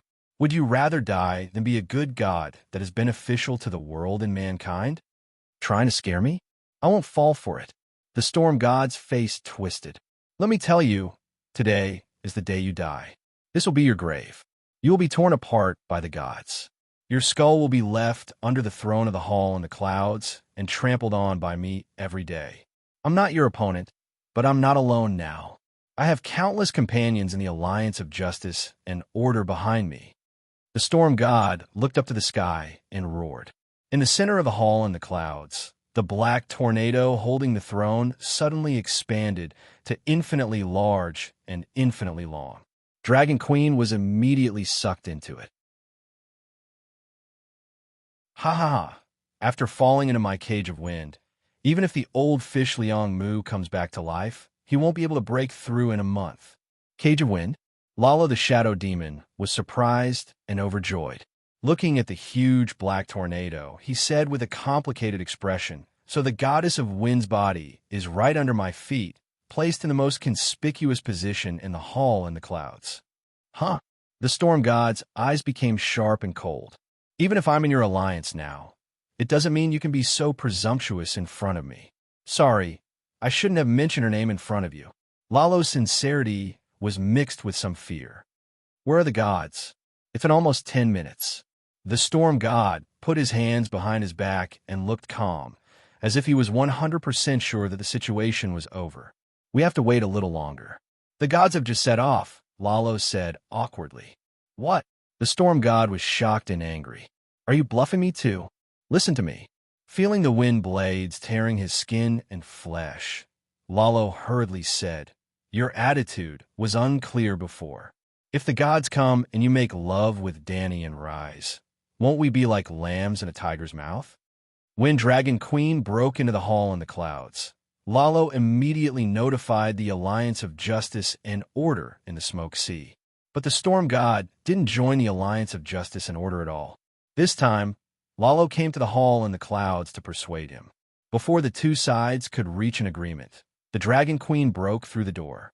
Even though Lalo had been trying to provoke the relationship between Dragon Queen and the Storm God, he wasn't sure that they would completely fall out. After all, Dragon Queen and the Storm God did belong to the same divine system. Just as Lalo was worried, if the Storm God suddenly shrank when the gods just entered the hall in the clouds, wouldn't they die in vain? Therefore, when the Dragon Queen and the God of Storms had completely fallen out and the God of Storms used his trump card, the Cage of Wind, all the gods agreed to leave the Smoke Sea and fight. Seeing the storm god's face contorted and the black clouds gradually materializing above and behind her, our hero took a few steps back and shouted, "Calm down. You've already fallen out with Daenerys, and the gods are also on their way. Let's not fight among ourselves. You're just a part of Lalo's will. The gods won't object if I use you to vent my anger." The storm god reached out his right hand and made a grasping gesture at Lalo. The black clouds behind him suddenly rushed to the monster with the head of a cow and the body of a snake. Every cloud particle was a wind blade as strong as iron. Chi, chi, chi. It was like throwing Lalo into a meat grinder. Ow, ow, ow. His flesh and scales were almost cut into mist. Lalo was suffering the pain of being cut into pieces. He howled and struggled, but he couldn't break free. "No, you can't do this to me. You dare to violate the guest's rights. Even if you are a true god, you will be cursed." Pop. Before the howling stopped, Lalo exploded into a cloud of purple and black blood mist. Only his white skeleton was left standing in the same place. Under the impact of the wind blades, there was a dense sound of ding, ding, ding, ding, ding, ding, ding, ding. The storm god's anger was slightly reduced. He gently stamped his foot, and Lalo's skeleton quickly sank into the black cloud platform. In the end, only the skull was left on the surface. He stepped lightly on the skull with his two small feet and stamped a few more times. Then a relaxed smile appeared on his face again. "What kind of tornado is this? Why can't I take control of it at all?" The throne of the storm god was a huge tornado holding up a black cloud. It was very eye-catching. Anyone who entered the cloud hall could see it at a glance. Danny was no exception. However, there were still many clouds floating in the cloud hall, and each cloud was a storm. Therefore, at first, she thought that the black tornado with a long and thin tail was just an ordinary tornado, no different from the other storms around it. When the storm god controlled the black tornado to swallow her with a huge funnel-shaped vent, Danny only sneered in her heart. She thought that the storm god was showing off in front of Guangong. The result was completely out of her expectations. The black tornado was like the inside of a washing machine made of steel. It was inseparable and not under her control. Why do I feel that this tornado is like a living person? It has divinity and vitality. Is it a god? I fell into its stomach. Danny's wind domain was compressed to the extreme, forming a circle of green wind around her. It rotated in the opposite direction to offset the tearing force of the black tornado. If she didn't have the Song of Wind, The powerful wind blades would cut her body into pieces. No matter how strong her defense was, it would be useless. Now, even if it was not torn apart, the inside of the tornado formed a sealed space that was completely under the control of the storm god. In this space, except for the wind element, no other power was allowed to exist. However, the wind element was completely out of Danny's control. It was difficult for her to even move it, let alone open a space door. It was not the first time that Danny had encountered such a situation. When she was in the Orlos Wizard Tower, the sheep egg fell on the priest's body and used the fire magic shield to create a similar forbidden fire zone. Last time, she was able to break through the fire magic shield by relying on Blackie's attack, which used a huge amount of fire magic power in the Megalosaurus. This time, Danny could only use the god of wind to break through the forbidden wind zone. Last time, the sheep egg song of fire was much stronger than hers. She could only win by quantity. This time, her progress in the song of wind was more than 60%, and she was also holding a weirwood staff. Her opponent's song of wind was completely copied from the door god. In theory, she had a greater advantage in terms of skill. However, the storm god Cage of Wind was a bit special. It was not an elemental forbidden zone created by witchcraft. It was more like a living being. An ordinary forbidden wind zone would not be able to trap her at all. But now, she was indeed trapped. Could it be the previous goddess of wind? Bran was not sure. I can't see the storm god's origin through the timeline, Danny said. No one can see the past of a true god through the river of time.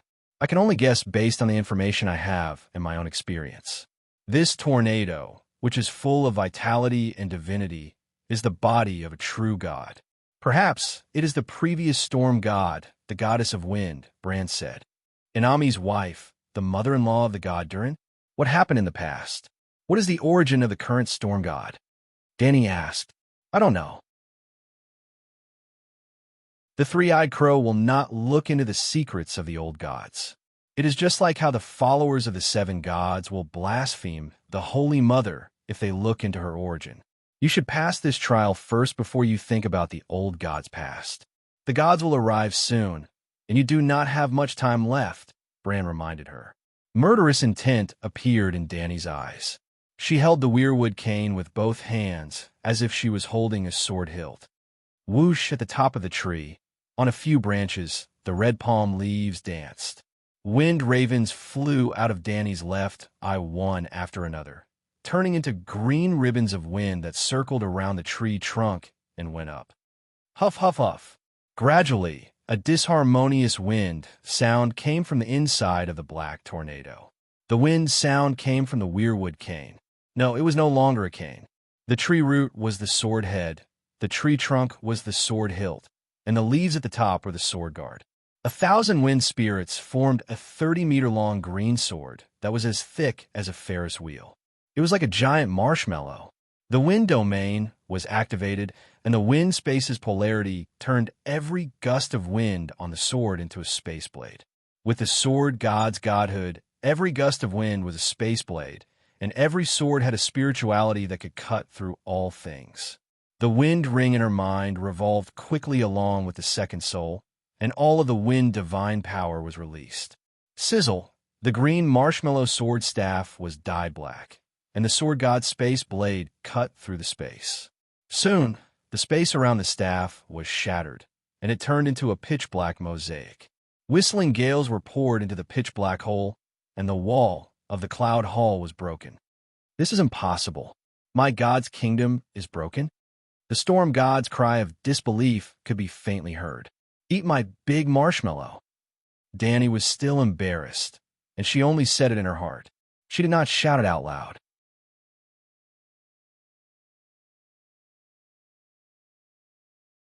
Chapter 1019. Eat one of my marshmallows. Dragon Queen shouted in her heart. She held the 30-meter-long Wind King's sword staff that was as thick as a Ferris wheel and poured out the divine power of wind from her body. As she swung her sword down, it was as if she was floating in a clear pool. She held a huge spray gun and shot a jet of ink in front of her. The clear pool water was dyed black. It was a ghastly sight. Then, the ink slowly spread in all directions. The black watermark quickly expanded. Crack, crack, crack. The grayish-black tornado that was spinning at high speed paused and stopped. A large part of it was corroded by the ink, and a hole appeared. As the ink spread, the tornado's wind wall began to split apart from a hole. The hall and the clouds outside the hole also began to split apart. The ink was naturally not ink. Even Dragon Queen's marshmallows were not black. The black was because the space was cut open. Strictly speaking, her cotton candy sword was supposed to be formless, colorless, and transparent. However, the wind elf had gathered too much wind and was too thick. The colorless wind had been dyed green, and the formless wind had also started to become heavy. When the wind turned into a wind blade, the wind blade was enhanced with the polarity of space and the sword god's sword will. The space around the marshmallows was cut open. The blade was not black. After the space was cut open, it would appear as black in the field of vision.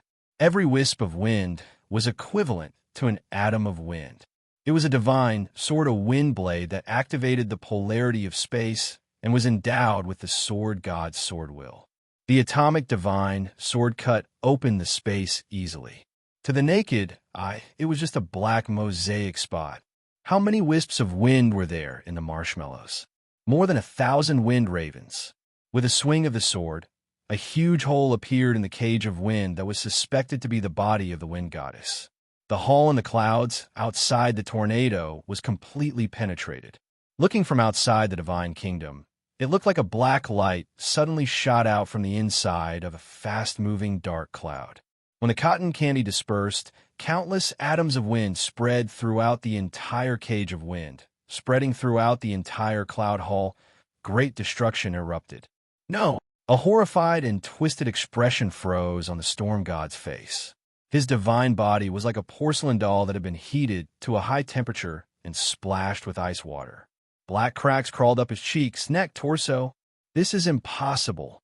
Her divine body was shattered by the spatial storm, and her divine soul was still screaming in despair. What's impossible? Danny held the 2-meter-long weirwood sword hilt and walked freely in the dark, ocean-like space storm, as if she was taking a stroll in the garden. Until now, you still haven't recognized the origin of the dragon-headed staff in my hand? She came in front of him and handed the weirwood tree trunk forward. It is...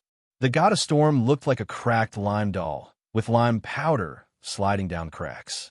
Inside the dark cracks, there was green blood wriggling out. Through the blood, one could see the golden skeleton of a god. You were able to find every flaw in the hall in the clouds just because of this weirwood. A butcher could kill a cow, and so could an ordinary butcher. Dismembering the same cow into meat, tendons, and offal would take only 1/10 of the strength of an ordinary butcher, or even less. The hall in the clouds was the god of storm's divine kingdom. To defeat a true god in his divine kingdom, one must first destroy the divine kingdom. As long as the divine kingdom was not destroyed, the gods would not be defeated. Since the birth of the world, there had never been a case of a true god being killed in his own divine kingdom. Why was the black goat both strong and weak? The black goat was strong because he had dominated the faith of Kohler for countless years. The black goat temple was connected to his divine kingdom, and the divine kingdom had a shocking amount of faith power. Therefore, in Kohler, Lalo did not want to be his enemy. The faith of Kohler was not worth starting a war of gods. But if he left Kohler and went to Reese, the black goat would lose the support of infinite divine power. He would just be a powerful god of death who had not mastered the law. A demigod was already so powerful with a divine kingdom behind him, let alone a true god. However, once Danny held the weirwood staff, she immediately became the butcher of the old Westeros gods. Well, only the old gods of the Westeros. Her spiritual power entered the weirwood, and then she used the weirwood to touch the divine kingdom of the old gods. With the help of the super brain of the wise old woman, she could instantly analyze the structure of the divine kingdom and ensure that every attack was 1,000% effective. Just like a butcher dismembering a cow, she could easily cut through the joints with ease. Dani herself was a peerless sharp knife, and she understood the joints of the hall in the clouds. How could she not do it with ease? Seeing that the god of storm was still a loss, Dani did not want him to die in peace. So she said directly, "It is the second life of the door god. Although it is badly damaged, it is still your main god. My divine power of wind is transformed into offensive divinity through the weirwood. It is like I am a main god attacking a subordinate god. In terms of power level, I am naturally half a level higher than you. Of course, you are a true god and half a level higher than me, so we are even. However, your hall in the clouds is a shack version of the wind of a world. You will be unlucky if you meet either me or the weirwood, not to mention me with the weirwood." So that's how it is. The storm god's eyes flashed with understanding. "Last time when you found the hall in the clouds through the altar of the old gods on the Thousand-Face Island, I should have been vigilant. I was careless." Dani shook her head and sighed. "Don't be careless. Even if you keep flashing, it will still be useless. In order to deal with you, I even slowed down my understanding of the Song of Fire in the past year and focused all my energy on the polarity of wind. As long as there are people who believe in you, as long as I have the weirwood staff, I will be able to find your hall in the clouds. Why do you have to sneak up on me? I am a true god who is indifferent to fame and wealth. I am one of the 3 remaining true gods in the world. If you kill me, the world will lose one of its pillars. Even if I don't do anything, as long as I am alive, it will be good for the world." The god of storm's soul shouted unwillingly. Dani sighed helplessly. "I'm only here to recruit you. The world is hard. Most of Ursos has fallen. Dealing with the god of frost has already exhausted me. But the alliance of gods is watching from the sidelines. I don't dare to do anything. If you and Drowning God are willing to help me, the 3 of us will be able to defeat Frost God and deal with the righteous alliance's sneak attacks. After the long night, you will also be rewarded by the world. Isn't that perfect? Yet you're so stubborn that you'd rather join the righteous alliance than be a good person. Haha, I am a noble true god. Why should I surrender to a lowly human like you?" The god of storm murmured.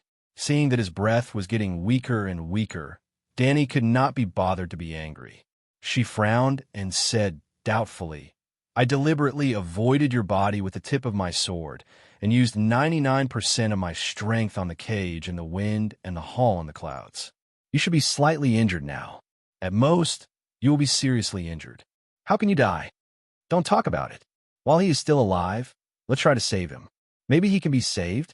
In the weirwood, Bran said helplessly, "He is right. Even if a true god doesn't do anything, the more he does to the world, the better dash caw. Caw." Before he could finish his sentence, the big raven on the shoulder of the god of storm suddenly opened his eyes. His bloody pupils were filled with extreme madness and hatred. Dani's heart trembled when she looked into his eyes. But before she could do anything, the big crow let out a mournful cry, and its powerful soul power directly shattered the storm god's already broken body. "No!" The god of storm cried weakly. His body turned into powder. Before the powder fell to the ground, it turned into a gust of blood-red wind. The body dissipated, revealing the golden soul of the god of storm, which was full of black cracks. "God of storm, die!" The big raven's cry not only shattered the body of the god of storm, but also awakened countless Tiamin souls. They were all followers of the god of storm. They had been locked in the cloud prison and cut by the wind blades. Now, the cloud hall collapsed, and the cloud prison was broken. The Iron Seed was freed. However, these followers of the god of storm had been tortured for countless years. Except for crying in pain, they had almost lost their human nature and sanity. They were floating in the air in a daze. They didn't wake up until the big raven's cry.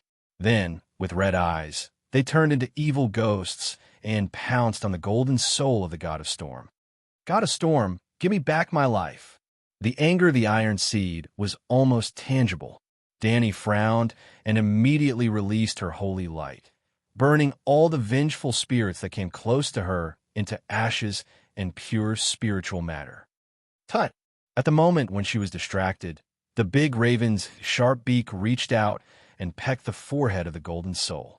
The light in the eyes of the god of storm disappeared completely. The whole process seemed long, but it actually happened in a flash.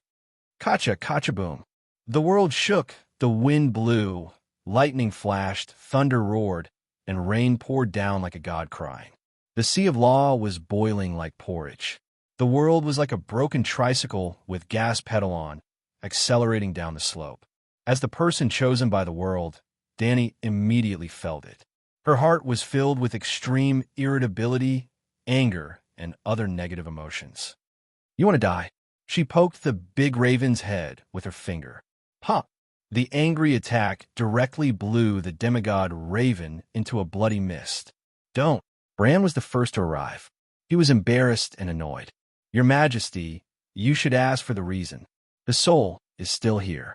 There will be time to ask in the future." Danny's face was gloomy. She looked around. Snow, rain, fog, hailstones, and other phenomena were mixed together. Black clouds were rolling, the wind was blowing, and there was an endless sea of blood in the sky.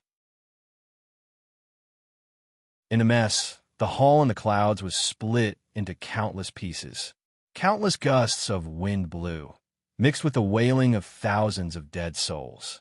Danny also saw Yolen of Scylla. He was actually lucky to avoid being caught in the crossfire. Suddenly, her eyes focused. Countless big ravens were like mad dogs, cawing as they passed through the ruins of the god's kingdom, fighting for the scattered wisps of black wind. Those big ravens were all wind spirits. Danny was also very familiar with what they were fighting for. The black tornado, suspected to be the goddess of wind's true form. "What are you eating?" She was in a bad mood, and her tone was impatient.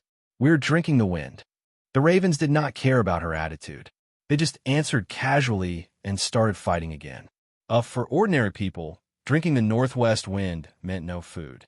But for the wind ravens, drinking the northwest wind could really fill their stomachs. "Is it delicious?" Danny was finally interested. "Caw, caw, caw." A wind raven expanded like a balloon, and its blood-red eyes were dyed with a trace of green. Under Danny's surprised and the envious eyes of the other ravens, it suddenly exploded into a long green wind belt. This wind belt was very different. It was infinitely elongated and fluttered like a victory flag. In the blood-red sea of thunder, it flew up diagonally for a few kilometers. More importantly, Danny felt that a trace of divinity was being born in her body. There is such an effect. Danny was no longer annoyed by the spilled milk. She pulled herself together again, opened her mouth wide, and sucked hard at the messy sky. Huff, huff, huff. The wall of wind built by the storm, the remnants of the black tornado, the tornado that was out of control, the souls of the believers of the god of storm, Yolen of Scylla, the corpse and soul of the god of storm, the big ravens that exploded into a bloody mist. All the tangible and intangible substances from the collapsed hall in the clouds were all sucked in her mouth and then sent to the believers to be preserved. Then, Danny saw the gods around her who were ready to make a move. The alliance of justice and order was here. In fact, they had arrived a long time ago. From afar, the gods saw a dark cloud in the sky rushing toward them at lightning speed. They knew that it was the hall in the clouds and that the Dragon Queen was trapped in it. They were very excited, and their divine power surged, preparing their divine spells. As soon as they entered the kingdom of the god of storm, they would immediately focus their fire on the Dragon Queen. Then, BOM, a big hole suddenly appeared in the dark cloud, and a black sword pillar that could shatter the void stretched out from the cloud. The horrifying power made the gods' hair stand on end even though they were far away. They stopped in shock and bewilderment. Then there was a big explosion. The whole hall in the clouds was shattered, disintegrated, and annihilated in the space storm. The gods were more and more shocked. This shouldn't be. No matter how strong the Dragon Queen was, she couldn't have broken the kingdom of a true god so quickly. What killing move did she have? The gods avoided it in confusion.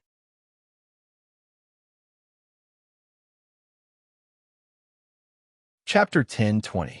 After the long night fell, the gods and their god kingdoms gradually left the astral world and could travel freely in the material world. In the material world, the hall in the cloud of the storm god appeared as a cloud, mixed with thousands of clouds. Without his invitation, ordinary gods couldn't even find the hall in the cloud. Inami's flowing water palace was similar. Night Lion couldn't find the flowing water palace from the bottom of the sea with his own ability. But he had a friendship with Inami in his early years and got a magic conch. As long as he blew the conch in the sea, the flowing water palace on the other side of the sea would immediately sense it. Lalo could find and enter the hall in the cloud because of the storm god's token. At first, the hall in the cloud floated above the narrow sea near Dorne. When the storm god decided to join the alliance of justice and order, the hall in the cloud immediately moved east. The deities walked in the opposite direction. Both sides flew more than 1,000 kilometers and met near Volantis. The gods should have swarmed forward, but the hall in the cloud broke first, and then there was a big explosion. Before the evil gods could react, the celestial phenomenon of the fall of a true god was displayed in front of everyone. They were shocked, confused, and scared. What kind of power could make a true god fall in such a short time? The storm god was in his god kingdom. Didn't he say that the cage of wind could trap Dragon Queen for a month? Their hearts were filled with fear. They hesitated and even began to shrink back.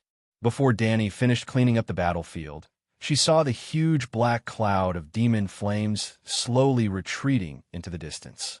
The black cloud was a phenomenon caused by the gathering of demons. There were dozens of demons, and at least 10 of them were at the same level as Night Lion. Obviously, the information about the 3 giants was fake. The rest of the evil gods also understood the rules, and were only 1 or 2 levels lower than Night Lion. The key was that she didn't know anything about them, but the enemy knew everything. If I'm surrounded, I'll be dead. Dany's scalp was numb, and her heart was trembling. She almost couldn't hold it in and wanted to run away. But the next moment, Dany saw that the gods didn't surround her. Instead, they carefully retreated. After being stunned for a moment, she came to a realization. I'm afraid of them, but they're also afraid of me. She was afraid of them because she knew her own limits. The other party was ready to unleash a powerful divine spell with a high level of energy and a large yield, all of which were beyond her tolerance. They were afraid of her because she had just killed a true god. They suspected that she had an unknown trump card.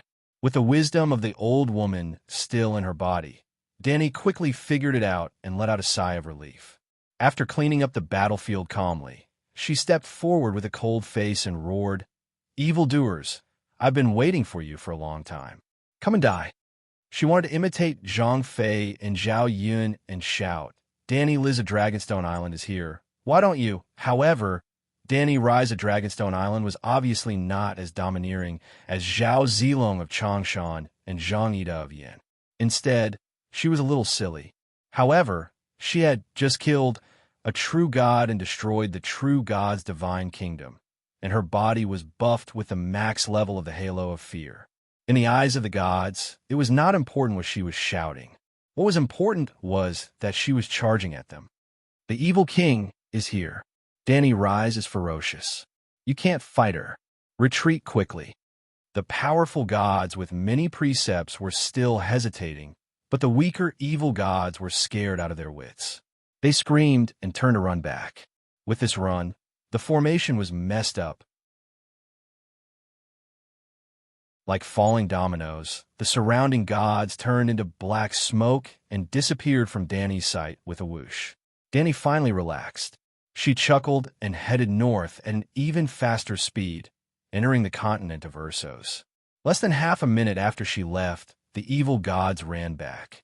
When they saw that the Dragon Queen had disappeared, they were all excited. They shouted, "Dany Rise was bluffing. She must have used a forbidden art that harms her own life. Dany Rise can't hold on any longer. Don't let the low-health Dany Rise escape," and so on. They chased her all the way to the west. The gods were not stupid. After running for a while, they realized that the Dragon Queen was not using any spatial magic to chase after them. They immediately realized that something was wrong. However, Dani did not use any forbidden art that harms her own divine body, nor did she have low health. She only used big cotton candy, and the divine power in her body was depleted. Her body was weak, and it was difficult for her to even open a spatial door. If it weren't for the fact that there were too many enemies, their killer moves were unknown, and there was a possibility of GG if they were surrounded, she might have really turned around and kite the enemies. Several fairies circled around her. Dani looked like she was wearing a wide-sleeved fairy dress made of clouds. Like the cultivators in the Xinxiao world, she floated in the air like an immortal. The gods rushed to the Westeros in the west. She carried the weirwood trunk and recovered her mana as she walked along the Rhone River to Korhor. Bran used the weirwood to interfere with the River of Time to cover the Dragon Queen's tracks. In Korhor, Dani saw a city of the living dead. Millions of ghouls were scattered around the city. A large group of ghouls seemed to be ready to go south to Volantis. Or were they planning to cross the Dothraki Sea and invade Slaver's Bay? Without any delay, Dani opened up her fire domain. Divine power of fire flowed out and ignited tens of thousands of ghouls in the city. Then, she quickly moved out of the city. By the time the Frost God descended with a roar and activated his ice domain to clash with her fire domain, Dani had already killed hundreds of thousands of ghouls. She did not stay in a stalemate with the Frost God. She had recovered most of her divine power on the way. She immediately teleported to North Foss in the west of Korhor and repeated the same trick. This time, it was less effective. An evil god of ice had already activated his domain. Her fire domain crushed the evil god's ice domain. Before she could start her massacre, the Frost God descended with a roar. Hence, Dani ran to Roras in the Trembling Sea in the north. She also helped Bravos, which had lost 90% of its population and was on the verge of collapse, to clear out hundreds of thousands of ghouls in the city. By the time the survivors of Bravos crawled out of the underground palace and caves, kneeling on the ground and chanting, "Long live the Dragon Queen," Dani had already left the narrow sea. She walked around the area and comforted the volunteers there. Then, she went north to Winterfell. After returning to the Westeros, she went all out. She activated her fire domain and unleashed her divine power without restraint.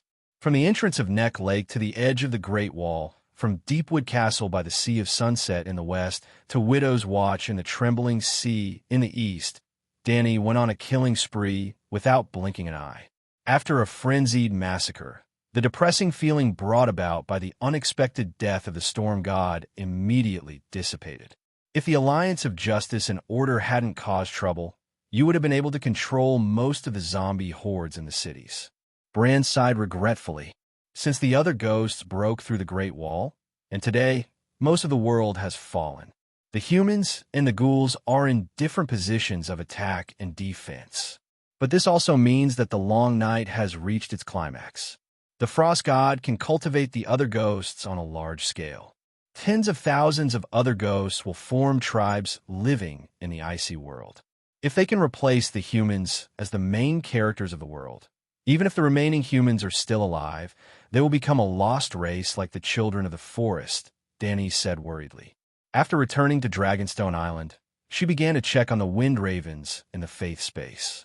They had already eaten the remains of the Black Tornado. All the wind ravens had obviously improved. Half of them had evolved into greater spirits with weak divinity. They were dozens of times stronger than ordinary wind spirits, but they were only one step away from becoming demigods. Holy Mother, if there are a few more black tornadoes, won't all my wind spirits be promoted to demigods? Can the cotton candy of 1,000 demigod wind ravens split the world with one sword? Dani was surprised and happy, but more than that, she was puzzled. Black Tornado, Inami's wife, the goddess of wind, the storm god, and the big crow that killed the storm god. Who were they? What did it matter? Why was the storm god still on the verge of death when the big cotton candy sword had already avoided him? Was it just bad luck that he was caught in crossfire? Moreover, the storm god had a well-known ability to control crows. Yolan of Scylla had two typical characteristics in his external appearance. He had only one eye and a crow on his shoulder. He only had one eye, but it was not that he was blind in one eye. Instead, he had two heterochromatic pupils like the dwarf. However, the dwarf did not have extraordinary talent. His heterochromatic pupils were just ordinary eyes. Yolan of Scylla, however, had the potential to become a wizard. His dark left eye, which was covered by an eye patch, contained the evil power of the storm god. The big crow that often appeared on Yolan of Scylla's shoulder was controlled by the left eye under the eye patch. King Balon fell down the hanging ladder because he controlled the big crow to cast the blood witchcraft, P.S. In other words, the big crow was the evidence that Yolan of Scylla was the priest of the storm god, and not his own unique image. But since the crow was the servant and companion of the storm god, why didn't it attack the dragon queen? Instead, it attacked its master? With countless questions, Danny took out the big crow of the storm god. Well, it was an extremely powerful demigod crow. Its divine body was destroyed by her angry attack, but its divine soul was preserved. The crow is my second life. The demigod crow was in a bad state. Its soul was like a candle that was about to be extinguished. When Shizong used divine arts, even his attacks carried the spiritual bestowment attribute. How could Danny not set an example? At this moment, the divinity of the big crow was almost completely stripped away. You should be a follower of the storm god in your first life, right? Why did you kill your own master god? Danny asked.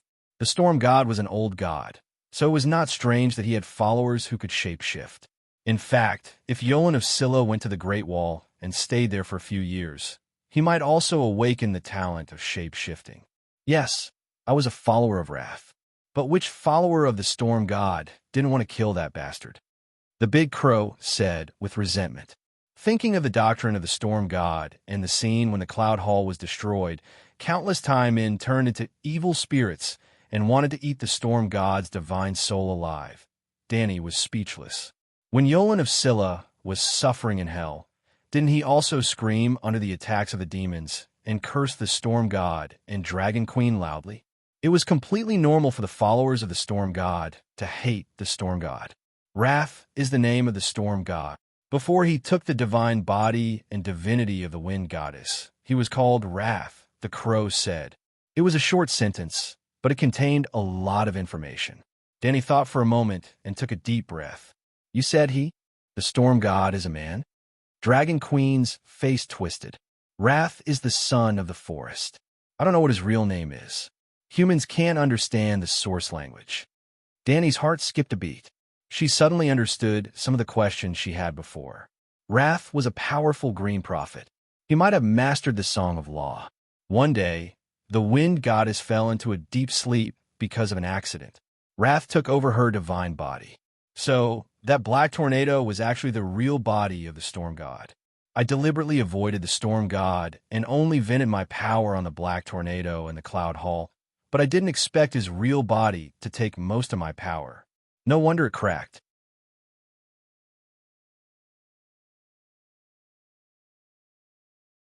Chapter 10:21. The goddess of wind was also a vicious bitch.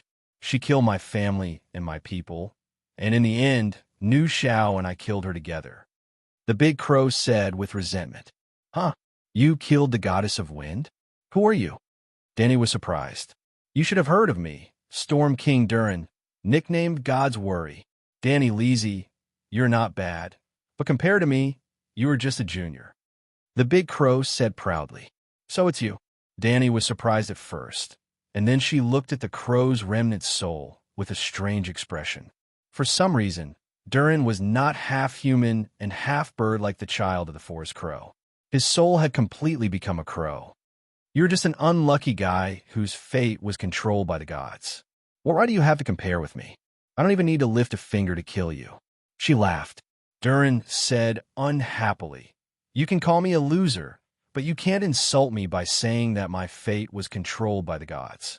In fact, it was to fight against fate that I walked on the path of becoming an enemy of the gods.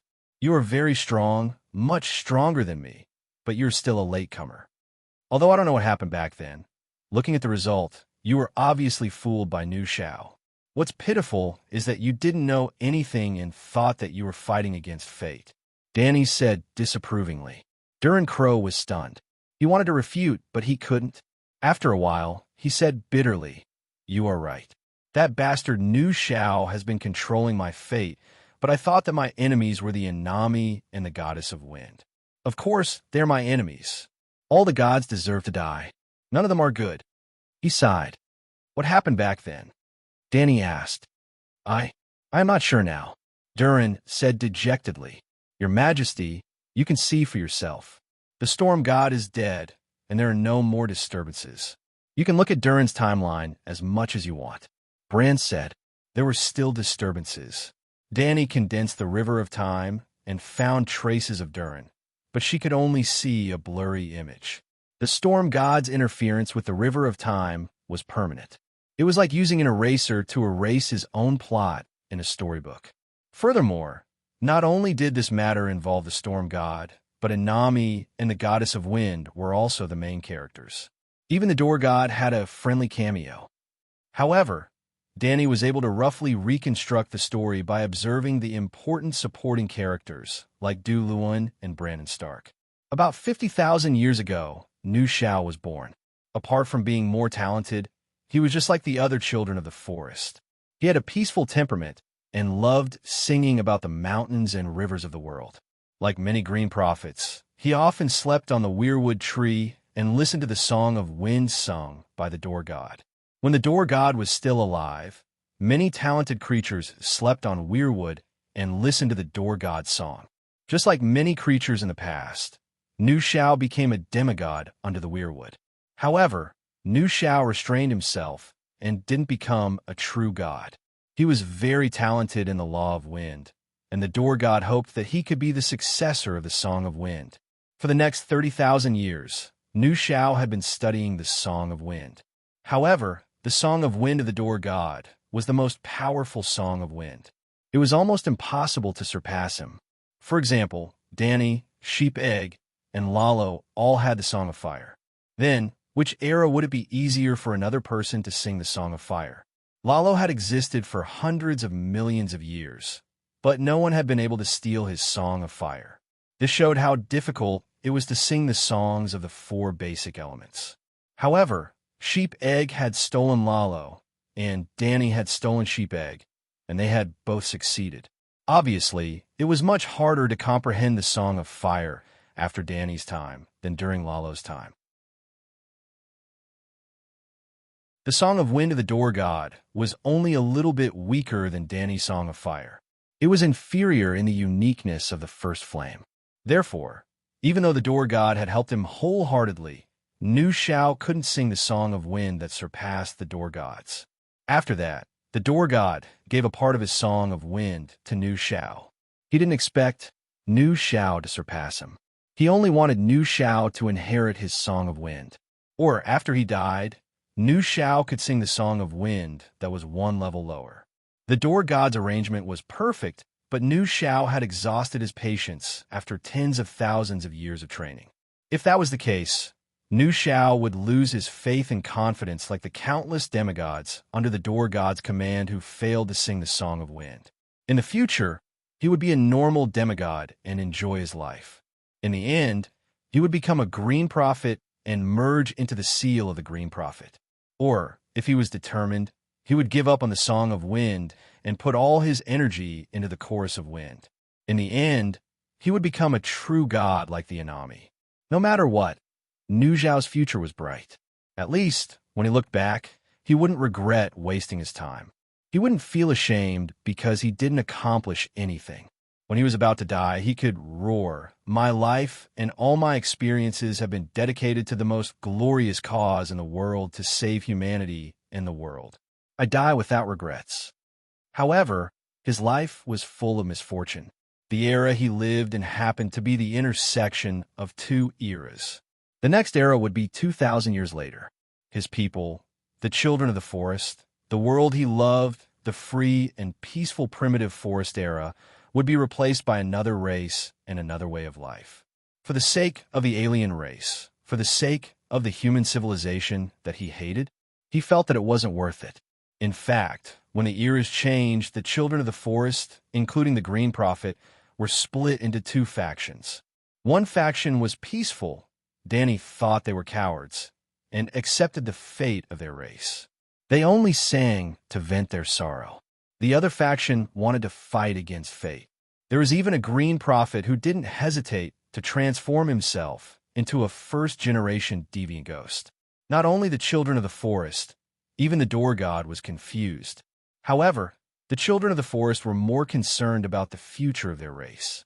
The door god was confused because he was uncertain about the future of the world. The door god was confused. The door god was divided into two. The children of the forest were confused. They were also divided into two. One faction followed the will of the heavens and became the three-eyed crows. They were like the Transformers faction. The three-eyed crows were the pillars supporting the sky.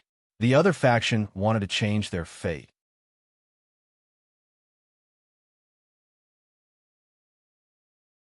Some of the children of the forest chose to become deviant ghosts and use them to destroy the humans who threatened the survival of their race. Some of the children of the forest took the initiative to start a war with the humans again. They were like the Transformers faction. Because of their different ideologies, they split into many Megatars. Nu Shao was one of the Megatars. No matter how hard the Megatars tried, they all proved one thing. The will of the heavens could not be defied. Nu Xiao's Megatars, whose worldview collapsed, left the Westeros and traveled to Ursos, the Jade Sea of the Far East, and Asia for thousands of years. He met many good teachers and learned a lot of advanced theories and knowledge that the Door God could never learn. In short, Nu Xiao, who destroyed his worldview in the Westeros, went to the East and rebuilt his worldview. He had the same values, worldview, and outlook on life as the deviant gods of the barbarian land. Well, in the last era, the center of the world was the barbarian land. The Dawn Kingdom of the barbarian land was the most civilized and developed empire in the world. But the barbarian land's emperor was the descendant of the gods. In other words, the deviant gods ruled the country. Nu Xiao turned from the gentle, kind, and peace-loving Green Prophet to the current storm god. Oh, his personality was reconstructed. He still needed the storm god's power. Nu Xiao hoped to become a true god before the great calamity of the era. Only by becoming a true god could he have the chance to change the fate of his race. But he had been studying the Song of Wind. It was hard for him to create a chorus in a short period of time. The great calamity of the era was coming. There was not much time left for him. He needed a miracle. Fortunately, Nu Xiao was the most powerful Green Prophet. His ability to peek into fate was much better than most true gods. The story between Inami and the Storm Goddess made him see the fastest way to become a true god. As mentioned before, the Night Lion and the Lady of Light opened a husband and wife shop, the Kingdom of Dawn, and successfully fused the laws of light and darkness perfectly. From there, they developed the supreme law of the universe, a knockoff of the Song of Ice and Fire, the Song of Light and Darkness. Many gods were envious of them and wanted to learn from them. For example, Inami and Lala wanted to learn. Many people, including Danny, thought that the name Inami was strange. Why didn't she call herself the Sea God? Actually, Inami was called the Sea God before. She was as outstanding as Nu Xiao. She was born tens of thousands of years earlier than Nu Xiao. She was his senior brother and was valued by the Door God's master. The Door God taught Nu Xiao personally and arranged for Inami to study at the Lorne River. He spent a lot of time and effort on the two of them. He also had a lot of expectations. Inami learned the chorus of the Song of Water beside the Lorne River Mother Goddess. She deserved the name Sea God. However, after she married the Wind Goddess, she changed her name. She no longer represented the sea. Inami, it sounded like water. But Inami also learned the chorus of the Song of Fire. Who would believe that? This was not a secret. Anyone who had heard the Song of Inami, the Bible of the Inami Church, similar to the Seven Stars Bible, would know that Inami was also the fire god. The drowning god created the demons for them to rape and pillage. He used blood, fire, and joyous songs to create a new world and used it to carve his name. The drowning god once brought fire from the sea to the mortal world and held a sword and fire to sail the world. These were the two core teachings in the Inami Bible. They explained the divinity of the Inami and regulated the actions of the Inami followers. Because it involved the secrets of the Inami, Dani could not observe the specific reasons from the River of Time. She only knew that the wind goddess paid a great price to help Inami sing the chorus of the Song of Water and Fire. Inami seemed to have been abandoned by the door god. Well, the door god had always been indifferent to his followers. He rarely cared about the trivial matters between them. Nu Xiao saw the result in advance from fate. He wanted to scheme against the weakened wind goddess. First, Nu Xiao became the master of the Storm King Durin. It was similar to Lalo finding the sheep egg. This process was not difficult. Back then, the mortals in the Westeros had all converted to the old gods and respected the green prophet of the children of the forest. Then, he used the prophecy of fate to arrange for Durin and Inni to meet. This was not difficult. Durin was the Storm King and lived by the sea. Mermaids were not as rare as now. In fact, it was because of Inni's love affair with a human that mermaids rarely appeared in the human world. Durin had been the master of the human world for hundreds of years. He was also a powerful demigod. He had the ambition and courage to mess with the daughter of God. Inni was a simple mermaid princess. She could not refuse an experienced driver like Durin. Therefore, Nu Xiao did not do anything. The story developed according to his script. Inni was not only the beloved daughter of the sea god and the wind goddess, she was also the key to the fusion of the two opposing laws. How could she be taken by a lowly human? You're tuning in to the Romance Rendezvous YouTube channel. We're so grateful for your support, and don't forget to subscribe to join us on this incredible journey through captivating stories. Your generosity through donations truly makes a world of difference, as it's the primary source of revenue that allows me to expand and enhance this channel for you. Thank you from the bottom of my heart for being a part of this adventure.